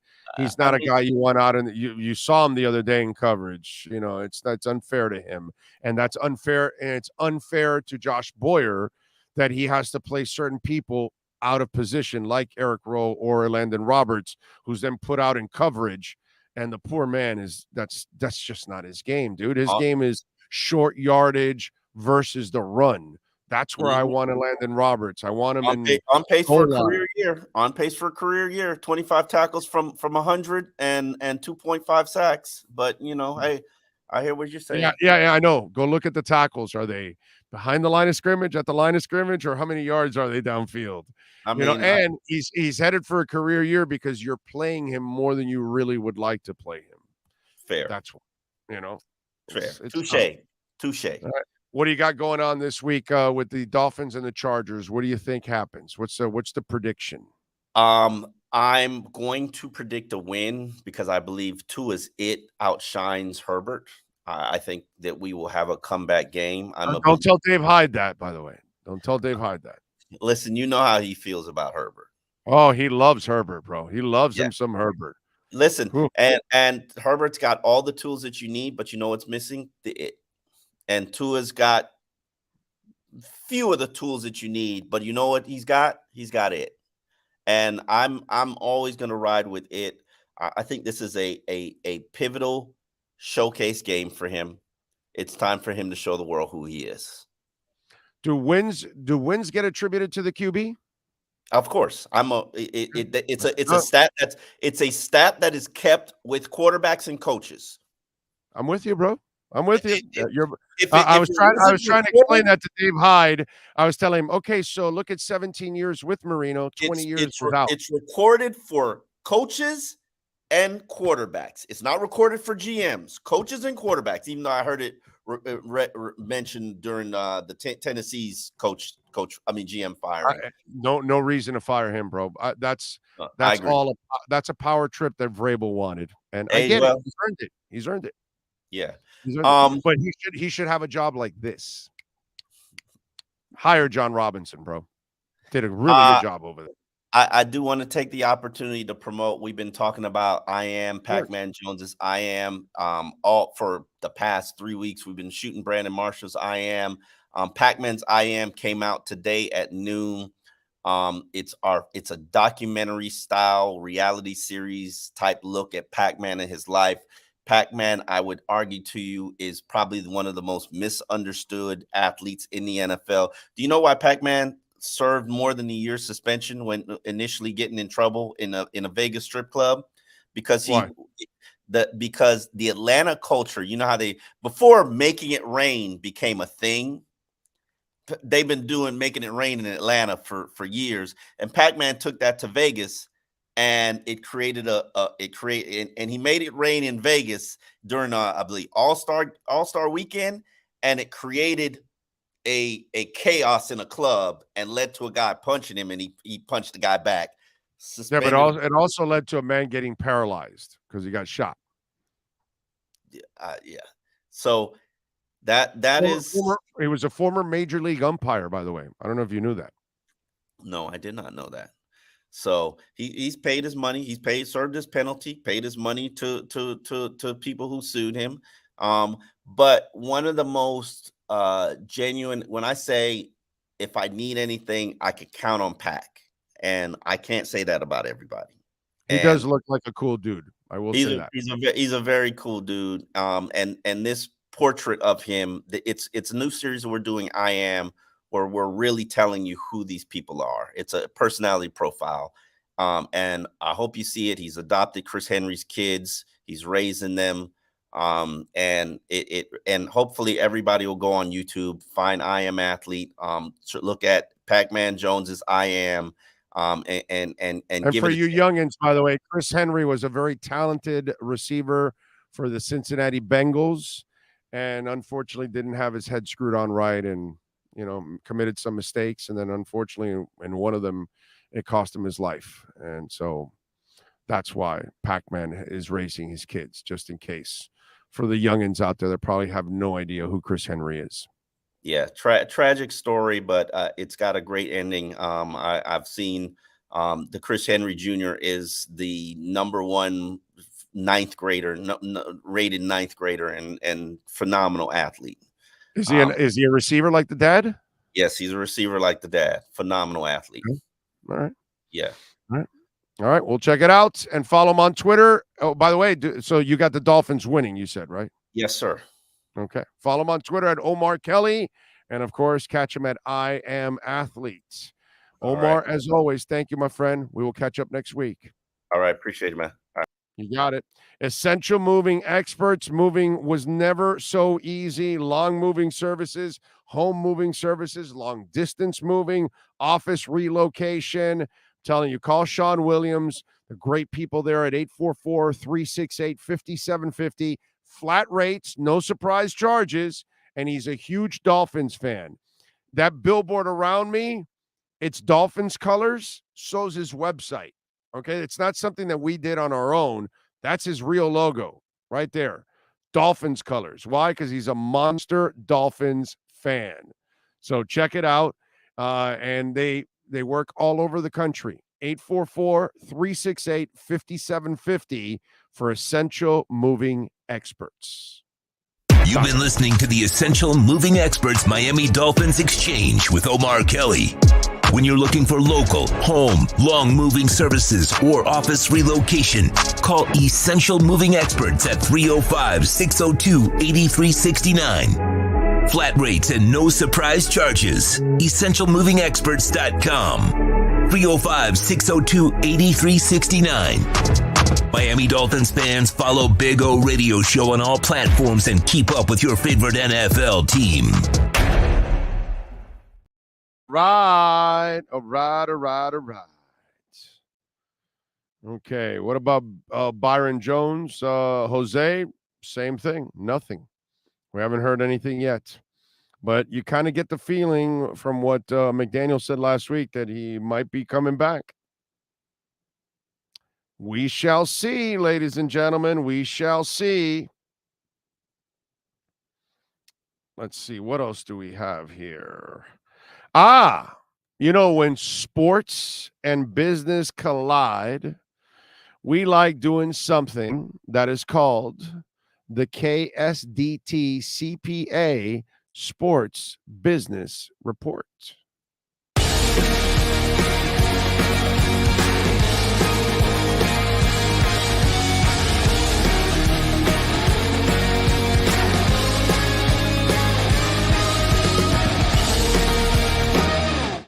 All right. I got something for you here. Kind of interesting, by the way. It's kind of funny. Tennessee wide receiver Jalen Hyatt recently signed the most fitting name and image in his likeness deal, probably in NIL history. Hyatt signed on with his namesake, World of Hyatt, and the deal will benefit his teammates and their families. All right? It's pretty cool. As part of the deal, World of Hyatt will provide gift cards and hotel credit to families of Tennessee players equivalent to their stay for the Orange Bowl in Miami. That's where number 6 Volunteers take on number 7 Clemson. The Hyatt collaboration is more than a natural fit, and it brings us all together when it really matters, Hyatt said in a statement via ON3 Sports. The World of Hyatt team gave me the ability to create a deal that benefited my teammates and our families. That's real, as those are the people I care about most. Knowing my teammates' families will all have help to be at the game, and that they are being cared for on the road is amazing. Hyatt will also visit a number of World of Hyatt properties following the Orange Bowl. Hyatt, who is a finalist for the Biletnikoff Award, hauled in 67 receptions for 1,267 yards and 15 touchdowns this season. The 15 touchdowns, by the way, are a single-season program record, and he's just 32 yards shy of breaking Robert Meacham's record for receiving yards. Only problem is that Hooker is no longer there because he got injured. But you got to love that Jalen Hyatt signs on with Hyatt Hotels and that they're going to take care of their teammates and their families while they're at the Orange Bowl. That is very cool because, the families would have to pay for their own rooms to be out there. The kids obviously are going to have their own rooms through the school, but the parents and everybody else that wants to follow, they're going to have to pay for their own room. Now that helps them out. That's really, really cool. That is your KSDT CPA Sports Business Report. This has been the KSDT Sports Business Report. KSDT CPA is one of South Florida's largest and one of the country's fastest growing accounting firms. KSDT is recognized by Forbes as one of the top tax and accounting firms for 2022. KSDT CPA is a full service firm that also excels in crypto. Visit online at ksdtcpa.com or call 305-670-3370. Jose Lucas says the media won't stop munching on Burrow's meat for beating the Chiefs. But when Tua beats the Bills, Super Bowl favorites, it's just excuses for the Bills. I know. That's just the game that's being played with that kid all the time. Big O, it's a holiday tomorrow here in Medellin de las Velitas. There you go. So what do? What's the holiday? What do they do? So some kind of party? What's going on? Fill us in, Willie. Naked women in the streets?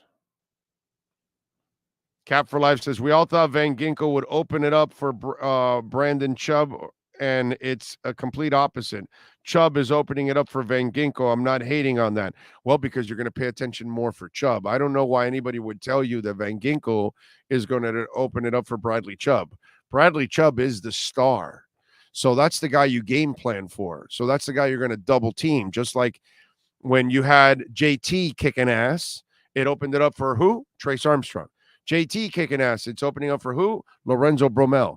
JT kicking ass, who's in it opening up for? Kenny Mixon. JT kicking ass, who's in it opening for? Adewale Ogunleye.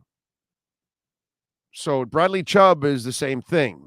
There's nothing that Van Ginkel would do to open it up for Bradley Chubb. Now, Bradley Chubb can open it up for everybody, including Van Ginkel.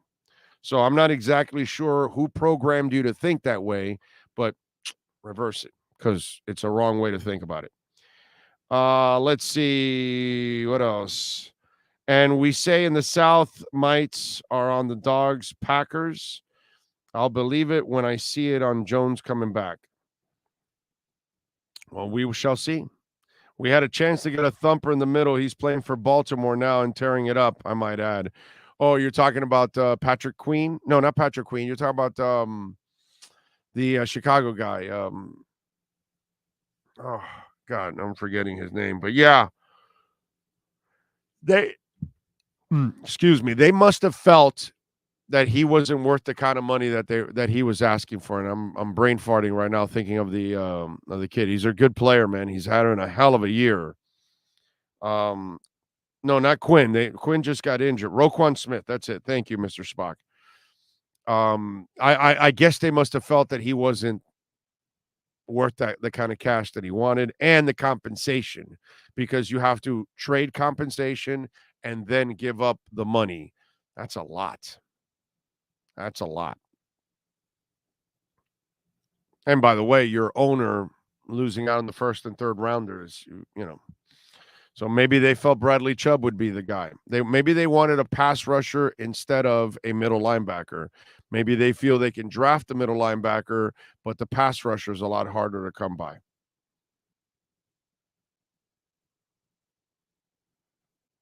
Okay.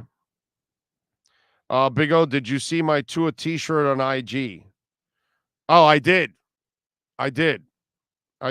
Remember, you send me all kinds of videos. You send me all kinds of pictures. So audio, you're also always sending me audio clips and all that so I can listen to. So yeah, but I did. Yeah, you and GP Trap send me all kinds of stuff on IG. So it's like it's hard to respond to everything. But yeah, I always see it, Willie. And appreciate your passion for the show, my brother. Thank you so much for being a loyal supporter, man. Big O, are you liking what you're seeing from Chubb? Yeah, I think he's doing all right. I think he should get better and better as the season goes on and more comfortable. I'm telling you, what's going to hurt the front seven is what they have to do with the secondary. The fact that they can't play the game they normally would like, it really causes problems for them up front. But as I told Omar, their base front has to do a better job of getting after the quarterback. They gotta. It's a must. If they're going to have big-time success, that will help out too. Okay?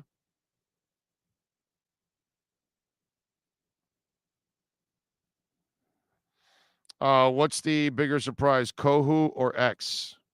Kohu. I'm not surprised if X has ups and downs and injuries. It's kind of been he's had injuries. It's the reason why I said it about a year and a half ago, you might want to get off the gravy train now and trade him and get a bunch of picks for him.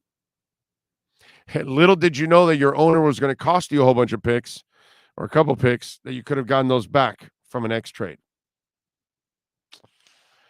Oh, man. What are you going to do? Big O, you're spot on. Connor and linebacker are a must to improve the defense. Corner and linebacker are a must to improve on the defense. The injuries are killing them as well. Sucks. That sucks. I'm with you. What else? What do you got going on here? Why is having bad coaching now? He succeeded for 2 years under the same coach. Why now is he in a bad coaching system? Who's that? Oh, you're talking about Herbert? Well, the coach has been questioned for a couple of years. Some of the things that he's done, some of the play calls and stuff like that, they've picked on him quite a bit for that stuff. That's been something normal with, what is it, Staley? Is the head coach's name? That's kind of been a knock on him. Put it that way. I'll say. We are at 17,000 Bitcoin. All right. Still holding strong. It's amazing too because the market's been down. And yet Bitcoin's held up pretty well. Although a lot of the altcoins have actually gone down a little bit. A little buying time there for altcoins. All right. Tackling still being an issue. Week 14 has to get better. The blitzes would work if we could actually tackle you can't blitz too much with that secondary, Jason. It's a big time gamble. And yeah, the tackling has been very questionable at times. I just think that the talent level on defense has gone down because of what you've had to add in the secondary, and it doesn't give you the same flexibility, man. I feel bad for them. What else do we have going on? Lamar Jackson, by the way, sprained the PCL, so he's out 1 to 3 weeks. So we'll see. He's definitely out this week against the Steelers. They're going to have to be very, and if you're Lamar, If you're Lamar, you've already failed by gambling. You've already failed by gambling on yourself. Okay? That didn't work out for you.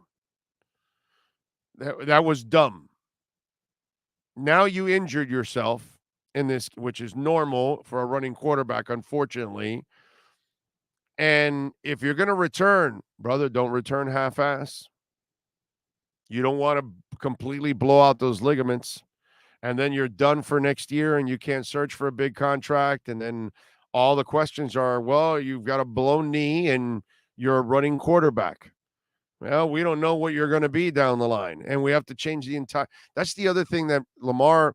I don't think all of this is. There's so many layers to this story. One, Lamar and his mom, I guess, and family, they obviously mishandled this in an incredibly dumb way.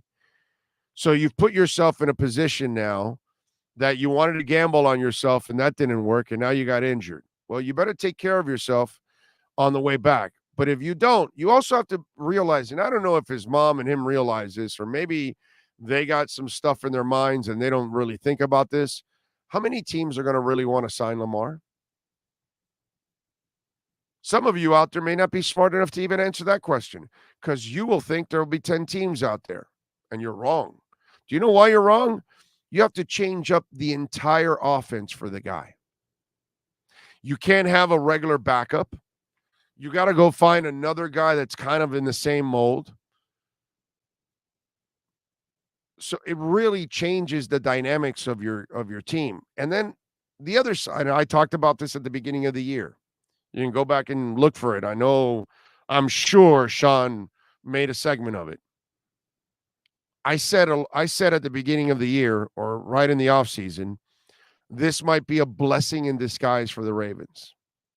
Because if you had an agent, you would have been already tied to a contract, and you're finally, I don't know, if you really look at it, you're finding out he's really not a good passer. If you haven't figured that out, I can't help you. But you watch drives end in 3 points all the time because he's overthrowing people or off by whatever. You know how you saw Tua? This happens practically every week if you watch a Ravens game. If you watch a Ravens game, there'll be a couple weeks in the year where he's actually on and hits guys. But more often than not, you'll cringe in a Lamar Jackson game 3, 4, 5 times because the guy was open and he just missed him. Just missed him. And it's common occurrence there because they watch it all the time. But if you're the Ravens, well, do we really want to continue down this path and commit all this money? And we don't know if he can stay healthy, and he really hasn't become the passer we need. That's how it could turn into a blessing that you're not tied to that contract and you can move on. But Lamar Jackson, if he would hit free agency, he's not going to have a crap ton of teams lined up ready to sign him. No, because there'll be a lot of coaches and offensive coordinators that aren't going to want to run this scheme. Not in a passing league. Pretty bad for Lamar, man. Let's see. What do we have here? No agent is the equivalent of representing yourself in court with no lawyer, just not smart. It's completely stupid. I don't, it's just dumb. I don't know what the hell Lamar and his family were thinking, but it's just absolutely ridiculous. And to put yourself in this position now, better come back healthy, kid. Don't rush it, because you're going to cause a bigger problem for yourself down the line. Lamar was getting optional this year by cheap as Ravens regardless. Well, no, he's playing on his option. He didn't have to, Lofi. He could have signed 2 years ago after the third year and get a contract. If the Ravens miss the playoffs again due to him being injured late in the year, I think his value goes down for sure. His value's already gone down. Just look at his stats. They're not impressive. 2-for-1 interception to touchdown ratio is mediocre. That's not what a good passer is. Ravens just milking Lamar. They will let him walk. He was getting optioned this year. He will get tagged next year if Ravens can't find their guy. No. This was his 5th year. So, I doubt they'll tag him next year. The Ravens trading away their best receiver instead of giving him more weapons put even more pressure on Jackson to carry the team. Yeah. Yep. You are correct about that. It would help him to have better receivers, but he's still going to miss those receivers. And you're going to have to, as I've said before, you're going to have to draft or trade for the guys. You will not get anybody in free agency to sign on that team, not real receivers. You could get a Will Fuller looking for a payday, and maybe he gets away with it, that kind of stuff like he did to Miami. You might get something like that, but you're not going to get an elite receiver to go there. That I can tell you. He tried throwing this year instead of running, but just not him. Doesn't appear to ever be in his toolbox. Nope. You are correct about that. All right. It is time to wrap it up here on the show. We thank Ira Winderman and Kurt Heelan, Ian Rappaport, Matt Verderam, Omar Kelly, and, of course, Sean Stanley, the man, the myth, the legend that puts it all together. Tomorrow, by the way, you can expect a new Dudley Durong and myself. So we will record a new one for you. So you be looking out for that on Doug's channel. Outside of that, appreciate all of you out there. If you hit the like button, thank you very much for hitting the like button. If you subscribe, bless you. Thank you so much for supporting our show. If you visit one of our amazing sponsors like Cutter's Edge Pro, if you want great landscaping, or Perdomo Cigars, again, please, that's what's going to keep us on the air every single day. So visit our incredible sponsors, tell them about us, and that is the way that we continue to build this partnership, overall. Appreciate all of you out there. And don't forget, if you want to reach out on the Welton Rayom text line, 855-912-1056. And if your company wants to be a part of our platform, great way to get new customers, great way for branding. Reach out to our business line, 786-754-4664. That's 786-754-4664. Not a talk line, not a request line, not a sports line. It is only business, and only salespeople will get that. Message. All right, we'll see you guys tomorrow live from Hialeah Park, baby, 10 a.m. Y'all be good out there.